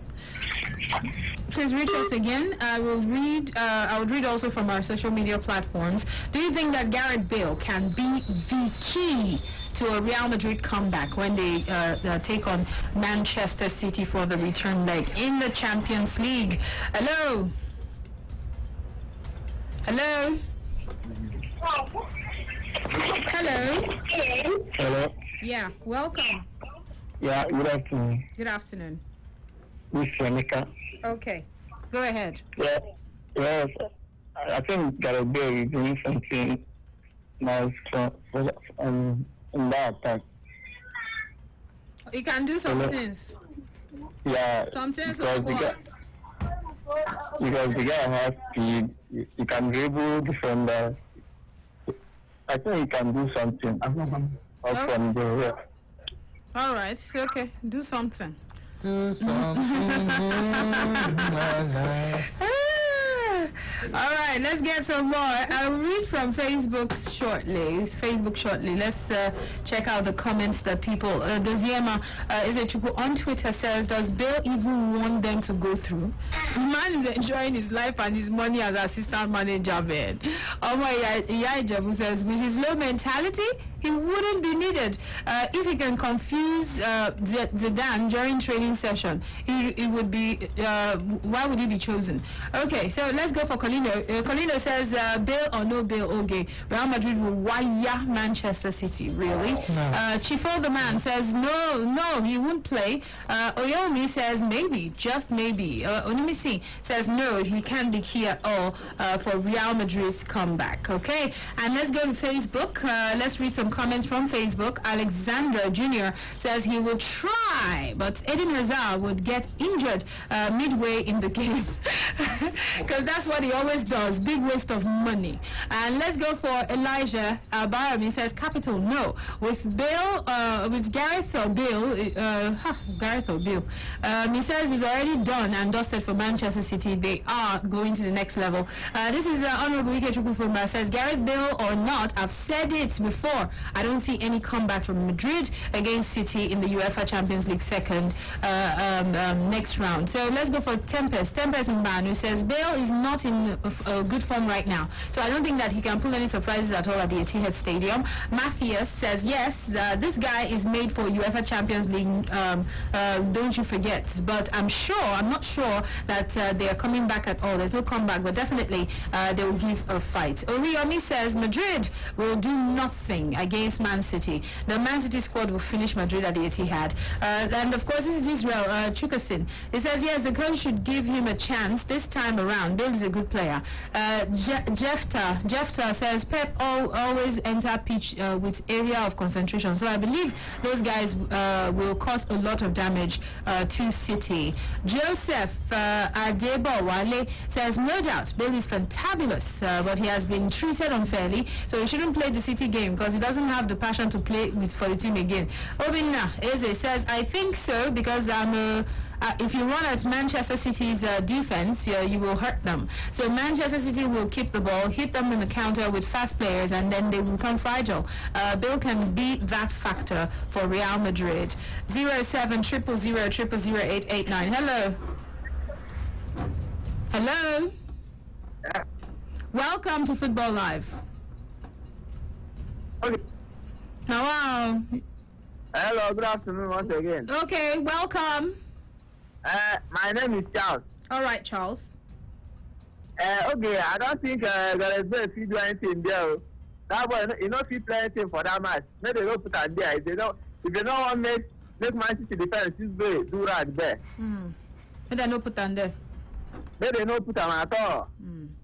All right. They got no sabi play ball for now. Okay. For now, who you go bench for that squad, sef? Who is sabi play ball for that squad?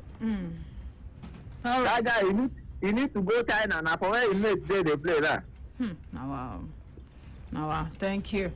Boss, you and Bill, Blessing, I don't fight before. That's it. I don't drag something. Onwelu Emmanuel on Facebook Live says, Happy New Month. Gareth Bale, a good player and very important for Manchester City game. I agree. Hello? Hello there, good evening. Yes, so welcome. It's Mike. All right, go ahead. You see, Madrid come to the outside, it's going to be tough, but I don't see them as going out any positive result. Because for a very long time, to watch Barcelona, they come to England, they don't go out with a good result. Watch Tottenham and Liverpool last season. Barca, Liverpool. Last time Liverpool came to the outside, it was a draw. So I don't see them going out with good results. Go to the top, but I see them massive beat them second time. Thank you. All right then. Thank you so much. Thank you. This is Benjamin Samwise. He says, I think that Bale should start safe against City. He can bring more ginger to the team. He will want to perform very well, so he won't stay on the bench next season again. Zuka says Bale will not even play with his mind that day. Safe. It will be like waiting concern me. If you like lose, we lose. I can't kill myself. So he's gonna come with I can't kill myself attitude. Hello? Hello? All right. Sorry, we lost that call. Hello? Hello? Hello, bro. Yes, welcome. Let me remember my name, Muhammad Nasser. Hey, Muhammad Nasser. Welcome. Barakat. How are you? I'm fine. Yeah, Hala Madrid. Yes, so anything for your team again? Isn't that over? Yeah. The best club in the whole world. The club that has 14 Champions League. Yeah, do something for us. Yeah, okay. For Gary Bale, let me tell you something. Zidane is going to use Gary Bale on that day. Remember, anytime you use Gary Bale on Champions League, he delivers. Yeah. I think Zidane really believes in Gary Bale in Champions League. Mark me. Zidane is going to use Gary Bale on that day, and he's going to prove Zidane wrong. That why are you keeping him on the bench since this day? Only God knows what is between them. Only God knows. Gary Bale is a world-class player. You understand? I don't know why Zidane is benching that guy. You understand? But that day, I see Real Madrid coming out with 3 goals to nothing. These are 15 Champions League. Have you forgotten, okay? The guy that collected 3 Champions League back-to-back is on that team again. I'm talking about the coach, Zinedine Zidane. So this was going to be the 4th Champions League for him. Martins, Hala Madrid. Never give up. Okay, let's see. Never give up.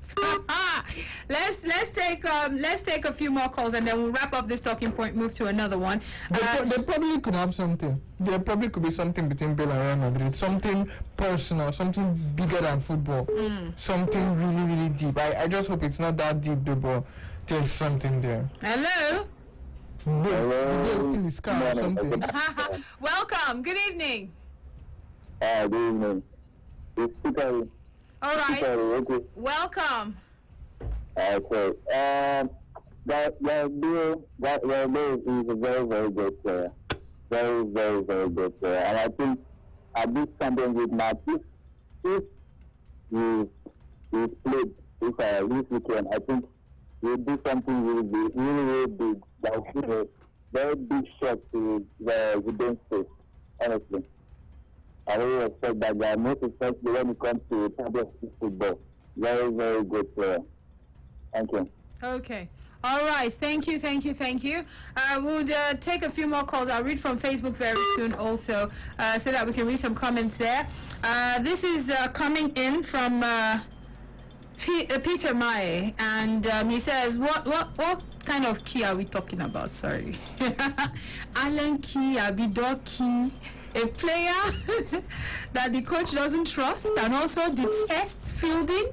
How can he even be trusted in the most important match when he's not even playing at least? All right, so let's go for Uchenna. Uchenna Hanenye says yes, 1 goal for Lille. Hello. Hello. Hello, good afternoon. Yes, welcome. My name is Abu Fukan and I'm calling from him. All right, go ahead.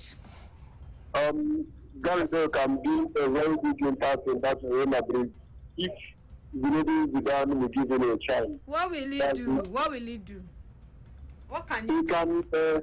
He can bring bite. He has proven himself several occasions, even in Champions League finals against Liverpool. He did it. He has the pace. He can run from that middle to the attack. He can give a very big bite to that Real Madrid attack if he can give that chance by Zinedine Zidane. Okay. So I still believe that he has an impact. He has something to prove in that match against Man City. They can turn around the whole thing there. Okay. Yeah, that's my point.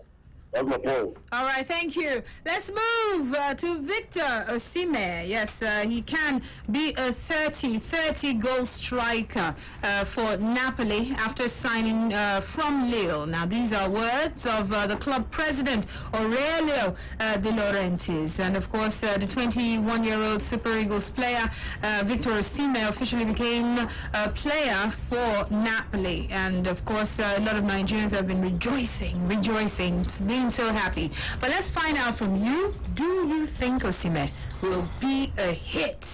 Yeah, will he hit it big in Italy? Will he hit it big in Italy? Let's find out from you. Drop your comments there, Facebook and also on Twitter. Will he hit it big, Josh? Yeah, Osimhen will hit it big at Napoli.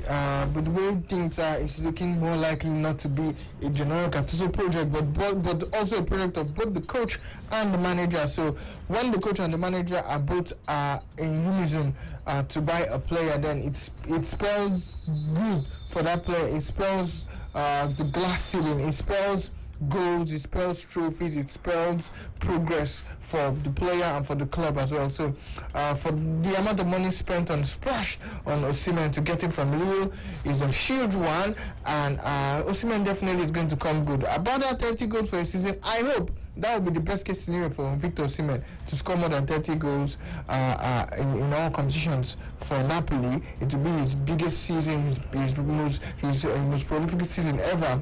It's going to mark what Rashidi Yakini did with Vittorio Setúbal in '94. But hopefully it's something that we hope it happens. But yeah, he's going to become good. He's going to hit it big for Napoli, just for him to just maintain his composure, maintain his calm.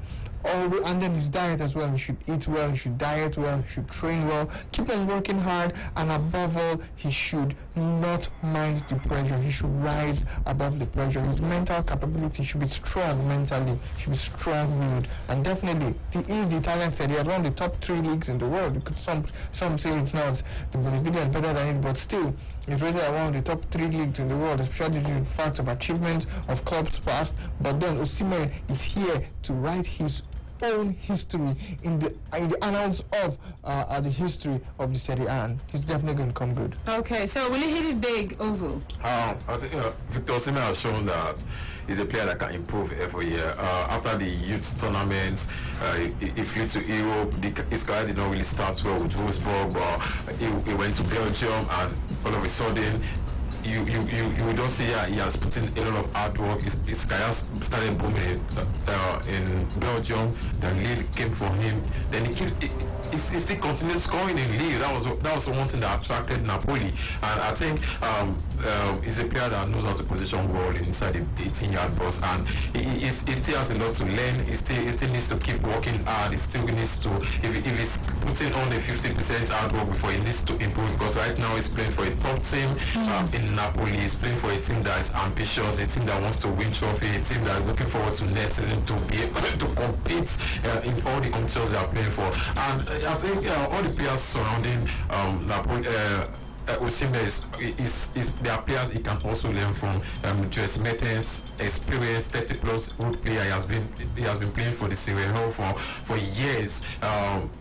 Insigne also a player that he can also learn from. Callejon, Lozano, all these players are players he can learn from. I think all these players he will be playing with. They are players that they are not stingy with the ball. They love crossing the ball. They're always looking for a player who can position the ball inside the 18-yard box and just put the ball inside. And Osimhen has shown that he's a player that knows how to follow he has an eye for the ball. He knows how to follow the pace of the ball. He knows how to put himself in good position and just put the ball inside the back of the net.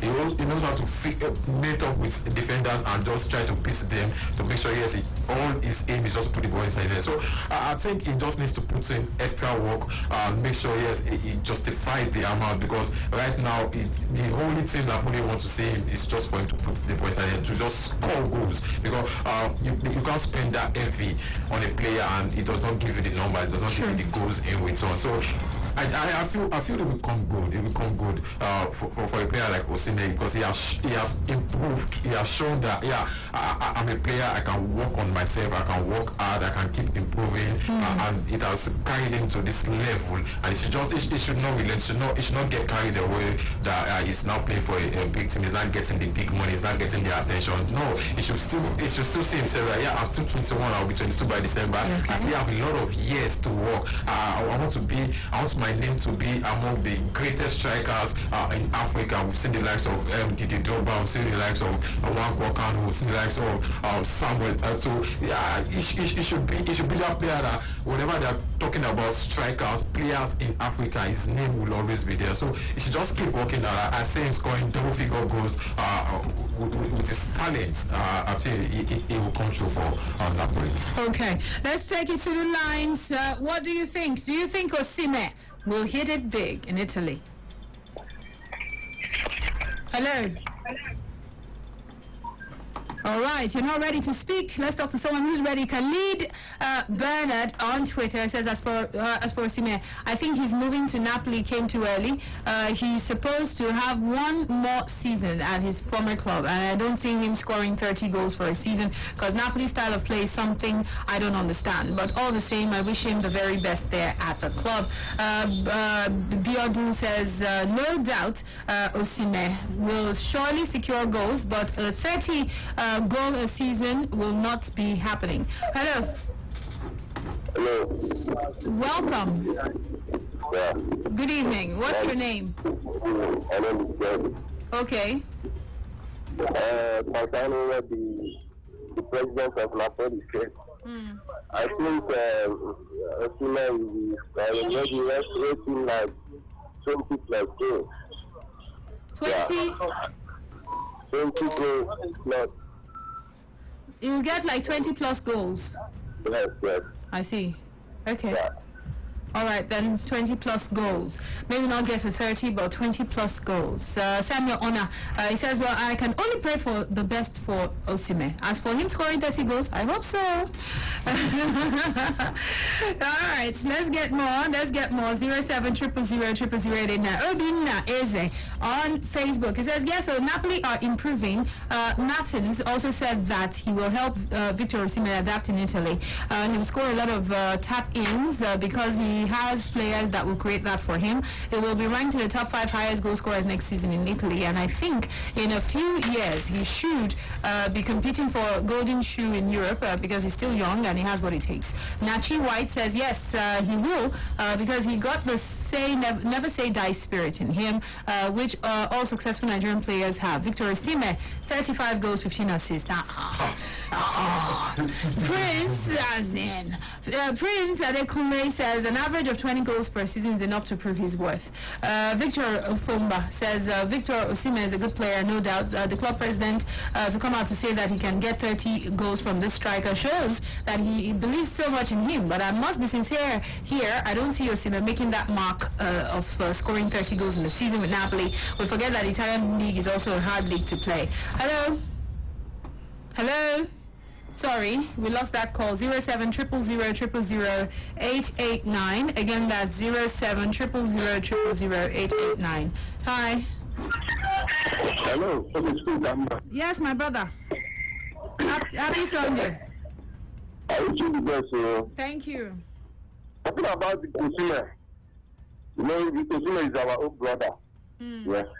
But I would have liked that Osimhen, I would have liked him play for something like Inter Milan or that kind of junior of a team. But all the same, yeah, me, I never supported that he moved to Napoli.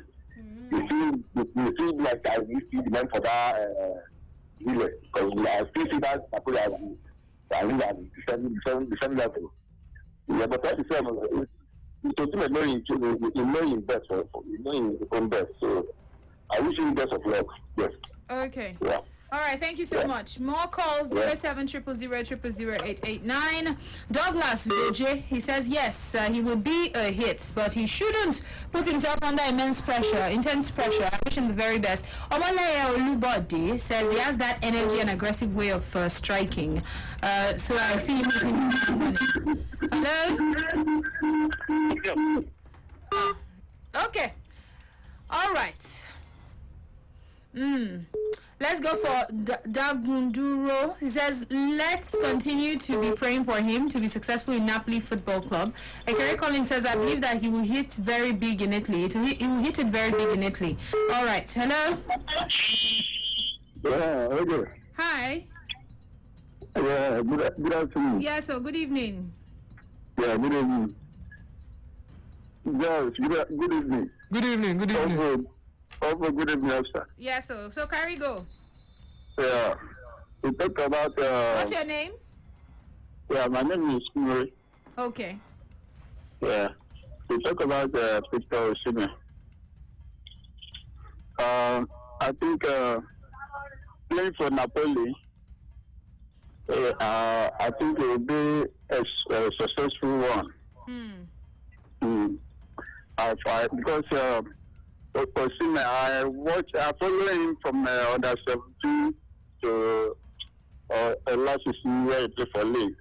He's the kind of guy that play with all his heart, and he has that dedication, love of the game, and consistent. So I think playing in Italy and in Napoli, to be precise, Napoli have wingers that can fill in with quality passes.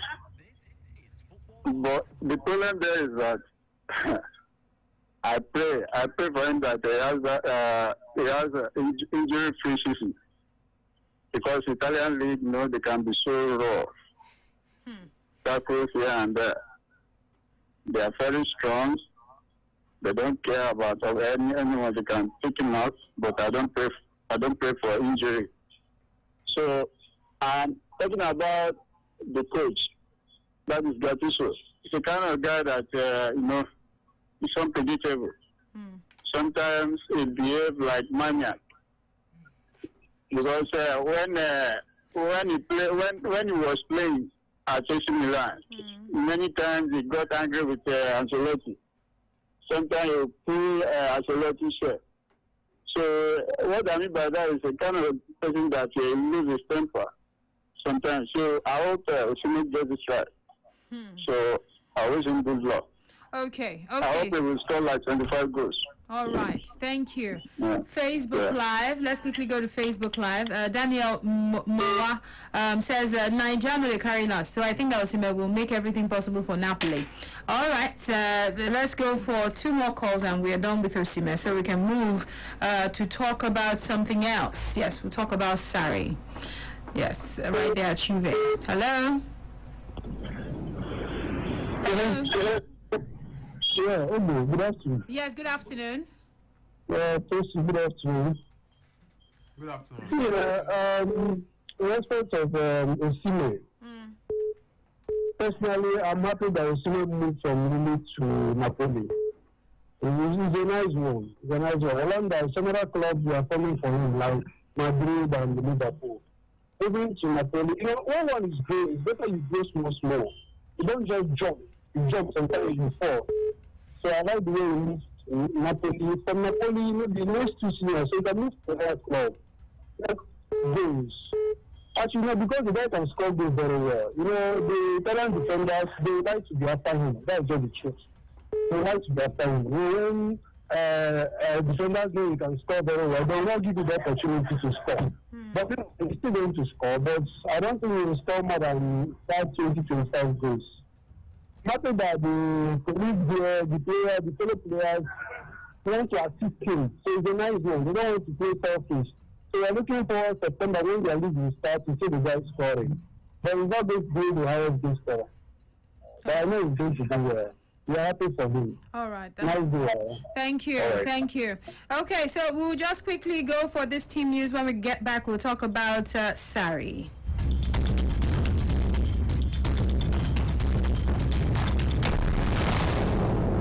This is the home of sport. Sports Radio, 88.9, Brilla FM. Brilla FM, what others wish they were. Brilla FM, a complete deal. Here we are, the latest Arsenal headlines. I'm Tom Hill. We'll start with the FA Cup final, and Arsenal's talisman Pierre-Emerick Aubameyang was the hero as he worked his Wembley magic once again. They came out from behind to beat Chelsea and win the FA Cup for a record 14th time. Chelsea took the lead inside 5 minutes through Christian Pirch's smart finish, but then fell victim to the brilliance of Aubameyang, who was Arsenal's hero when he scored twice in the semi-final win over Man City. The Gabon forward drew Arsenal level from the penalty spot before the break after he was fouled by Cesar Azpilicueta, then produced a moment of world-class finishing to make the defining contribution to the first behind closed doors FA Cup final. Mikel Arteta insists it's the start of what can be a special period for the club. He believes winning the FA Cup could just be the start. He described it as one of the greatest moments of his career. He won the trophy twice of Arsenal as a player in his first managerial role, though this is his chance to shine, and he told BBC 5 Live. It's even better than winning it as a player. It's such a special day, hopefully makes a lot of people happy. The players worked extremely hard to make all of the staff and the people upstairs the decision to give me an incredible opportunity to manage a club that I have in my heart. He also went on to say that he wants to build the team around Aubameyang. Reports claim that, of course, he could be on his way this summer, but when asked if he will stay put, he said, "I hope so. Everything is based on my conversations with him, how he sees his future, what I expect from him, the team I want to build around him, and the conversations I have with the people who are very influential around him. The club we respect and admire him, the players are all behind him. Hopefully we'll make progress," he said. That's all done for the latest Arsenal headlines. As always, we'll have more news later. Brilla FM, a complete deal. Football Live. Football Live, our proof that Sports Radio 88.9 Brilla FM has gone beyond one league. Football Live, our proof that Sports Radio 88.9 Brilla FM has gone beyond one league.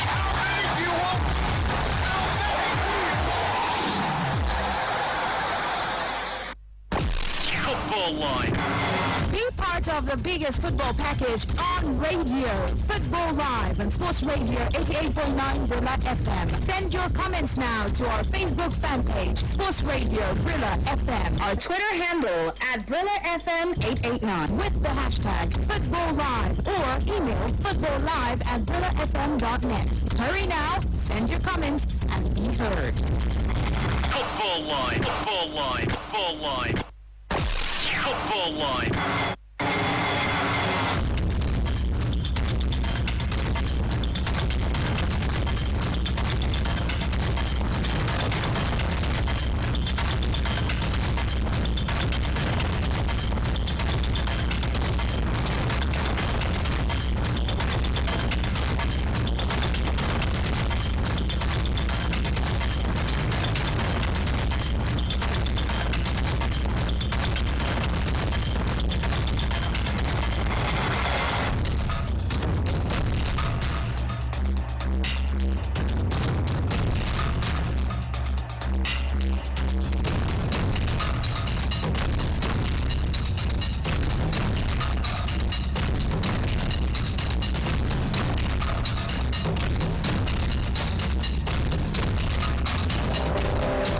Okay, gradually heating home stretch, but of course, let's go.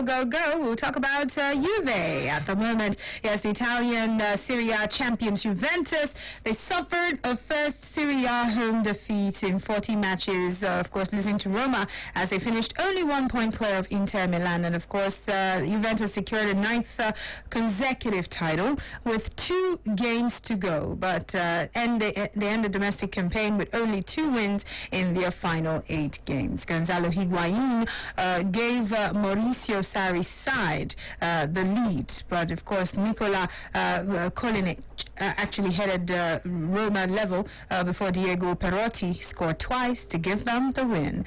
So we'll take a look holistically at Juventus for this season. Do you think Sarri actually can take Juventus where they want to be? You remember that they actually changed coach. They had to change their long-term coach because they wanted to be somewhere and they craved the Champions League so very much. Winning the Serie A is not entirely new to them because this seems like their thing every season. But with Sarri there, can Sarri really take them where they want to be? That's what we're taking a look at. Can he take them to the next level? All right, so let us know your views on this one. We'll hear from Ovu and then we'll hear from Josh. I think with me assessing Sarri first season, I think he has done well, but for a team like Juventus, I was expecting more because the team like Juventus that has won the league for 8 successive times before he came.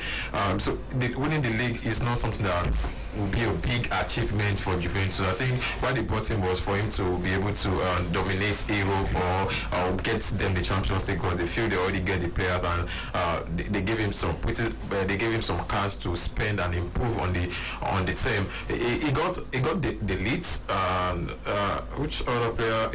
The Juventus squad have quality from defense to the midfield to the attack. So bringing Mauricio Sarri, he won the Europa League before coming to Juventus. So they feel he already has the experience when it comes to European football. But judging from the way Juventus played this season, I think if I'm to pick teams that played beautiful football this season, Atalanta will come first. Even for the first half of the season before COVID-19,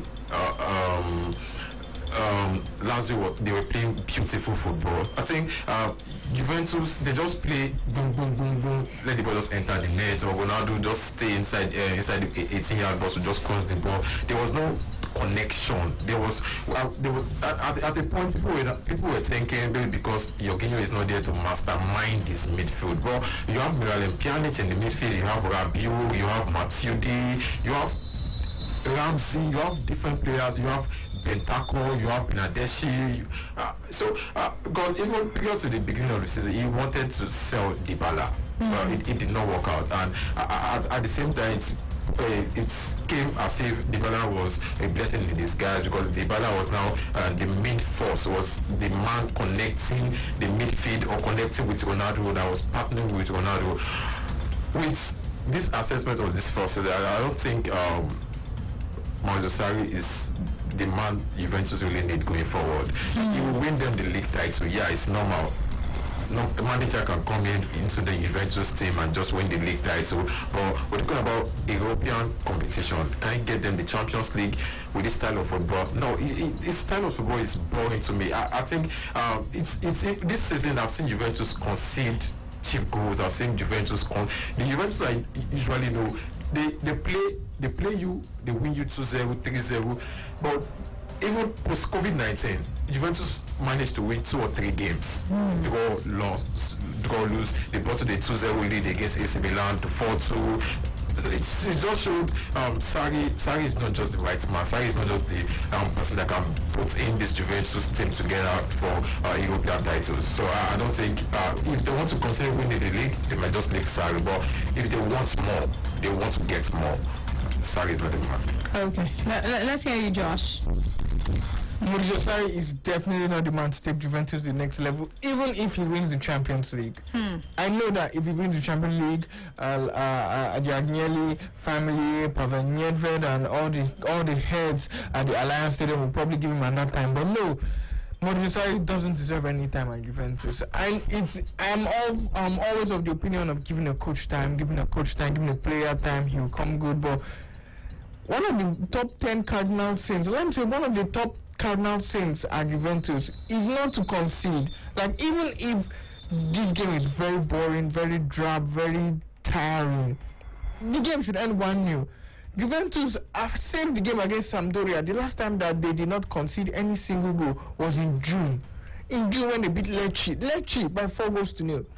Juventus cannot hold a 2-0 advantage and you be comfortable to say, okay, the game is done and dusted. Sassuolo 3 from 2-0 became 3-2, then they managed to equalize 3-3, losing 3 of their last 4 games. The Scudetto champions, losing to Cagliari away from home. An abysmal game that you beat Cagliari 5-0 in the first leg, losing at home to an AS Roma team that's not beating you at home in 5 years.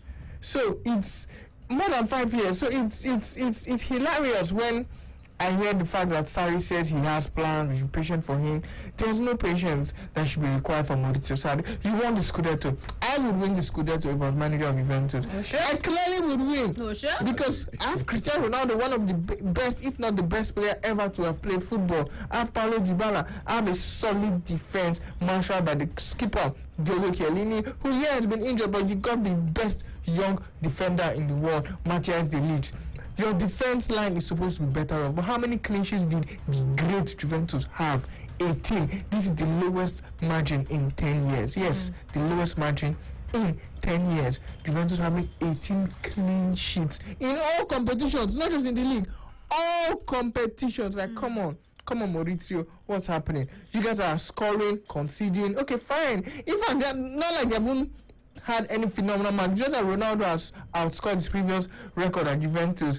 Not like they have done anything spectacular. Even last season I think they got 97 goals in all competitions. This is 94 in all competitions, except not add the 3 own goals and make it 96 goals in all competitions. So 96 goals in all competitions. I know, yes, they still have some games in the Champions League to go, but 96 goals in all competitions, 18 clean sheets alone. You've considered as much goals as you've considered. You've thrown away leads. Juventus, the last time that Juventus threw away a 2-goal lead before they did so this time around was the game against Bayern Munich in quarterfinal, round of 16 of the Champions League when they were leading 2-0. That was 2015-2016. That was the first time in years that they've thrown away. That was the last time, I beg your pardon, that they threw away a 2-goal lead before that game against AC Milan 4-2. So Juventus teams do not throw away 2-goal advantages. They do not Jones in their defense lineup. It's pathetic, it's sad, it's abysmal. But Maurizio Sarri is the wrong man to take Juventus to the next level. If he wins the Champions League, fair enough, he probably would use that Champions League as a bargaining chip to stay for another year at the Allianz Stadium. But if Juventus take this display to the Champions League, Olympique Lyon would probably even eliminate them in this second leg. So it's abysmal, but no Sarri at Juventus. All right, so both men have agreed on one thing: Sarri is not the man to take Juve to the next level. What do you say? 07000000889. Hello. Good evening. Yes, good evening. And Ago and my friend Joshua. Please send me to tell Welcome. Giving you good tidings. Fear not. Engineer, go ahead. Yeah, thank you, my sister. You see, when we talk about Sarri ball or whatever it is, it's a joke of the first order. I'm surprised that Juventus can allow such a coach to come out and serve them. Well, let me be sincere with you. I can be the coach of Juventus and I will win that league too. There's nothing special about it. It's just unfortunate that Juventus, they have the best quality football of their time in that Italy. And they're supposed to have even done better. If you look at Atlanta and Lazio, they did better than them. Look at the goal difference and the goal distance. Ronaldo, if you watch, Ronaldo's supposed to do better than what he's doing there. That shows that the man cannot manage that thing. Look at what he did when he came to Chelsea? Is it because he won the European for them? It's because Chelsea are big team. They like winning things. That's his first cup forever. And he has been in coaching system for many years, more than 15 years. But because they look at him, maybe he has won the Europa. That's why they brought him to Juventus. But look at all those offsets. Because I didn't see any special thing about what he has done in that Juventus. And I thank the great analysts in the building. They both said the truth. He has nothing to offer them. Juventus won championship, not that league. Because I'm sure there are many good analysts who knows football that could do that thing. They will win. They will still win next year. You said you can go and do it till you win. Honest, I'm sincere, my sister. I will do this, even personally than himself. Because he doesn't know where to look at. He was having problem with Ronaldo before. Because Ronaldo is not being fed. He's not doing he's old. He cannot run like before. That athleticism is not on him anymore. So he needs something that can be creative. That type of the way combination, Rooney and Christian. That's the kind of thing he needs. Or something like if they can get someone like Bruno, but I don't think they will take that from us. The Man U. Those are the kind of people Ronaldo needs. He cannot. That agility is no more there.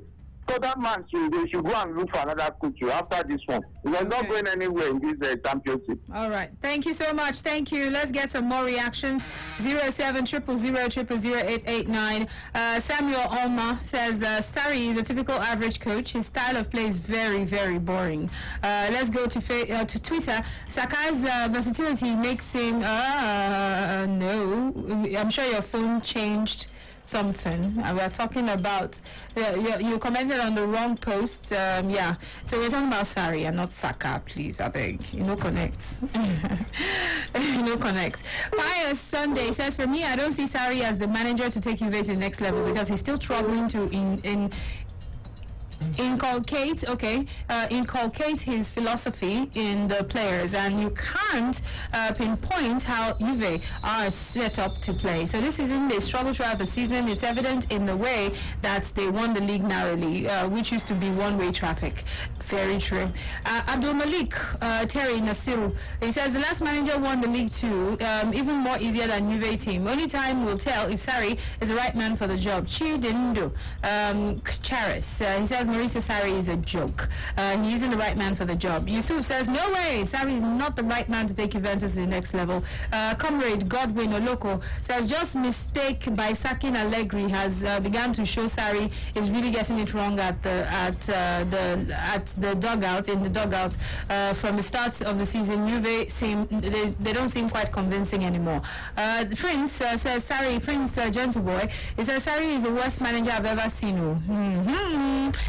More. Hello. Hello, good afternoon. How far? Good afternoon. Good evening. I'm Tosin. Good evening. Sorry, I called earlier. I didn't mention my name. My name is Chidi. Okay. I'm Chidi. Okay, we're doing Chidi. Yeah. You see, what everybody is saying is I can see you reading it out from Facebook and whatever. The Sarri, in fact, without any coach, Juventus can carry league. Sarri should not look at it as if I've done good by helping them to carry. He did nothing. It's a very big mistake on the part of Juventus to sack Massimiliano and replace him with Sarri. But he's not doing anything. Me, as a coach, I'm not a coach, sorry. I can coach them and carry league. Can coach them and carry league. Anybody, they can play without coach and they carry league. So it's nothing. It's nothing at all. If I'm to be the manager of or the owner of Juventus, I will sack the man. Okay. I will sack him seriously. All right. Duziema Ezechuku says Juve are just as confused as Tottenham. He's there to stay. Okay, we'll take a few more calls and then we'll take our last talking point so we can wrap things up on Football Live. Okay? He will sack him seriously with aggression. I actually would because La Vegas. I'm not impressed. This is a club that is after my heart. This is a club that I love, and it's just pathetic watching Sarri throw away the Coppa Italia, the Supercoppa Italiana, something that he would have won. He would have won a treble for Juventus, but it's just sad. It's totally pathetic. And they have the Champions League. They have not really impressed this season so far. They have not really impressed so far, except for a few days of 4-0 victories over Lecce, 4-0 victories over Udinese in the Coppa Italia. They're just some little bright lights. It just seems like it's been an era where the transformer don't blow, and you're seeing light, rays of light, little by little, and it's just fortunate that Sarri won the Scudetto.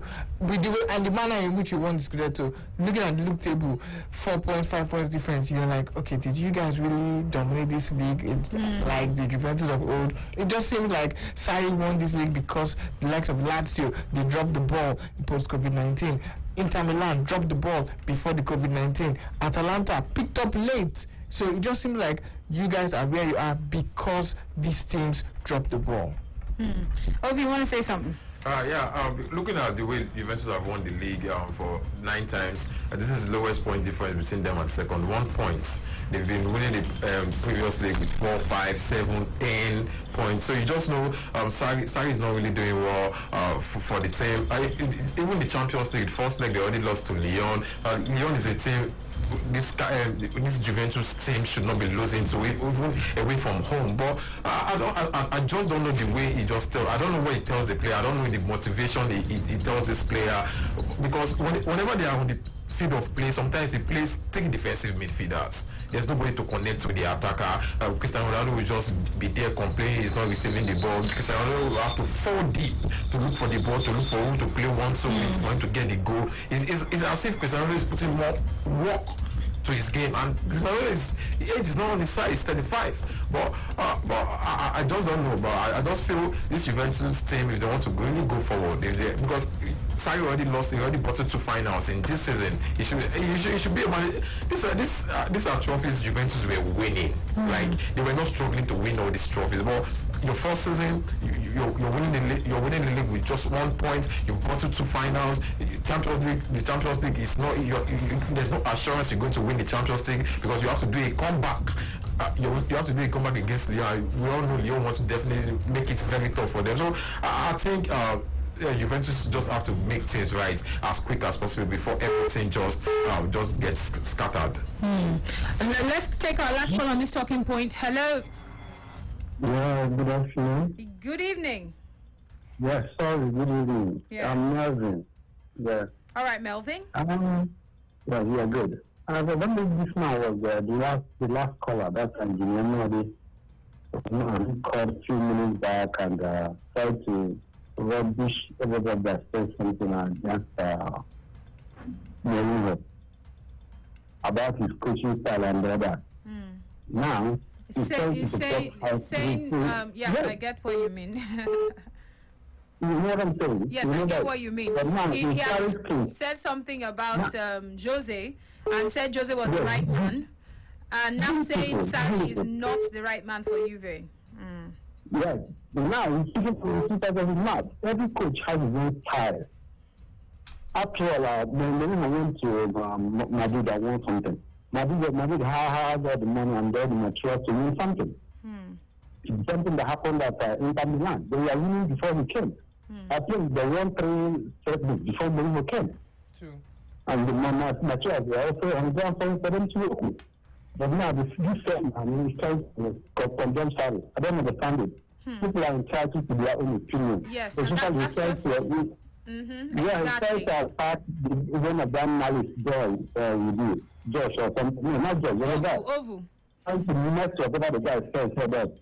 It's not a personal thing. If you have an opinion, you're entitled to your opinion. You say it, and that's it. All right. Thank you so much for calling. I think that was he was referring to the man who had actually said he didn't agree with Ovu and his views on Jose Mourinho. Still on the same matter about being the right man for a job, saying that Sarri is not the right man, having said that Jose was the right man for Tottenham. But these are two different teams. Two different managers, two different teams, scenarios. Exactly. But anyway, let's not dwell on that. These are people with their opinions. We respect that. Like I said before, let's respect everyone with their opinions. And in the 5 years of Max Allegri, he won everything. He won, in fact, he won 4 years winning all trophies, all domestic trophies for Juventus. Just last season that he did not win the Coppa Italia and the Super Coppa Italiana, and just his last season was his last season was just his worst season, and even his worst season is even better than Mauricio Sarri's sole season at Juve. Okay, finally, this is our last talking point. We're taking a look at Nigerian players. Yes, a lot of them have actually stood out. A lot of them have actually done great for their teams. A lot of them have been impactful on the foreign scene for the clubs that they ply their trade in. So we want to find out from you, from the just concluded season, 2019-2020 season, which 3 Nigerian players abroad had the best season? Which 3 players abroad, Nigerian players abroad, would you say had the best season? All right, so you can let us know your views. Josh, who do you think? 3 players abroad that had the best season. First off, it was Wilfred Ndidi. He was instrumental in Leicester's run for the top 4. He led them there. He was very key. He was a key figure for Leicester City, especially when they were second. But then Leicester City's woe started when Ndidi picked up an injury, and that was the beginning of the end of their downfall. And from second, they finished 5th in the log. We also have Victor Osimhen. He lit up the French League 1, the prince of the Stade Pierre de Mauroy, scoring 13 goals in the league, 18 goals in all competitions, shining in Champions League, in the league, in the Coupe de la Ligue and Coupe de France, and earning a phenomenal move over to the Stadio San Paulo, and that's a phenomenal one for Victor Osimhen. And then the third one is now where there's always going to be a problem. It's clearly Ndidi and Osimhen and others this year, and then I'm going to be dragging between the 3 players, Semi Ajayi, 4 actually, Semi Ajayi, Simi Wankwo, Joe Aribo, and Cyril Dessers. These 4 players really impressed. But who I'm going to rank above the other depends, because some players are strikers, some are midfielders, some are defenders, and like I always say here, the strikers always get most of the but it's love more from about everyone. Contributions. Dessers was the highest goal scorer in the Eredivisie before the league was cancelled. Joe Aribo was instrumental for Glasgow Rangers, scored the goal of the season with that phenomenal goal against Braga. Goal of the season for Rangers with that phenomenal goal against Braga in the Europa League. Also the young player of the year for Glasgow Rangers, Semi Ajayi, was a very crucial figure in West Bromwich Albion gaining promotion back to the Premier League. So these 4, and Simi Wankwo, 20 goals scored in Serie B, highest goal scorer of the Serie B. If he's in a better, if this was the Serie A, then he's probably winning the Capo Cannonieri, and that's a big one for him. But kudos to him coming back up into the Serie A after 2 years down in the Serie B. So these 4 players behind Ndidi, but first of Ndidi, Osimhen, and others. Okay, so Ovu. I think Joseph said this. Ndidi comes first. Ndidi was phenomenal for Leicester this season. He has showed over the season that position in Leicester, nobody competes with him. If he's not there, they only struggle in that midfield, because when it comes to, even in terms of interceptions, he's always among the top in the league. Interception blocks, he's a box midfielder. He runs everywhere, he never gets tired. The player that can play 90 minutes. The player Leicester has relied on since they sold N'Golo Kante, because after they sold N'Golo Kante, the midfield they really struggled until they got away from Ndidi, and he has showed that I'm the best man. If I'm not here, you have to find a way to replace me, because during the course of the season when he got injured, Leicester really struggled in that midfield. They were trying to play Chalduri and others, but it was not really fixing that midfield. But when he came back, everything cemented. But unfortunately, they lost out of the top 4. Second remains Victor Osimhen. He has done well for himself, moving from Belgium to the French League 1, and he proved himself. Double-figure goals, it's 18 goals. I think that was what earned him the move to Napoli, and he has now the chance to now prove himself in a higher team and a in higher league. So I feel those two, nobody comes close to them. The third, I think I'll just have to give it to Cyril Dessers. The guy was just awesome in the Dutch league. I think that performance gave him the move to Genk. I think he's now with Genk. Got 15 goals on 5 assists, a total of 20 goal contribution in the league. I think he did well for himself, and I think to me it will be my number 3. Okay, let's take some calls. 0700000889. Hi. Hello. Sorry, please call us back, I beg. Call us back. We'll read some comments also, Facebook Live and Twitter. Let's take some more reactions. Let me know. Let me know right now the 3 Nigerian players on the foreign scene that you know had a wonderful 2019-2020 season. Hello? Hello? Good evening. Hello. Good evening. Yes. What's your name? Yeah, my name is Amos. All right, Amos. Please go ahead. First time caller. All right. First to my top 2 players, number 1 I'll pick will be Samuel Chukwueze and Victor Osimhen. Samuel Chukwueze. Please, what did Samuel do this season? Yeah? What did Samuel Chukwueze do in this 2019-2020 season that was better than? You know, he contributed a lot for Villarreal to qualify to Europa. You know, even he did not score a lot of goals, but he contributed a lot. So I'm very good for him. So that's my top 3 players. You only gave me 2 names. Who is the third one? I say Ndidi, number 1. Samuel, number 2. Samuel and Victor Osimhen. Okay. All right. Thank you. You put Samuel ahead of Osimhen. I don't know what you're on of. Hello? Oh, sorry. We lost that call. Please call us again. Call us again. Call us again. Hello? Are you there? Sorry. Let's go to Facebook. Let's read some comments there and also some tweets. 0700000889. So this is coming in from Peter Maye. It says Wilfred has the best season. Had the best season for me. Always outstanding until he was injured and Leicester were left in shatters. Obviously. Oyewale Olamide says I would say Osimhen and Ndidi were outstanding for me. Victor, being the most expensive Nigerian and African player, is top notch. And Ndidi has been awesome and an integral part of Leicester City. Okay, Kelechukwu Ifeanyi Chukwu says Eberechi, Eze and Osimhen were my most outstanding players, but Aribo also made us proud. Harry Ezeji says it's very difficult to choose between these guys. They all did well with their individual performances, and a couple of them or more have been exceptional. Have been exceptionally outstanding. But you must give credit and accolade to Ndidi. His performance is just and he just concluded EPL speaks for itself. But I'm not writing Victor and the rest out. All right, let's take more calls. 0700000889. We're gradually getting to the end of the show. Hello. Hello. Hello. Yes, welcome. My name is Daniel.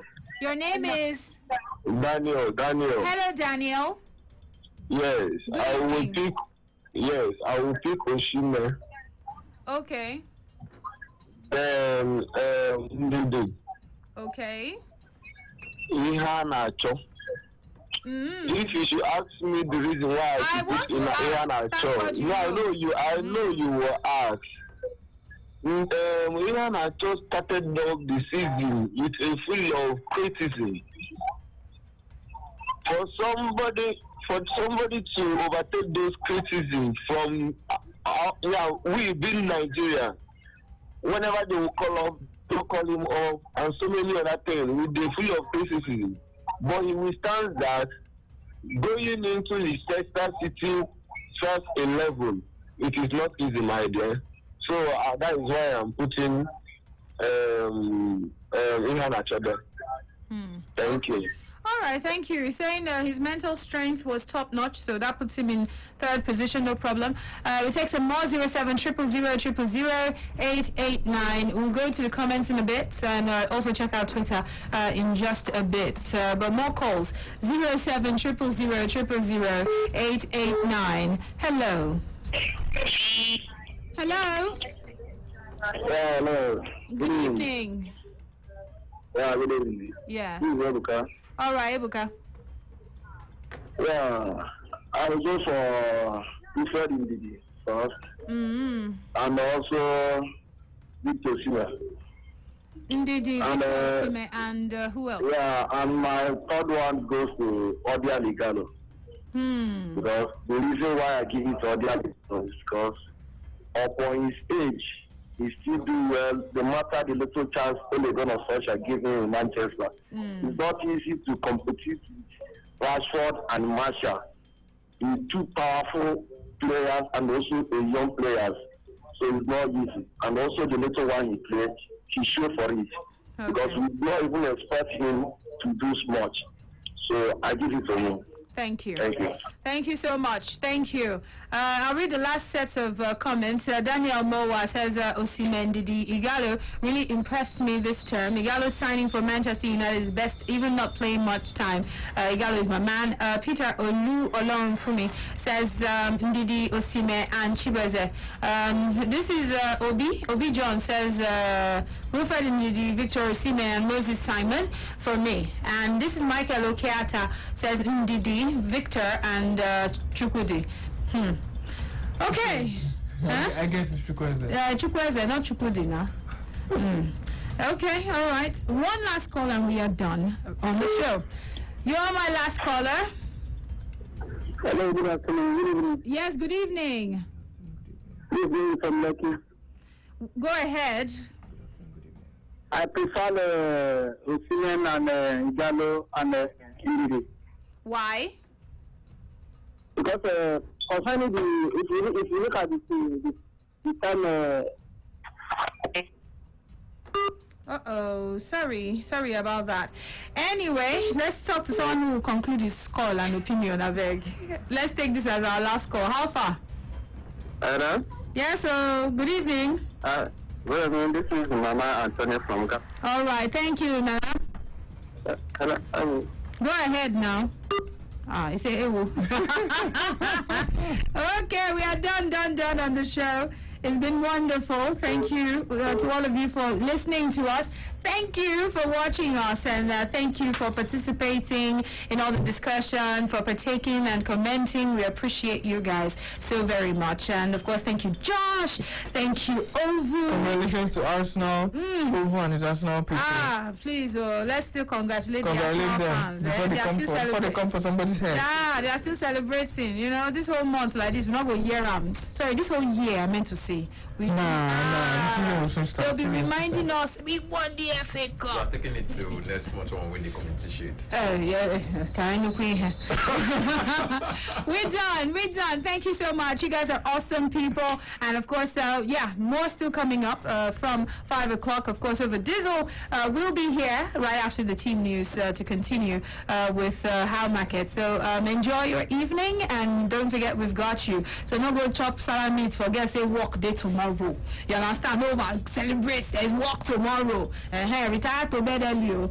Thank you guys. It's been nice. Thank you.